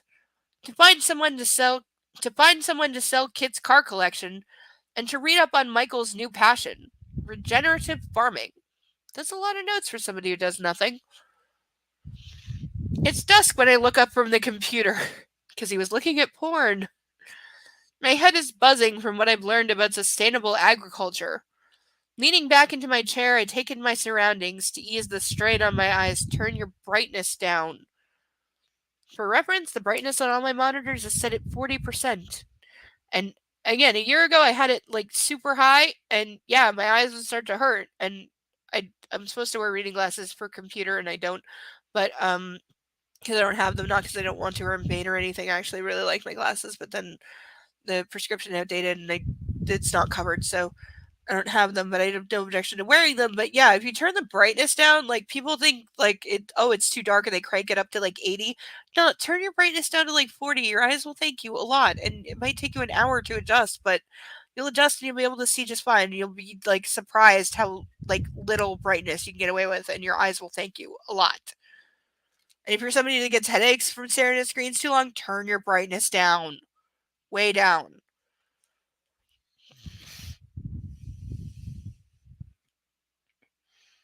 I've not really sat here since Kit died. There was that time when Oliver talked me through the burglary sorry, I read it as Burgundy and I got confused. Sorry. There was that time when Oliver talked me through the burglary at Chelsea Embankment, and before then, when I visited the hall for the first time in my capacity as Earl. I sat here and mostly talked to the estate workers in turn. A faint melody drifts through the hallways from the music room. Alessia is at the piano, no doubt practicing her audition pieces. As I try to make out what she's playing, my gaze wanders over the desk that was once my brother's, and once my father's. There are mementos that belong to both of them. My father's Georgian tea caddy, where he kept paper clips and such nonsense. What the hell is a tea caddy? And why do I suddenly want one?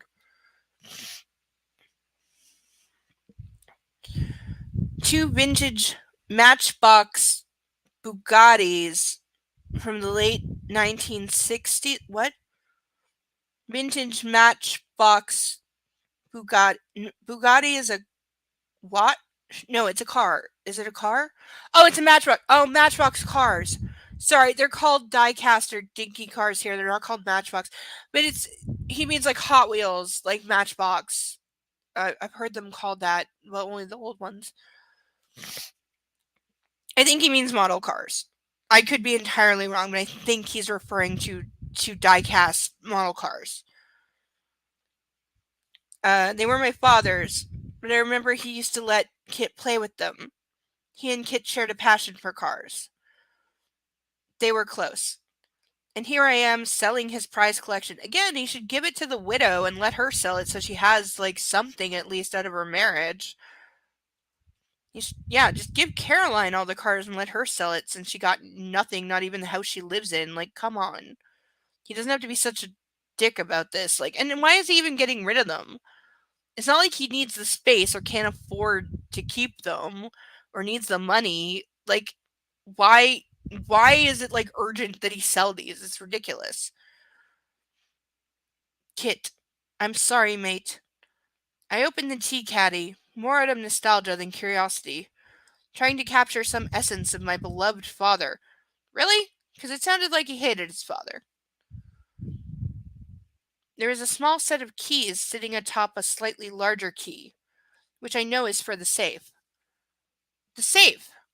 Maybe that's where Kit's missing laptop, phone, and journal might be.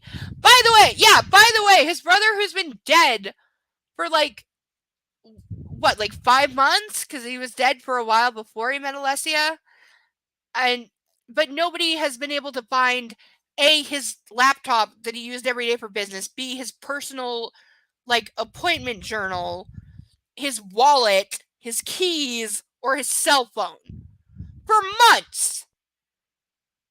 And the police did not think it was sus when he crashed and didn't have so much as his wallet or cell phone or keys on him? Really? Nobody thought this was sus. This was not, that was not a big, red flag, maybe something's wrong when he turned up with zero personal effects ever. Really? Really? That was not a thing? That was not a warning sign?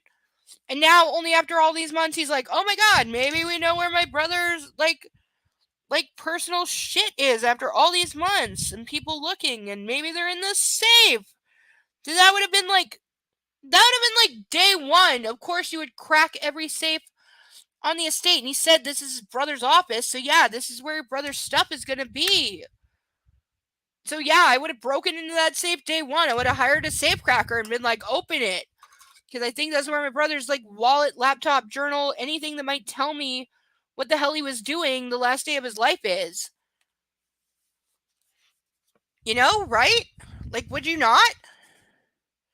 But no, it's been months, and only now he's like, oh my god, something might be in the safe in the office where I've been working several times, and this is the third time we've been back here, but I didn't think to look in the safe the first or second time, because duh. Grabbing the key, I stand and open the wooden built-in cupboard that once served as the serving platter closet. That cannot be a real thing. Where the old Cartwright and Sons safe is situated. The larger key fits the lock and I open it, revealing Kit's laptop. So it's been there the whole time. It's been there the whole time. And just nobody thought to look for it. WTF. But no phone or journal. Okay, so those are still missing. Seriously, where is this dude's cell phone? Again, actually, excuse me, I misspoke. Book was written in 2023, but it is set in 2019. That is important. But where is this guy's cell phone? He's been dead several months, and nobody, including the police, has been like, okay, where was his cell phone? Because he obviously had one, so where is it? And the fact that it's missing is suspect. The police definitely would have noticed. They would have been like, yeah, where is his phone? Because if we can't find it, that might mean somebody took it, which might mean somebody else was there when he died. Or took it before he died, but something. So where is his cell phone? This is not a question that would just go idly by. It's a very real thing. Somebody would have asked.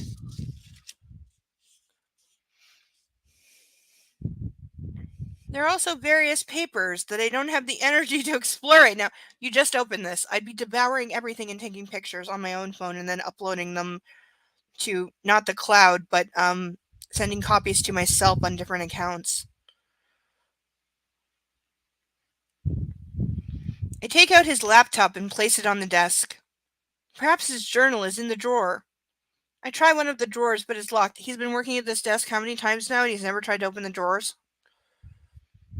A key from the small bunch opens it, and as I slowly tug the drawer open, there it is, in all its glory.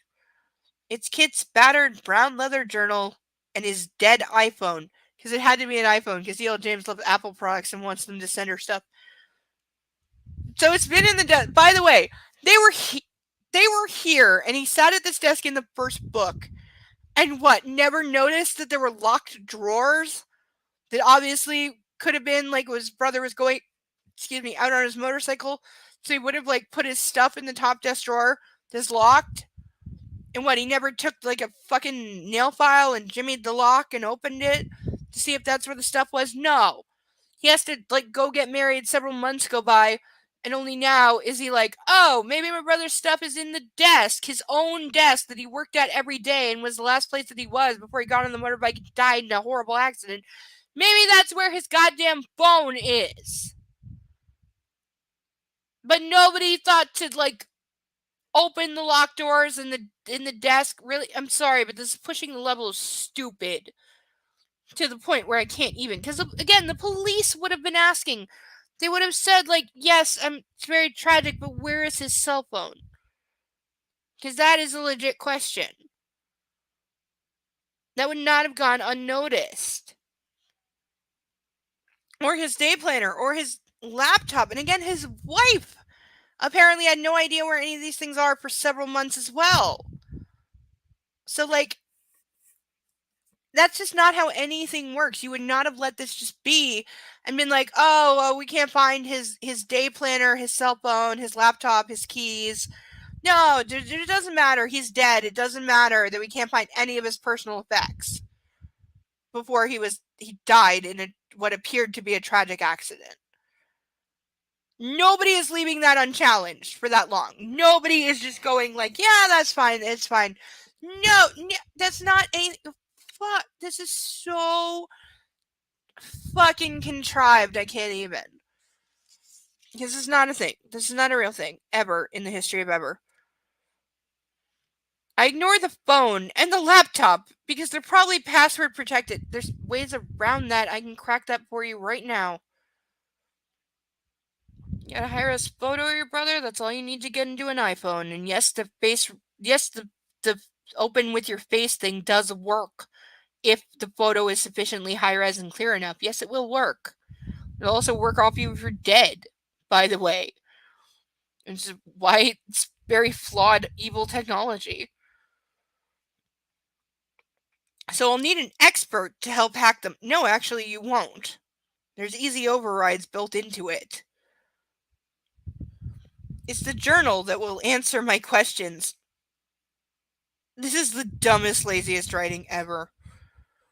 My scalp tenses as I take it out, clasp with reverence between both hands, and place it on top of his laptop. I stare at it for a full minute before I decide to invade his privacy. He's dead. He doesn't have any privacy left. Slowly, with a slight tremor in my hand, I unwind the leather tie raggedly. I unwind the leather tie ragged. There should be a comma there, and there's not. Ragged from overuse, and pull the covers apart. It opens on the last entry. 2nd January 2019. And this is actually written in like a handwritten font. I know this font. But in a book, you don't fucking have to. And you're not smart for doing it. Fuck. Fuck. Fuck. 1,000 times fuck. I'm fucked. Fucking Rowena. So apparently he called his mother Rowena as well. First my wife, now my mother. And a lot of exclamation marks. Chapter 29. Alright, end of chapter! Woo, woo, woo, woo, woo! Alright, we're on the last chapter. Let me see, is it short or long? Because these chapters are wildly different lengths. Reasonable. But last chapter of the evening, so everybody strap in. We're gonna do one more shot. So he just found a very expletive-laden message from his dead brother about something, his wife, and then his mother. I need a refill. Okay, I'm gonna step away for 30 seconds.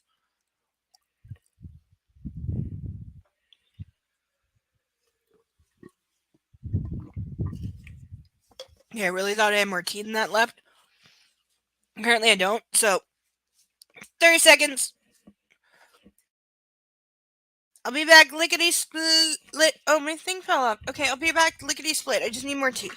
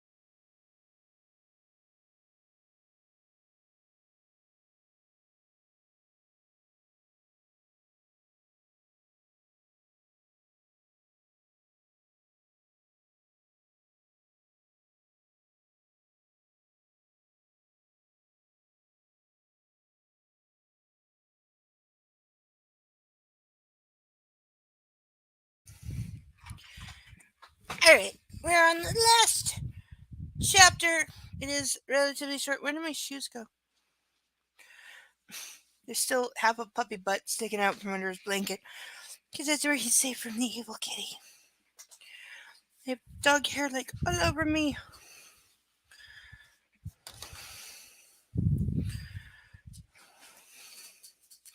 Notice how without a co-pilot, this is going to be really short compared to like the last few weeks.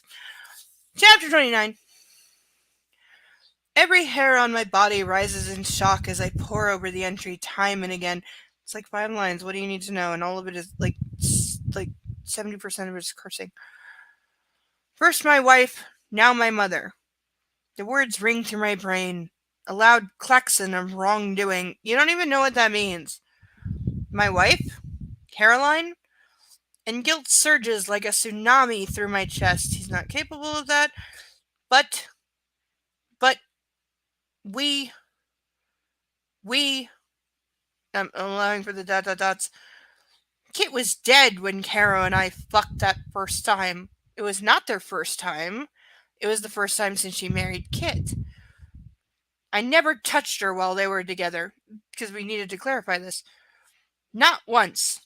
Before they were together, yes. Ding ding. But not while they were a couple. First my wife. Was she having an affair? And he found it. How do you go there from that? How do you go there from that? First my wife, now my mother. That's nothing. How do you go to an affair? Unless Kit knew that his mother was like having an affair, which has never been alleged. They never said that she cheated. Like, she came, yeah, when she married their father, she was pregnant by another man, yes. But it was never alleged that she cheated.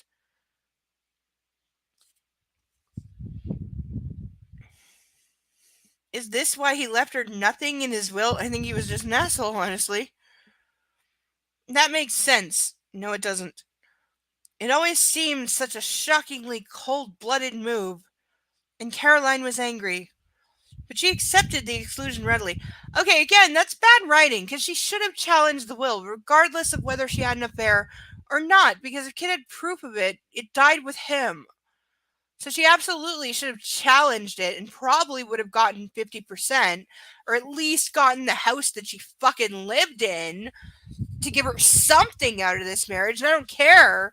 I really don't care if she cheated or not, which this does not prove anything. But I don't care if she cheated or not. She's still entitled to something out of this marriage, because as we're learning, like, I don't think Kit was quite the paragon that people think, because in both these books, he's just been portrayed as being perfect. But, like, the language and the sus way that he died, I'm calling something is wrong here. Something's very wrong here. And the fact that Caroline was so willing to jump into bed with his brother immediately after, regardless of the fact that they had prior history, that's not a reason. I'm saying something was sus about Kit, and she should have challenged the will 100%, because I think she would have absolutely won that. And I'm starting to think Mark is not coming back because he's falling asleep. Like I said, dude is in the midst of, like, kind of finals, so send him good wishes and thoughts and energy drinks. Was she aware that he knew? Did he confront her? Now he's assuming. So he's just assuming en masse that yes, she had an affair, and that if it was real, Kit knew about it. He must have. His will was changed in September that year. Okay, so now he's just full on leaning into this now for no reason. But an affair with whom? One person? 2 people? More? So now he's like, oh, maybe she was just sleeping with everybody, kind of like he does. Fuck. Poor Kit. I think back to Christmas in the Caribbean. There was no hint of marital unbliss between them. Okay, to quote Criminal Minds and Rossi in the episode Identity, you'd be amazed how easy it is to fake happiness when you only have a split second. Referring to the fact that what they knew was an unhappy marriage, they were looking at pictures of the couple that looked like they were happy. And Rossi's like, hey, You can fake being happy for a split second for a photograph. It doesn't mean you're happy. He's like, you should see how many happy-looking pictures I have with me and my 3 ex-wives. And he's right.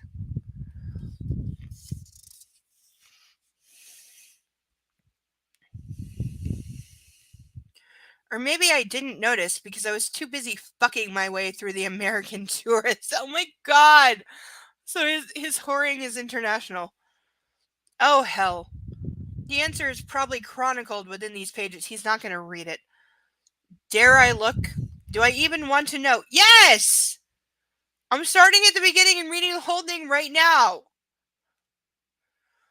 There's a knock on the door that startles me, and I close the book and instinctively lean over the journal to hide it from view because he's 14 years old, and it's porn.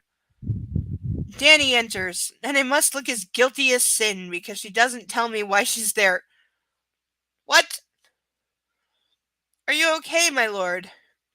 Yeah. Yeah, what is it, Danny? The Countess has gone out with Jenkins to the sheep. She didn't want to disturb to the sheep, what? But she wanted to help. We have 27 ewes lambing right now. What? We have 27 ewes lambing. Oh, I think they mean giving birth. Because EWES, that kind of U, not the letter U. EWES, lambing right now. I think that means there's sheep giving birth. Because there's a season and it's spring, so I think she's saying like it's springtime and like the sheep are giving birth. Not many. Yes, my lord. But it's just the beginning of the season. Yeah, okay, so yeah, I think I'm right on what that means. I could still entirely be wrong, but I think that I'm right on what that means. I cannot breathe. Stubby.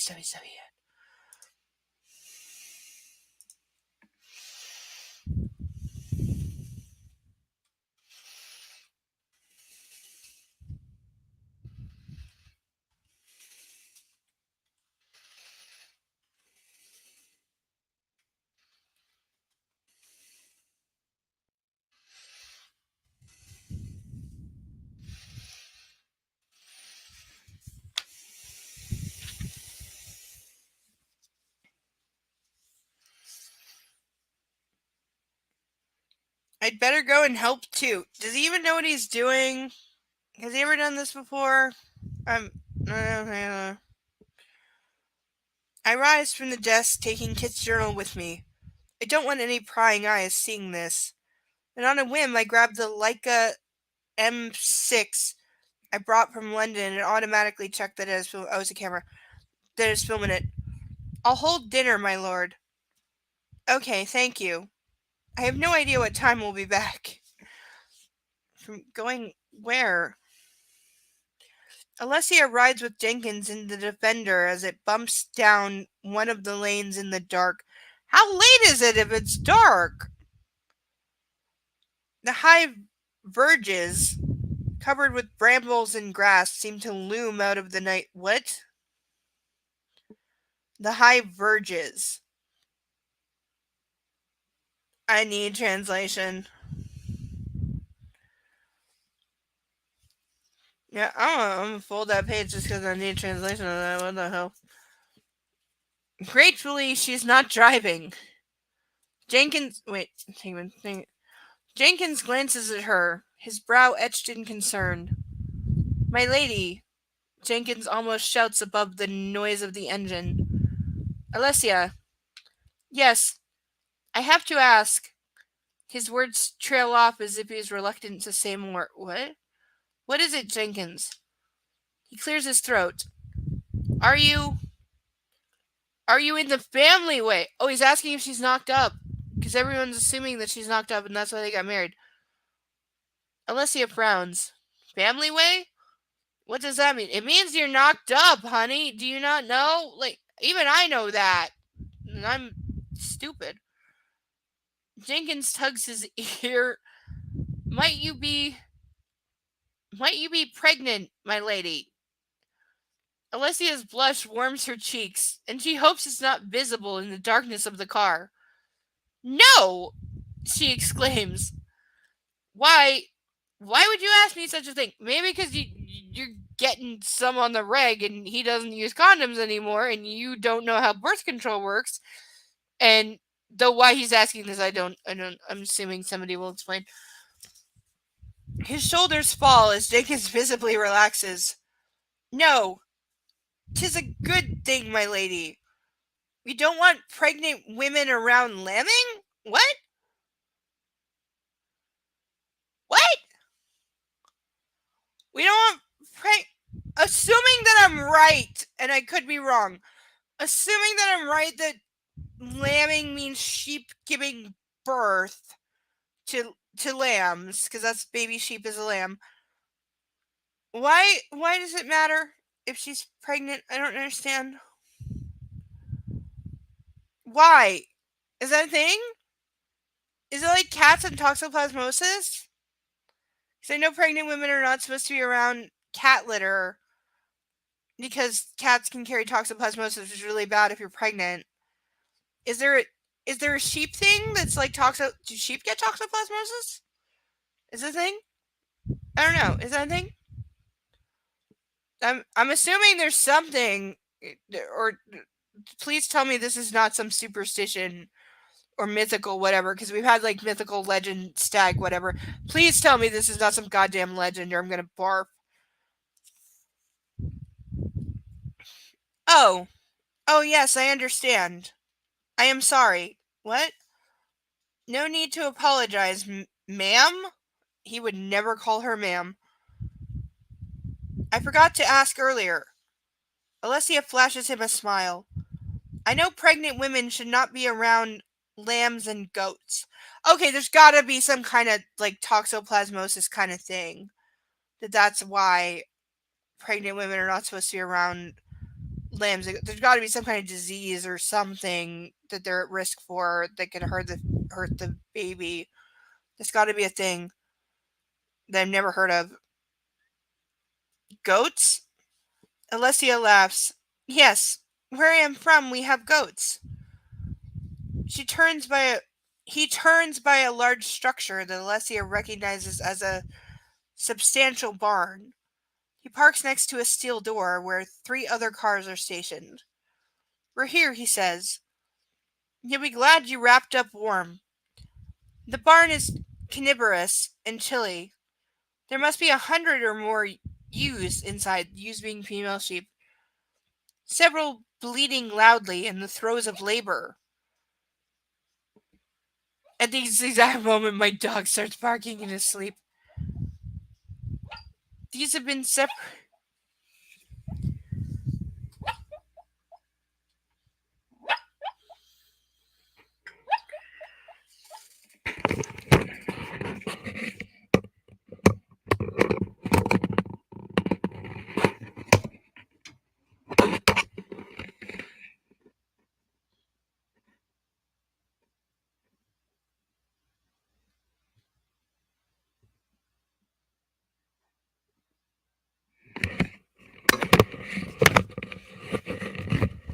And of course, I won't go too much trying to put my headphones in there so you can hear him barking in his sleep while his little feet were kicking. And I have no idea why pregnant women can't be around lambs or goats giving birth, but I'm going to ask a friend.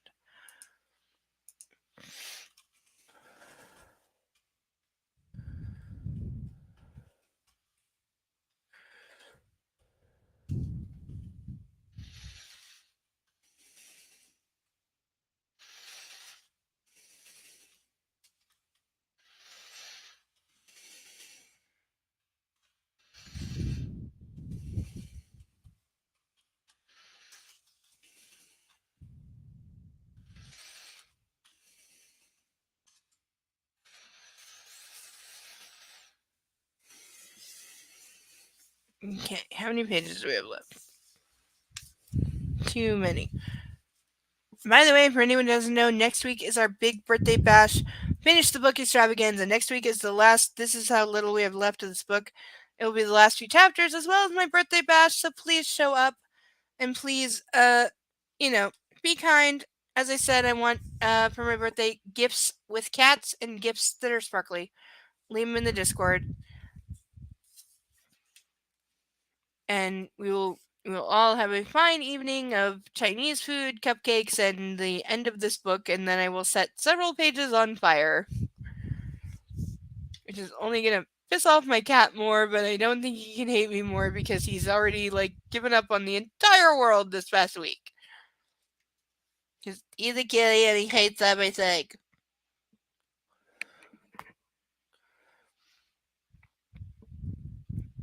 Away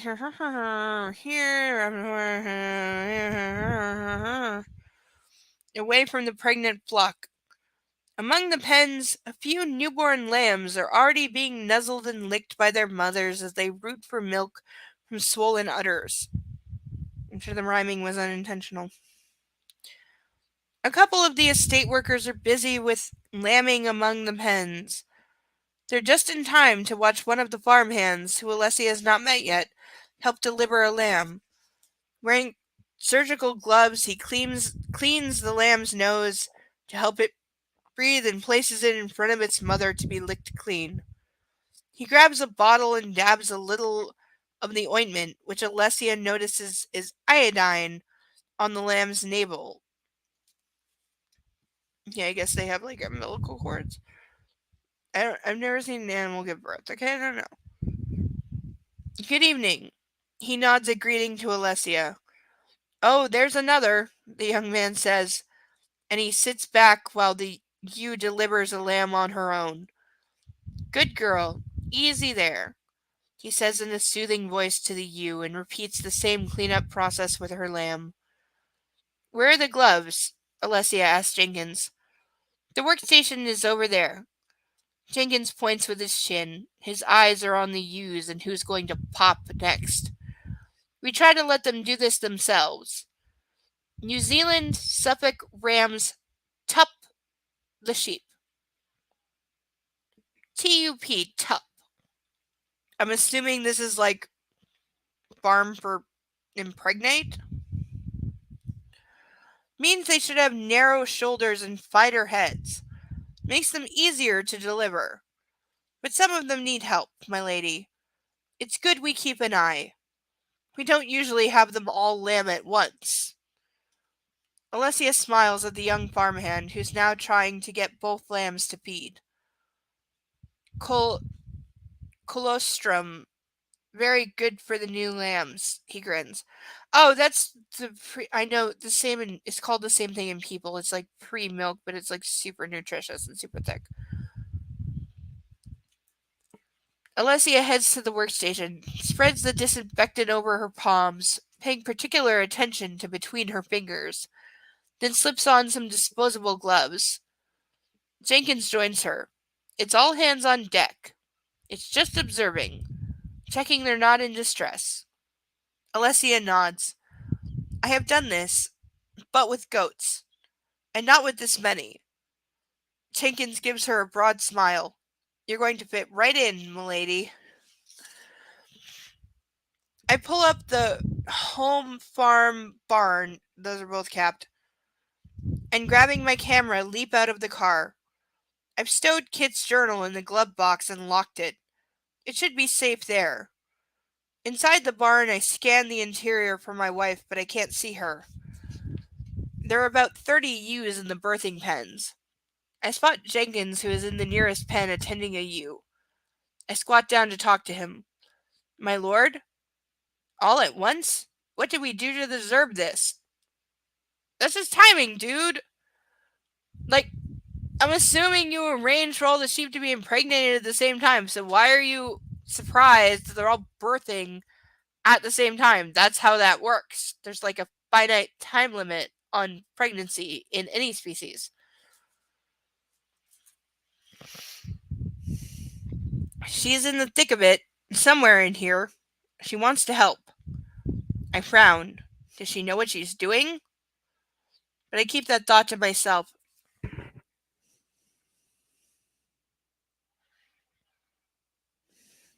Thought I heard a kitty. Okay, I'll get ready. I head to the workstation, disinfect my hands, and pull on some blue gloves.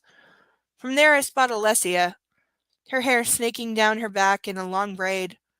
She's in a pen, clearing the nose of a newborn lamb and placing it in front of its mother.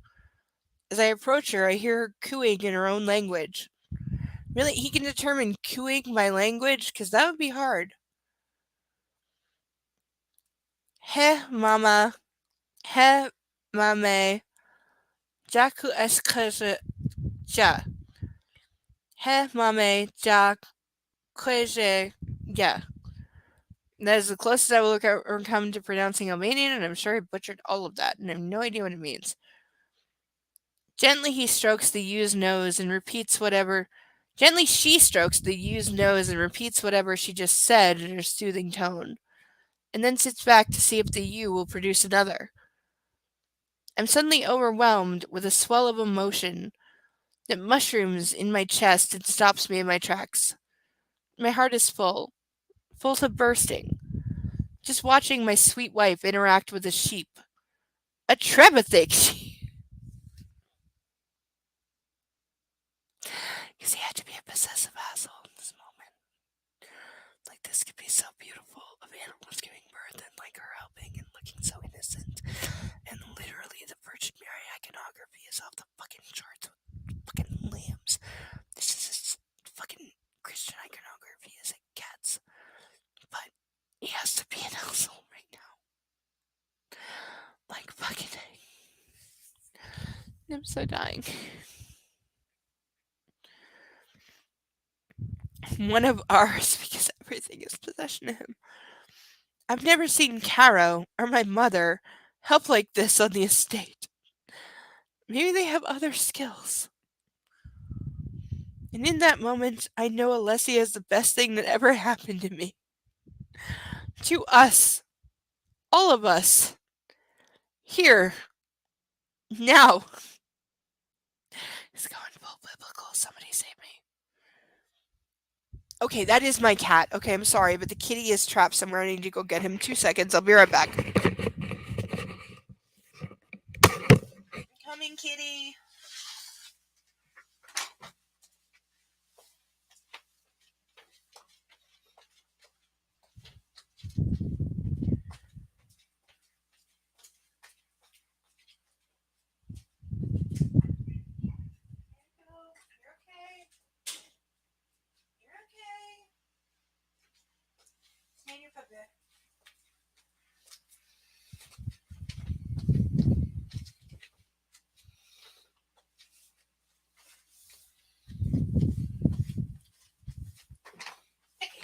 There we go.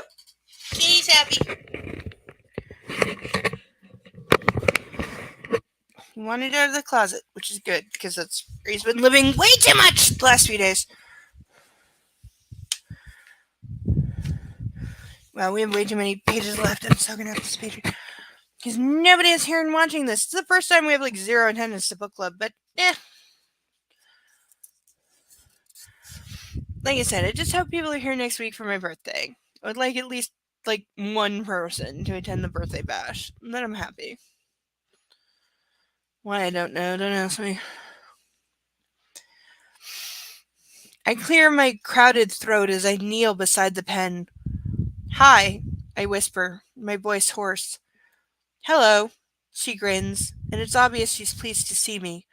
And she's in her element. She's thoroughly filthy, with blood, mucus, and heaven knows what all over her gloves, jeans, and sweater. But she's radiant. You okay? She nods. And so is this little one. She rubs the lamb's head. The mama did good. She may have another. This is not your first rodeo? I ask. She frowns. Not the first time, I clarify. No, excuse me. No, our neighbors. They came to our wedding. They have goats. I have helped when they are in kid. Often. Alessia, you never fail to amaze me. We're lucky to have you. Almost like you would have known this if they'd ever had a conversation ever. She waves off the compliment with a dismissive flutter of her hand. You do this too? I laugh. It's not my first rodeo either. I'll go see where I'm needed. But first, I raise my camera and peer at my beautiful, disheveled wife through the lens. And as she smiles back at me, I press the shutter. I'm going to take more if I can. I don't have enough of you. And right now, you're absolutely fucking beautiful. I'd better go. She grins a dazzling smile just for me, and I'm reluctant to leave her, but needless, he totally wants to fuck right here. It's 3 o'clock in the morning when I glide Alessia into the shower to clean her up from the evening exertion. They're gonna fuck in the shower for sure. We're exhausted and squalid from a full shift in the sheep shed. But we've had 72 new lambs. That sounds high. That sounds really, really high. 72? 72 lambs. Born in like 8 hours in a little while. What? That sounds high. Didn't they say there was like 27 sheep? That's like 3 to every sheep. Are sheep known for having litters? Because I don't think they are. That sounds stupid high. I don't think I've ever worked so hard in my life. He hasn't. But I'm thrilled. Only one stillborn, no rejections, and all the ewes are in good condition. That's an epic start to lambing. And I'm so glad that we were here to help. Now I need to get my wife clean and into bed. The bed part is all he cares about. Alessia leans against me under the welcome warm water, her eyes closed. My love, she's nothing short of amazing. She scooped her braid into a gravity-defying knot and managed to keep it out of the cascade of water. I grab a cloth and soap and start to gently wash her hands, her arms, and her face. Then hold her up while I wash myself. That is going to look weird on film. Maxim towel dries Alessia. She can barely keep her eyes open and thinks even her hair is exhausted. But she's exhilarated too. Finally, she feels that she's helped and given back to Maxim and to the estate workers who have welcomed her so warmly. Can we just go to bed? She mumbles. She's already saying, like, can we not have sex tonight because I'm too tired for sex? Can we just go to bed for once? Because she knows what he expects every second. Maxim gently clasps her chin and tips her head back so Alessia opens her eyes. Your wish is my command, Lady Trevithick. He's lying. Thank you for this evening and tonight. You were spectacular. You must be starving too. He brushes his lips with hers. No, just tired. So tired. She gives him a sleepy smile and he drops the towel, scoops her up off the floor and places her on the bed. Alessia is asleep before I step back and cover her with the duvet. I move a strand of hair off her face, and she doesn't move. And there's my kitty. Letting everyone know that he hates the entire world and everything in it because it's been a very loud week and he's a kitty and he did not approve. I finish drying myself and drag on my PJs and crawl into bed beside my wife, where I snuggle up to her and inhale her scent. It's the rattle of cups that wakes me. Danny has entered our room with a very welcome tray of coffee and breakfast. The smell is tantalizing, and my mouth pools with saliva. I'm fucking famished.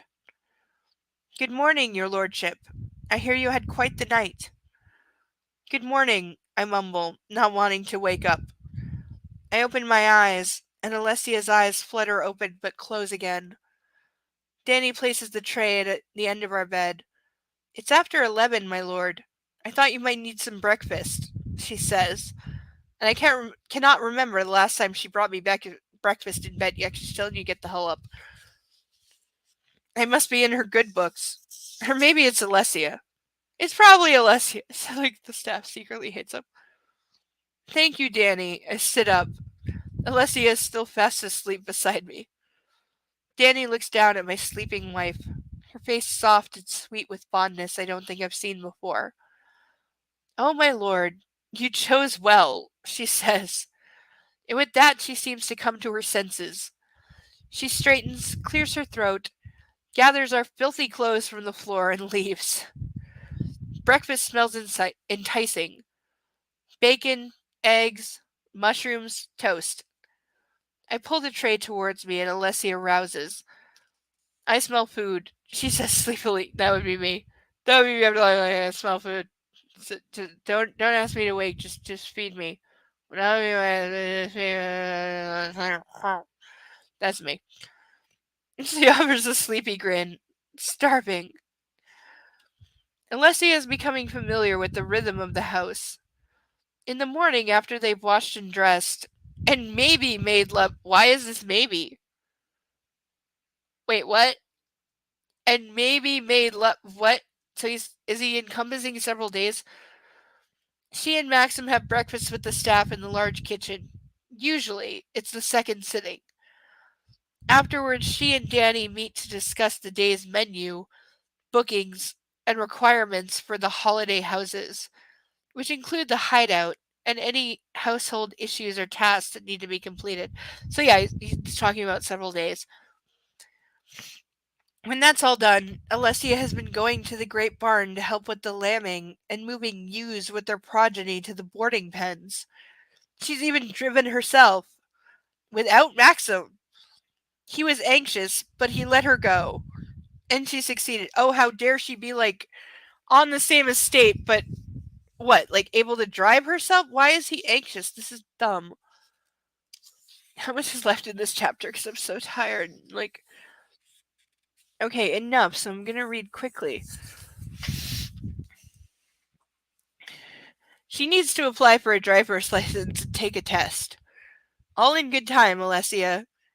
During the week, the home farm has welcomed 197 lambs and counting. In 1 week? This is not a mutton factory. Is this like stupid numbers? Because I feel like this is stupid numbers.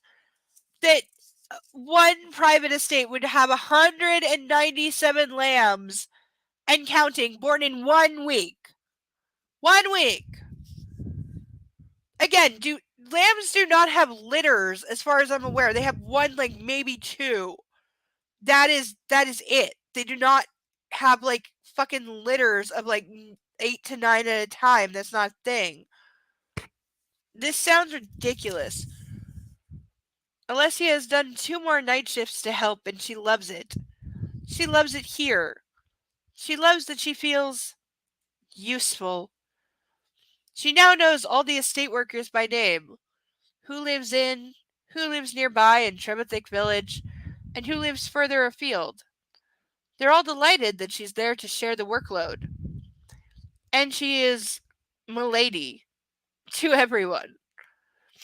In the early evening, she enjoys a walk with Jensen Healy and her husband. So this is being written almost like in the fourth person.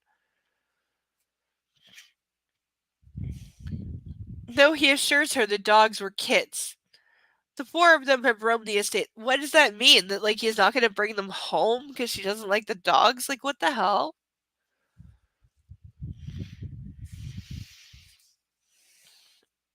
And Maxim has regaled her with stories of his youth and his many, many misdemeanors. And she's built a mental picture of an idyllic life led by Maxim and his siblings here on the estate. No wonder he loves it so much. They've taken a couple of walks along Trebethick Beach, and she breathed in the fresh, salty air by the sea. He has given her the sea, again, and she loves it. But tomorrow will be different.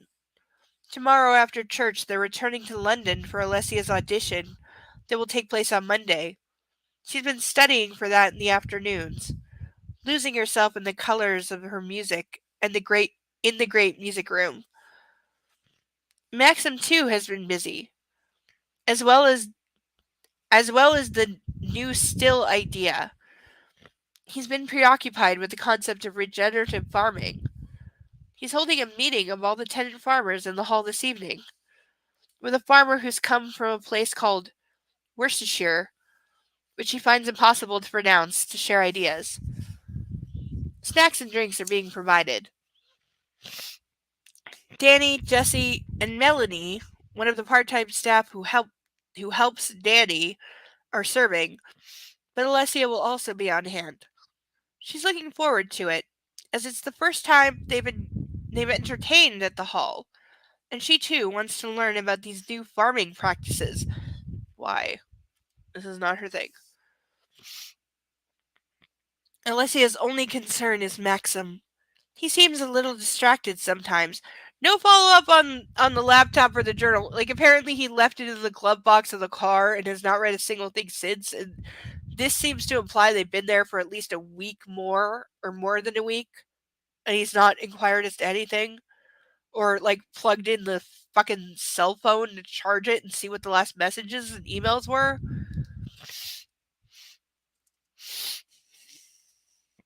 She's not sure if it's the estrangement with his mother or something else. He doesn't care about his mother. He was estranged from his mother long before you met him, honey. It's not that. And she's not sure if the estrangement is with his mother or something else. She's asked him about it, but he says he's fine. In fact, he says he's never been happier. Then take it at face value and go with it. It's all good. We're here together. And I'm loving life right now. Thanks to you. I love you. Alessia feels the same, but she wishes he'd reconcile with Rowena, because deep down, she suspects he's hurting. Okay, I'm sorry, but anybody who thinks you have to be in good relations with your family to be happy, go fuck yourself. And yes, including your mother. If they're evil and toxic, cut them out of your life and be grateful. You're not missing anything, and you don't need to be like some fucking simp part of them or have anything to do with them or let them have anything to do with you to be fulfilled or whatever. You're better off without them. That's why they're not around in the first place. Accept it, be grateful, move on.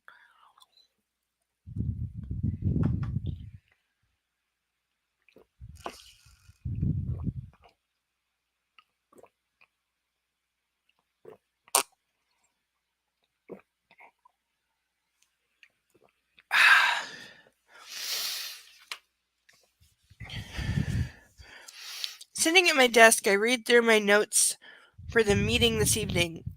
I'm excited. Michael, our estate manager, who's in charge of the home farm, has lit a fire under me. His father was ahead of his time. My father was ahead of his time when he went organic. Michael's father, Philip, who ran the home farm back then, helped persuade all our tenants to go the organic route too. Today, with Michael's help, I hope to convince our local tenant farmers that regenerative farming is the next step in our ecological journey. What is this, like, tree hugging? I'm not saying this isn't right or people shouldn't do it. I'm saying, what is it doing in this book? Sustainable regenerative farming is the way forward. It helps the estate, our producers, our land, the locale, and the planet. I'm sorry, does she have investments in some kind of regenerative farming or like tree farming, whatever? This is the only way I'm getting that this is in here. And like last week his passion was making gin and now it's regenerative farming. Like, pick one. You've yet to produce gin and now you're on to a different passion project. Like, focus much? It feeds and repairs the soil, sequesters carbon, and increases biodiversity. Through all my research, I've become a passionate fan. His research of like Googling it for a day and a half. We have an advocate in the farmer from Worcestershire, Jem Gladwell. Their name is Jem with a J. Jem Gladwell. Because that's the most like BS made up name in the history of ever. Who will join us this evening. His substantial farm uses the latest regenerative techniques, and he's enough of a convert that he wants to spread the word and talk to fellow farmers using language that they understand. Because he's a cult leader, is how that reads. I'm looking forward to meeting him, and he'll stay the night. Oh, they're having company because that's the thing. Our first guest. And if tonight is a success, I hope we can repeat the process at Angwin and Tyoke? Tyoke. Capital Tyok. So it's either Tyok or Tyoke. I don't know how to say that or if it's a real place. Please leave in the comments if this is a real place, because I would like to know. Once I finished my notes, I checked my email, and my thoughts turned to Caroline, and from her to Kit's journal. I've squirreled it into the safe and pocketed the key. I haven't read any more pages, but I'm torn. I don't know if I want to find out more, or if I should leave Kit to his secrets. After all, he's no longer with us. That's all the more reason to read it. He's no longer with you. It can't hurt him anymore, but it could provide like very valuable information to people left behind. Like, he's dead. He's out of it. I'm sorry if I sound cold, but I do not believe in keeping the secrets of the dead, and I do not believe that any confidentiality should survive death. I really don't. Because people living who need to know that shit. And I've run into it from my own ways times where like that was an issue, and I'm sorry, but no confidentiality should survive death. They're dead. It can't hurt them anymore, but it could help the living to know what those things were. So, like, yeah, fucking read it, you idiot. And the only reason not is because he's such a fucking immature douchebag that he doesn't want to know. And I'm sorry, but that's an idiot reason for not fucking reading it. Like, read the goddamn thing. Star Trek was better than this.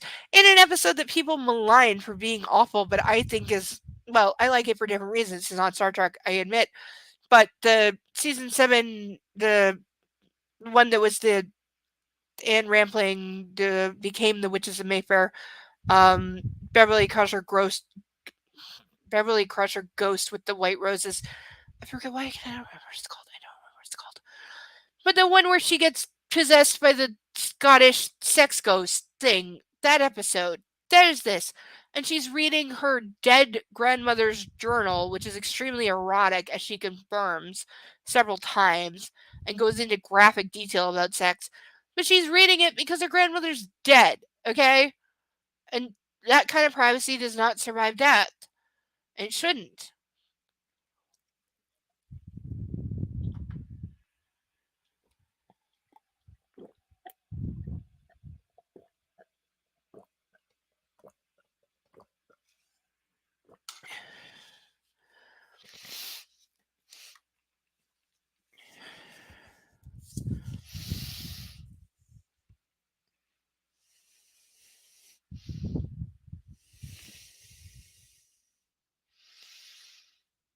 I'm sorry, something around smells like cigarettes, and I don't smoke.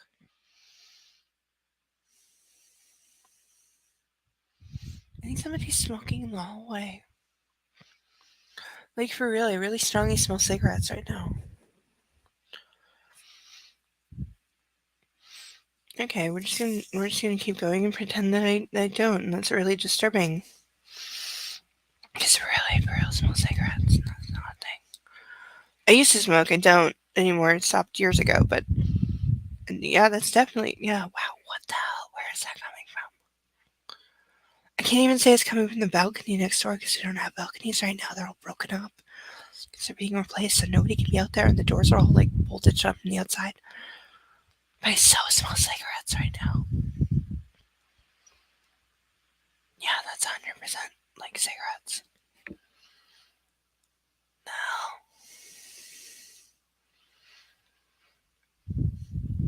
I'm not okay with this. Okay, we've only got a few pages left, so let's go. Let's go. Tonight. If anybody knows what I'm badly imitating, leave it in the comments. Tyok. Once I finished my notes, I checked my email, and my thoughts turned to Caroline. And from her to Kit's journal, I squirreled it into a safe place and pocketed the key. I haven't read any more pages, but I'm torn. I don't know if I want to find out more or if I should leave Kit to his secrets. After all, he's no longer with us. I should let him rest. You can do that without keeping bullshit, and it might be relevant to living people. Excuse me. But it gnaws at me. Caroline. Faithless? You don't know that! Excuse me. I'm sorry. Excuse me. I'm sorry, but what? Also, he's accusing his mother of being faithless when, dude, she said she was pregnant before she married your father. Not that she cheated while she was with him. There's a difference there. You don't see that? You should. And now he's just randomly assuming that that's what they meant. He could have meant anything. All he said was first my mother and wife, and now my mother. That could mean anything. That could be they both like Jimmy Choo shoes. That could both be they like Gucci bags. You don't know what that means, but he's assuming that Caroline cheated somehow. But he's got no proof of that and doesn't know that that's what that means. Like, I'm sorry, but he's being such a blatant asshole right now and assuming bullshit. And by the way, he fucked her the day that he identified his dead brother's body. He fucked Caroline. So with what kind of fucking like moral high ground is he willing to judge her, you sanctimonious penis?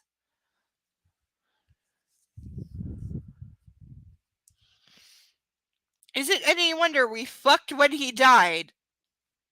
Yeah, so just fully excusing himself. I thought it was some grieving alchemy that got us together, even though he was her first. When they were either 13 or 15, because the old James can't decide.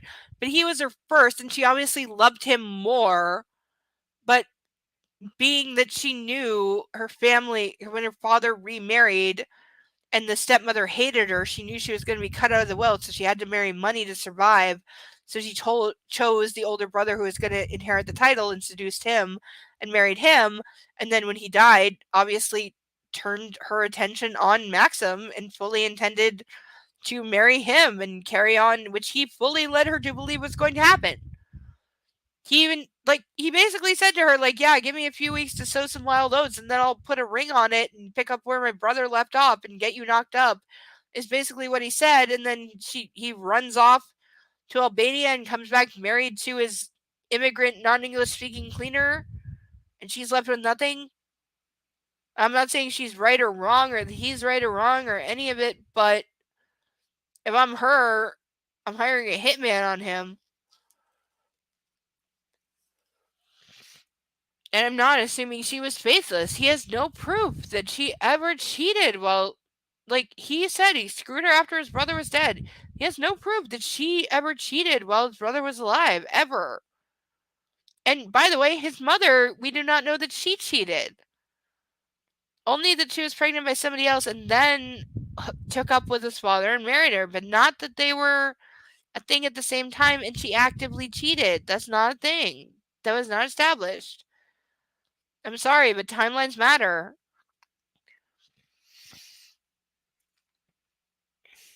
It probably was, but as I look back, there was no restraint from either of us. Hell. Was she faithless throughout their marriage? How about was your brother faithless? How about we run that question both ways, please? She said she loved him. By the way, love doesn't mean that you don't cheat. Love means you love them, but that doesn't mean they meet all your needs and you're not going to go outside the marriage to get your needs met if it comes to it. She was devastated when he died. Duh. Devastated enough to sleep with me, obviously. Because you were literally the next best thing to her husband. You were literally his brother, who's a lot like him. And yeah, she definitely screwed you. Definitely, at least the first time, she was screwing her dead husband when she was screwing Maxim. 100% true. 100%. She was not sleeping with Maxim. She was sleeping with the ghost of her dead husband one last time. That's absolutely what was in her head. And what was in his head when nothing but, as he said, he drank his way through half a kid's cellar, so he was drunk out of his mind, so there was nothing going through his brain. But she was screwing the closest thing she could to her dead husband for one last goodbye. Fuck. I hate that these thoughts plague me. Neither one of us behaved well, true. Caro sent me her interior design ideas for the mansion blocks. There are 3 options, all of them good, but I haven't picked up the phone to discuss them with her. Oliver wants the cheapest option, but that's no surprise. We'll be back in London in a few days from tomorrow evening. I'll arrange to speak to her then. There's a soft tap on the door, and Melanie, one of Danny's proteges from the village, peeks around, meaning potential future mistress? Because that's what I'm taking from that. Good afternoon, your lordship. Sergeant Nancaro is here to see you. What? Shit, this is in his head. Anxiety rises like a tide in my chest. What does he want? Was this not a female character in the last book? I'm serious. I'm gonna find a free copy of the last book just so I can check. Because I swear Sergeant Nancaro in the last book was a woman. I swear to God that's true. What does he want? To interview Alessia? On a Saturday? I thought we'd avoided that. What? And these are local cops that he owns. He can make them go away. Because they say it probably funds the entire so-called police department, which is like 2 people, because they're in the middle of nowhere where nobody cares. Offer him some refreshment and show him into the main drawing room. I'll be with him shortly. Yes, my lord. I blow out a breath. What could he possibly want? Well, a lot, idiot. When I enter the room, Nancaro is sipping a cup of tea and examining the family photographs displayed on one of the Queen Anne tables. Notes stripped, from the music room where Alessia is at the piano. Keep it together, dude. He's acting like he's hiding. He's acting like there's like $1 million of cocaine in the building and he has to hide it. Sergeant Nancaro, good afternoon. He turns and I extend my hand. My lord, it's good to see you. We shake and I usher him over to where Melanie is set up tea and we both take a seat. Congratulations on your recent marriage, he says, and offers me a kind smile. So far, so good. Thank you. What can I do for you? He blows out a quick breath and sets down his teacup, his expression now grim. I brought news, my lord. Unfortunate news. Earlier this week, the 2 men we apprehended at your rental property were murdered while on remand. Whoa. So Dante and Yuli are dead. They've been murdered while in police custody, supposedly. I mean, they might say something else. Wait, let me keep reading. My scalp tightens and I'm suddenly a little dizzy. I'm sure all the blood is draining from my head. What the fuck? How? Details haven't been yet released. He's talking to a police officer. They would have detail. I'm sorry, but he's saying like details haven't been released to the press, but he's talking to a police officer that would have the details, obviously, or they wouldn't be here. And also, why is he here? And a memory of the arsehole showing me the newspaper clipping looms large and ugly in my head. I thought I should come and inform you. The case against them will lie on file, but neither you nor Lady Trevithick will need to testify in court. They don't even know that she was involved. They only know that these guys broke into his house. They don't know that she was involved, or he took that picture of her bruised ribs against her will. That was never a thing. They were never charged with sex trafficking her. They were only charged with breaking into his property and apparently held without bail for like 3 months. And now they're dead? What? This is the laziest writing of the laziest writing in the history of ever. And this is hand wave territory. This is like, forget about them! Because it's going to be Bleriana and the sex traffickers and probably the Anatoly guy. They're going to be the bad guys in the end.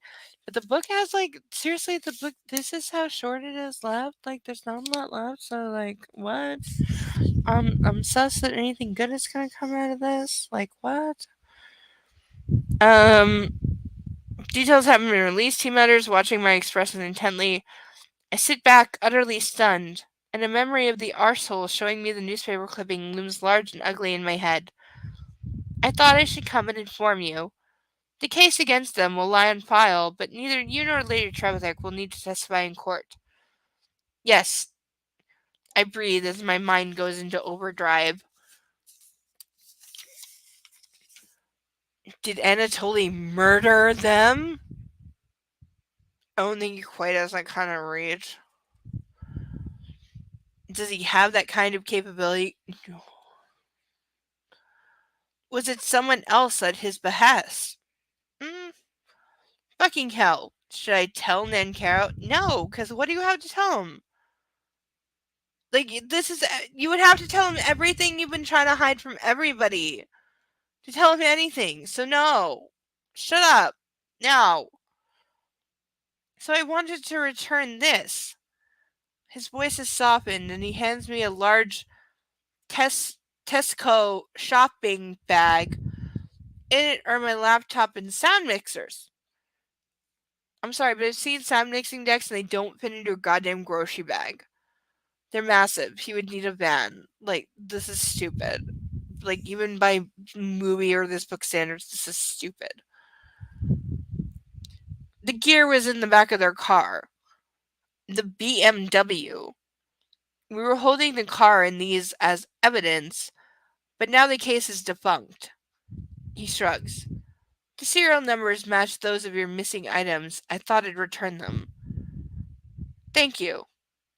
His eyes darken, and I don't know what that heralds. Now I want to watch Night Still. And there was this too. He reaches into a pocket and pulls out a brown envelope and hands it to me. We were waiting for the Met to ask for all the evidence, but they hadn't gotten around to it. And now, well, there's not much point. Intrigued, I open the envelope. Inside is a passport. Alessia's old one. Shit. My eyes meet his, and I have no idea what he's going to say or what my response should be. I thought Lady Trevithick might want this back, my lord. I'm stunned into complete silence. He smiles at my expression, and let that be the end of it. I gape at him, not sure if I quite believe what he's implying. Thank you, I blurt. I need an expert. I need help. Like, Mark, I so wish you were here, because what the actual fuck? I'm going to take pictures of these pages and send it to him and ask him to explain it to me, and I'll explain it next week. Which is my big birthday bash. So anybody watching, next week is my big birthday bash, so please be here. Show up, show your support. Give kitty gifts and sparkle gifts, GIF gifts, not GIFT. Nobody expects that. But we will have a big birthday bash, so everybody be here, please, next week, and show off and be loud. Because ain't we all just? She has one. On all of us. That's her, playing now. The piano? Yes. I do love a bit of Beethoven. Come and meet her. She doesn't mind an audience. I wouldn't want to intrude. It's fine, come on. If a pimp was saying this, it would sound exactly the same. Time break.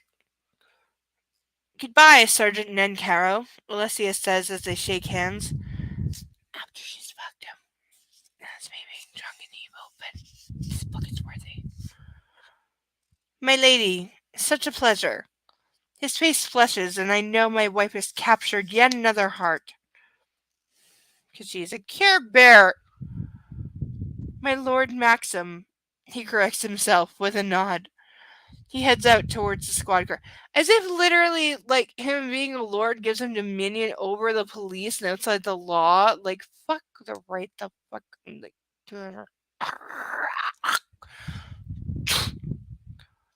my Lord Maxim. I'm dying so fucking hard. I blow out a breath. He didn't mention the death of the traffickers to my wife. And I decide to keep that information to myself! Oh my god, you fucking asshole! asshole, and I knocked the thing down that I need to pick up. But you fucking asshole. Like, the people who trafficked her, that she's the most afraid of on planet Earth, and you're not getting her help psychologically. But the people that she's most afraid of that might come back for her, they could do this again. They're dead. And you're not going to tell her? You're not going to tell her that they're dead and she is that much more safe now. Not saying she is in any way. Because, again, all the Taken movies, copy paste here. But, you're not going to tell her? I'm sorry? You're not going to tell her, you fucking... Dear God, you're not gonna... What? How? What? You're not... What? I can't...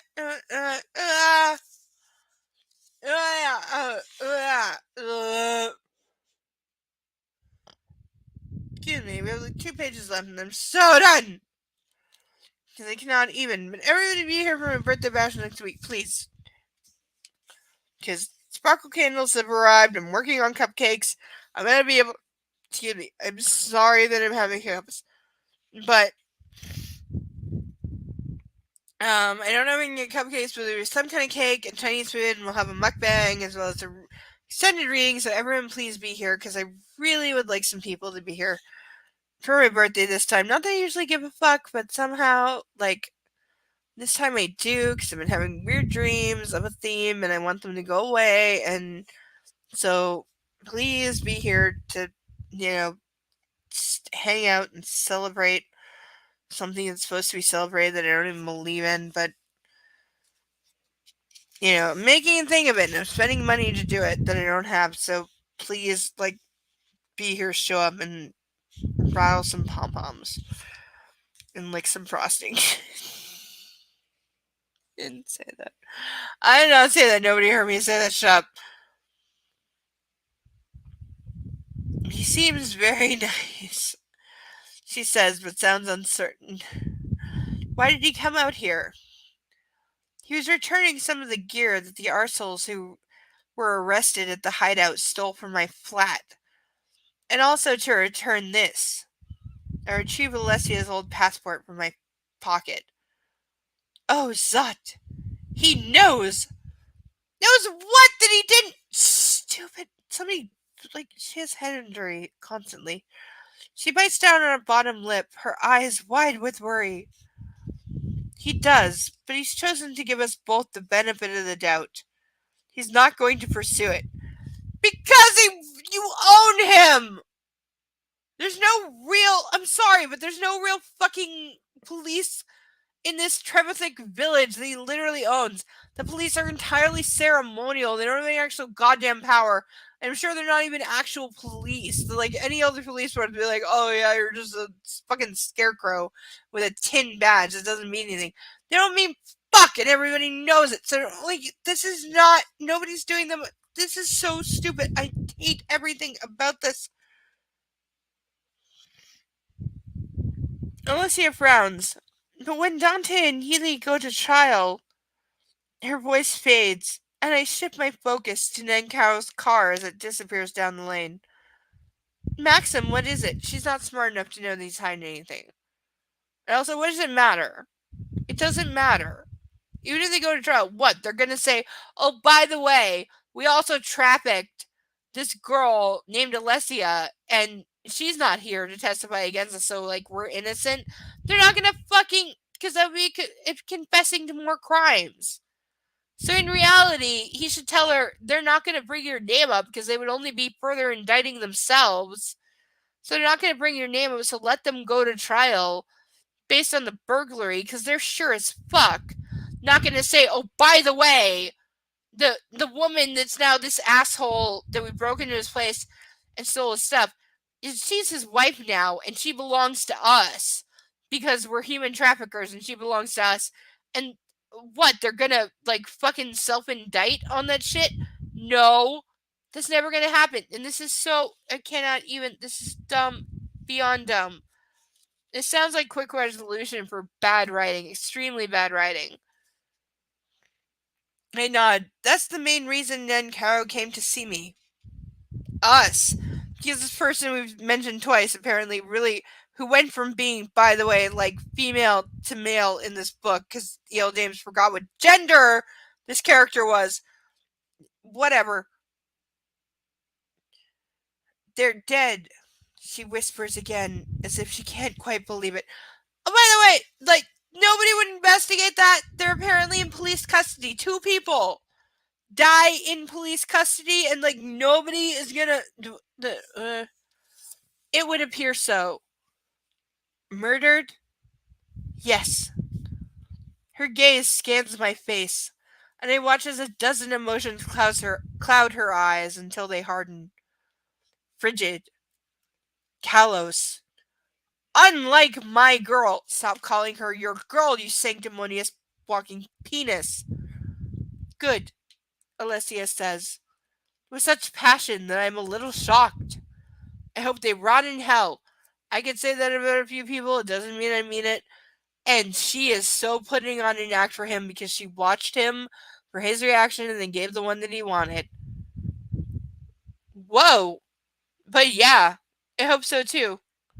It also means there will be no trial. We're free from all of that, I whisper. Tears well in her dark eyes. Shit. No. Please don't cry. Not for them. Well, maybe she's not crying for them. Maybe she's crying for herself, you idiot.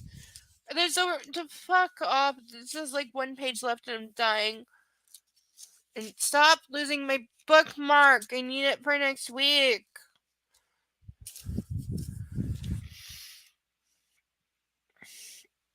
I circle her in my arms, pulling her close and kissing her hair. He's gonna fuck her out of grief. No, not for them, she responds. For their victims. But I am relieved. We are free. This is literally not how anything works. In the history of ever, this is not how anything works. This is the most bullshit ever in the history of things. We are. She exhales, and her body relaxes in my arms, as if a great weight has been lifted. It is a relief. She tilts her head up, offering her lips, and I kiss her, falling under her spell as her fingers twist and tug my hair. She pulls back, rewarding me with her sweet smile. Now, we just need you to talk to your mother. I scoff and shake my head. What? That's a change of subject. And it's my mother who needs to talk to me. I have texted her. Have you? Good. She will. She loves you. She wasn't ready to tell her story. Only the shocking, headlines? Again, she does not struggle with this level of English, and this is stupid and very, very, very, very, very poor writing and racist and ignorant. And you weren't ready to listen. True, but he did listen, and she didn't say anything substantive. I stiffen. I don't know if I'll ever be ready to listen. And I don't know if she ever loved me. She loved Kit. Alessia caresses my face. Of course she loves you. She draws my lips to hers. How could she not? You're her son. And I love you, she whispers. Medea complex out the ass. There's a cough in the corridor behind us, and we straighten up and release each other. Honestly, I'd take her down on the stones and fuck her right there, because anyone wants to walk in can fuck up. Danny? My lord, Jem Gladwell is here to see you. She couldn't have come up. She couldn't have called him Peter Gladwell. Fucking A. Great. Show him into the main drawing room. We're stretched out on our bed when we should be sleeping. Can we come back here? Alessia asks, her head resting on her pillow. And I face her as she traces the outline of my tattoo with her finger. It tickles, but I love the attention. Of course we'll come back here. It's our home. But soon. Her hand cups my face. Once you've done your auditions. Sure. So he's already holding this place out as a reward so long as she behaves and does what he wants. I can hate. good. I love it here. Me too.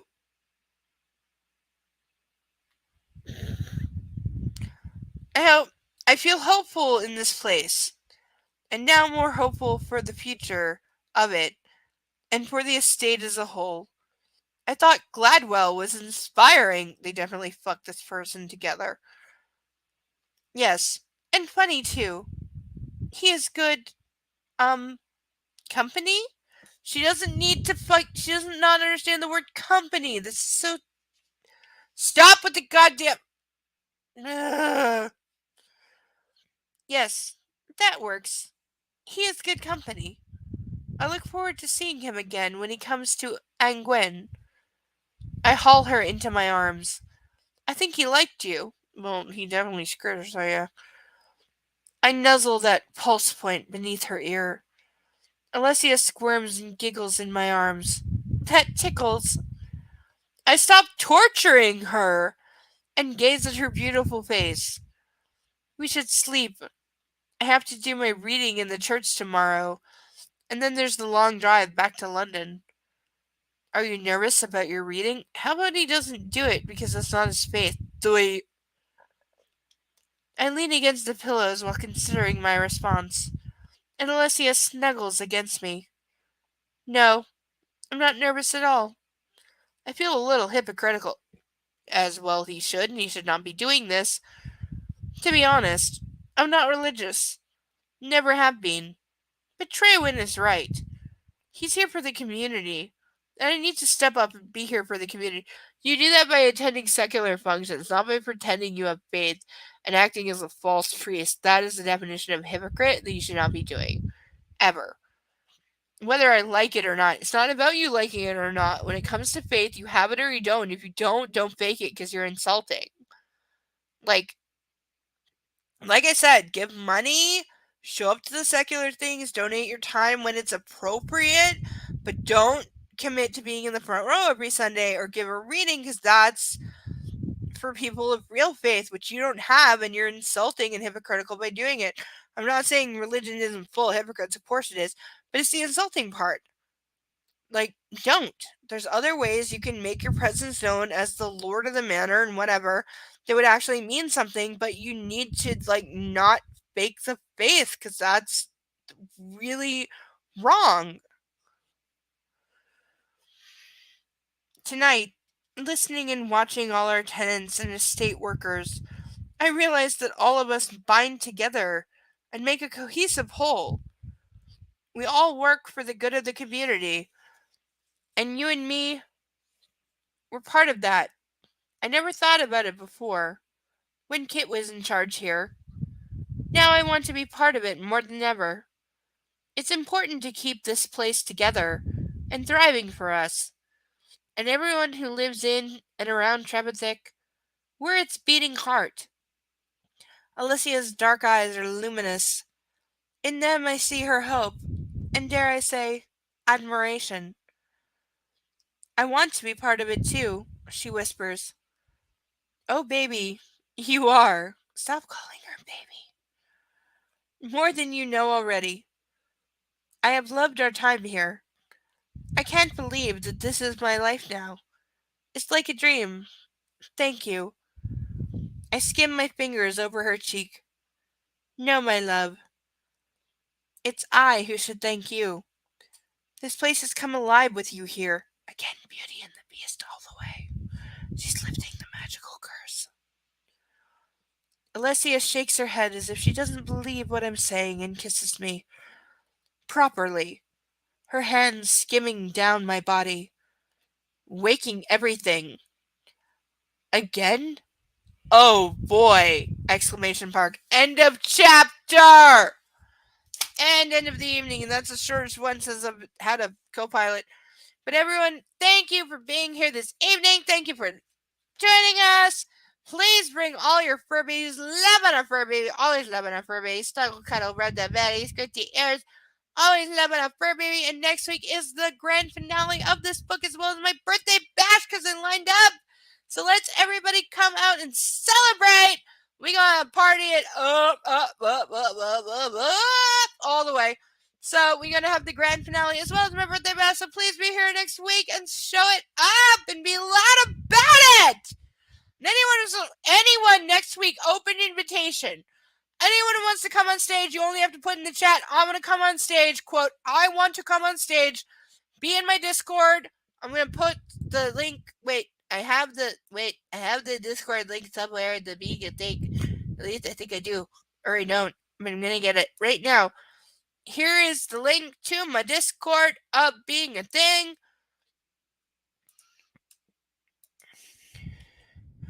In the chat right now.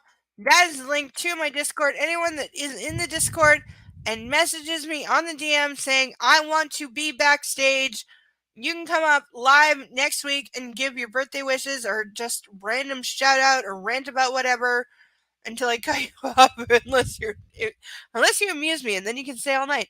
But next week is the grand finale birthday bash, so please, everybody, be here and shout it out loud and share it and round and round and round and round. We will have candles. I'm burning several pages. Do you see all these pages? Do you see all these pages that are folded in half? Okay, look. Do you see the pages folded in half? There's 30 of these already. So they're gonna be burned live on the end of the stream. I'm gonna burn see all these pages. Do you see? Look. Okay, look at all the pages that are bent in half. Those are all gonna be burned. I have a stainless steel bowl and a lighter. They're gonna be burned live on stream while I eat some form of cake and definitely Chinese food. The Chinese food is guaranteed. I have the candles. The cupcakes are the place doesn't make the video word, but there will be some form of cake or cupcakes that will happen. And so anyone who wants to come on live, open invitation, and you can come up. I hope everyone will be here next week for the grand finale / birthday bash. Yay!